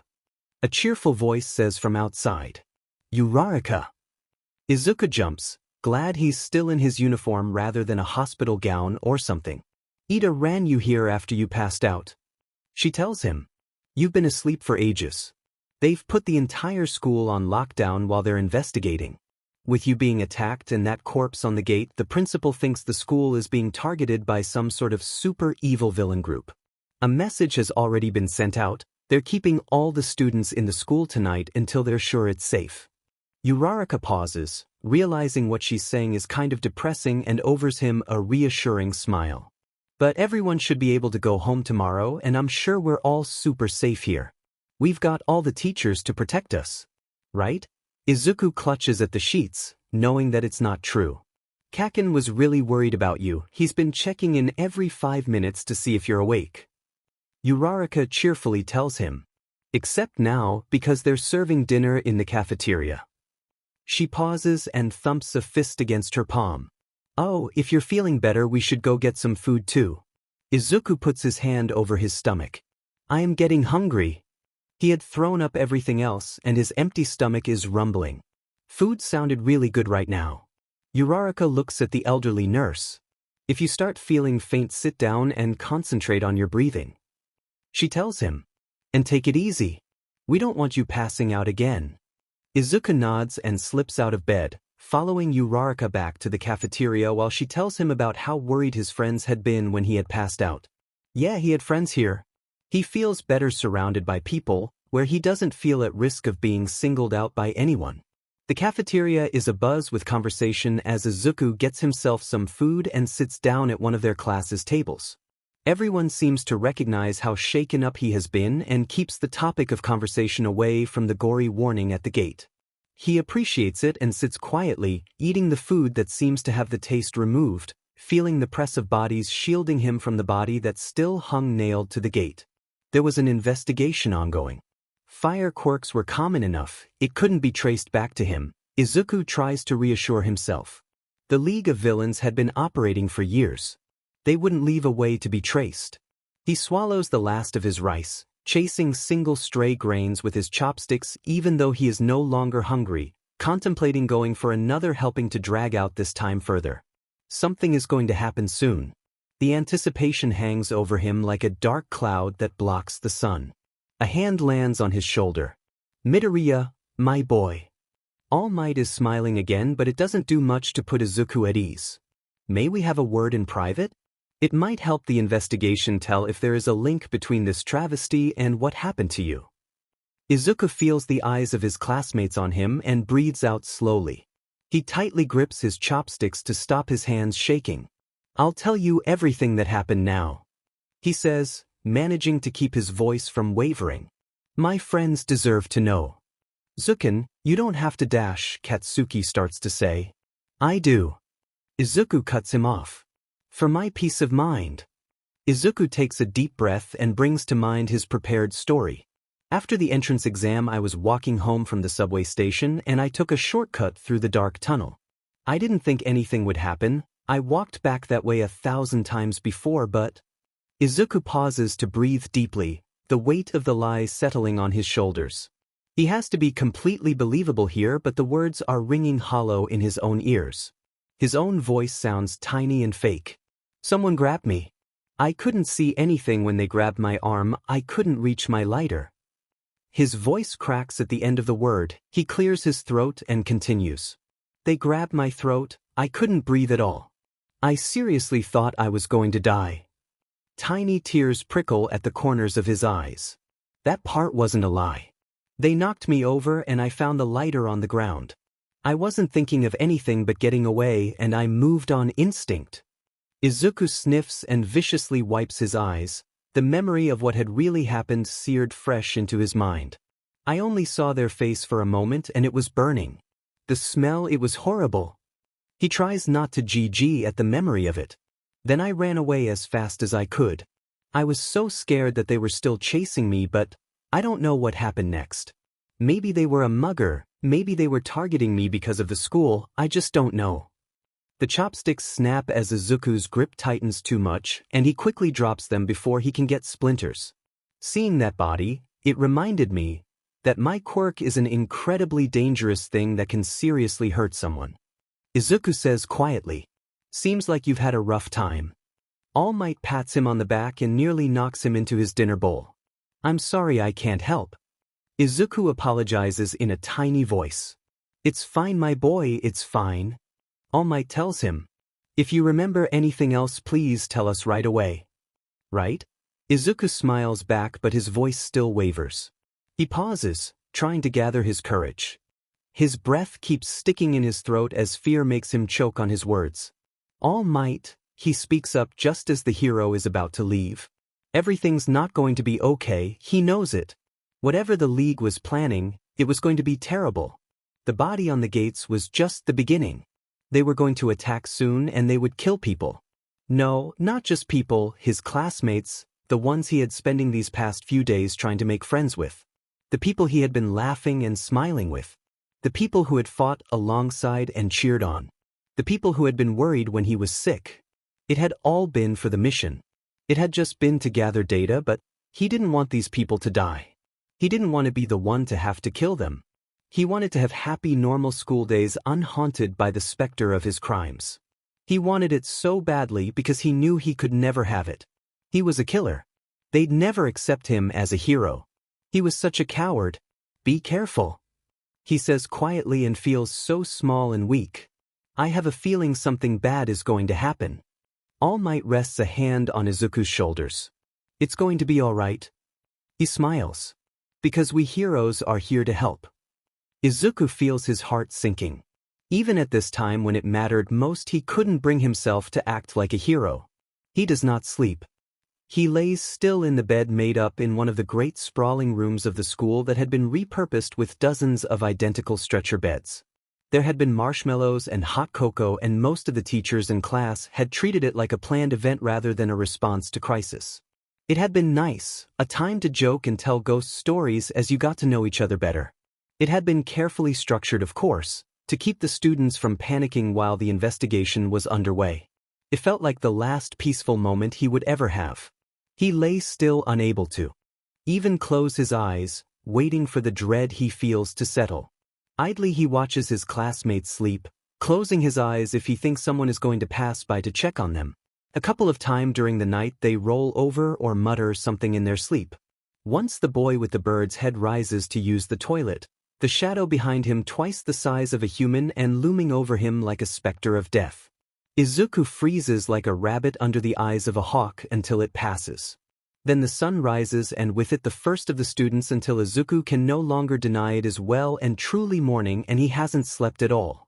Despite that he isn't tired in the slightest. He waits until enough of the class is up that it doesn't look suspicious to pretend like he's had a normal night's sleep. He says good morning to Uraraka after he prepares for the morning. Katsuki's still asleep in bed after everyone else in the class is up, so Izuku takes a moment to point out his peaceful sleeping face to everyone before tipping him out of bed and running like hell. This really feels like just a massive sleepover, Izuku thinks, as Katsuki sits on his back and refuses to let him get up. Was he the only one here that was afraid? After breakfast, during which Kaken put natto in his hair as payback, the teachers announce that the bulk of the investigation is over and that the students will be sent back home at the end of the day. With sighs of relief and cheerful chatter, the rest of the school breaks up as normal for the usual classes. Izuku still feels a sick anticipation in his stomach. He gathers up the breakfast dishes and takes them to be washed, making sure all the plates and bowls are neatly stacked up as he tries to manhandle them into place on the already crowded racks. "Let me give you a hand with that," a student from another department says, reaching out to slide the last tray into place. "Ah, thank you," Izuku nervously replies, and a numbness suddenly spreads from the tips of his fingers up through his entire body. "Come with me," the boy says. Izuku lets go of the edge of the tray, the other boy walking ahead of him as Izuku stiffly follows. He feels like his entire body has fallen asleep, but it's still moving without him. He can't even move his own tongue to protest. It rests heavy in his mouth like a fat slug. They move out of sight of the rest of the students getting ready for class, walking the opposite way from anyone who might be able to help.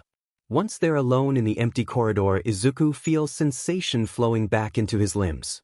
I heard from someone in 1B you're the guy to talk to about quirk advice. You just wanted to ask me something? Izuku splutters, audibly sighing with relief and letting go of the quirks he had gathered to defend himself. He rubs his forearms as if to restore sensation to them. Yeah, the student with the shock of blue hair looks away from him. I want to know if I can fix this quirk of mine. Fix it? Izuku asks. What's wrong with it? The boy grits his sharp teeth. It's no hero's quirk. He spits, as if repeating something he had been told over and over. I'm going to get into the Department of Heroics no matter what it takes. I just need a way to stop people treating me like a villain and give me a chance. So your quirk, what does it do now? Izuku asks. You saw.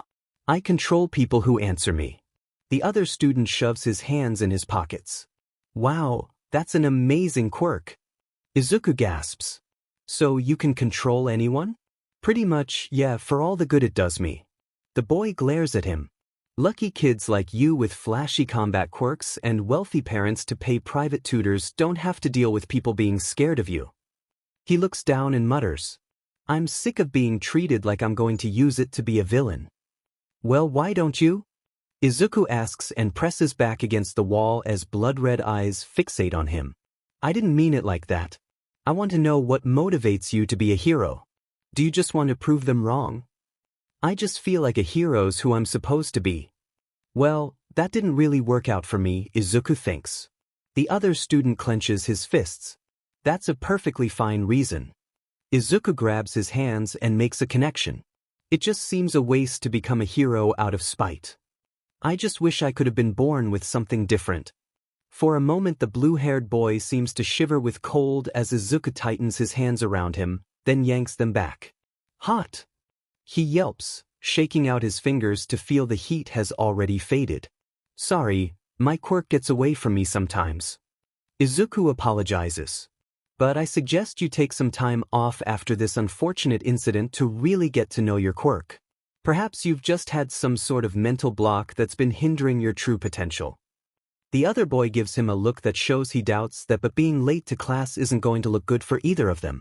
I wish you luck in the future, he says with false cheer as he quickly rushes to class, leaving the blue-haired boy behind him. He was going to need it. Tomura was planning something. He had seen the preparations. He had seen the men getting ready to fight. He had a feeling deep down in his gut that today was going to be the day when All Might told them they were going to be doing some basic combat drills for self-defense as the first lesson of the day. Izuku changes into his costume, but with none of the lightheartedness he had first felt when he put it on. The highly detailed fake city of their first encounter also seemed darkened by his mood. He can already feel the disaster looming as the class lines up, like the moment before a storm when the air feels heavy with coming rain. Now then, get into groups of 3. All Might's voice trails off as he notices something behind him that the rest of the class has only just seen. Then Izuku falls into darkness, the familiar black smoke billowing around him as the shocked screams of his classmates abruptly cut off in the warp. The smoke clears with Izuku standing alone on a rooftop, some distance from the entrance. Kurogiri's yellow eyes gleam behind him as a smoky hand passes something into his unresisting arms. Most of his body has billowed off, transporting in the invading force. To have the anticipation broken like this has completely cleared the dark cloud of his guilt. Now everything is as sharp and bright as a knife's edge, rendered painful to look at as he looks into the open suitcase and sees the mask of his villain costume. Rendered in perfect detail is a mask of pure immutabilium painted charcoal black. The bottom half is a lipless skull, teeth gleaming white. The top half is, in completely accurate detail to the memory seared inside his head, the burnt wooden mask of Kamui Woods. He can smell it. This new replica of metal and paint smells like that foul smoke in his nightmares of burning chemicals, wood and flesh. There is a faint ringing in his ears, a high-pitched noise far away getting louder and louder as he looks at the case in front of him. As in the basement, he suddenly feels light inside, as if caught in the moment between stepping off a tall building and hitting the ground. For a moment there are eyes in that mask, staring accusingly up at him and wide with fear. "Get changed," Kurogiri says, his voice deadly soft but with an order in it. "You have work to do." Izuku looks over the rooftop, where even now a fierce life-or-death battle has begun, and with the phantom stink of fiery death filling every breath he breathes in, puts on the mask,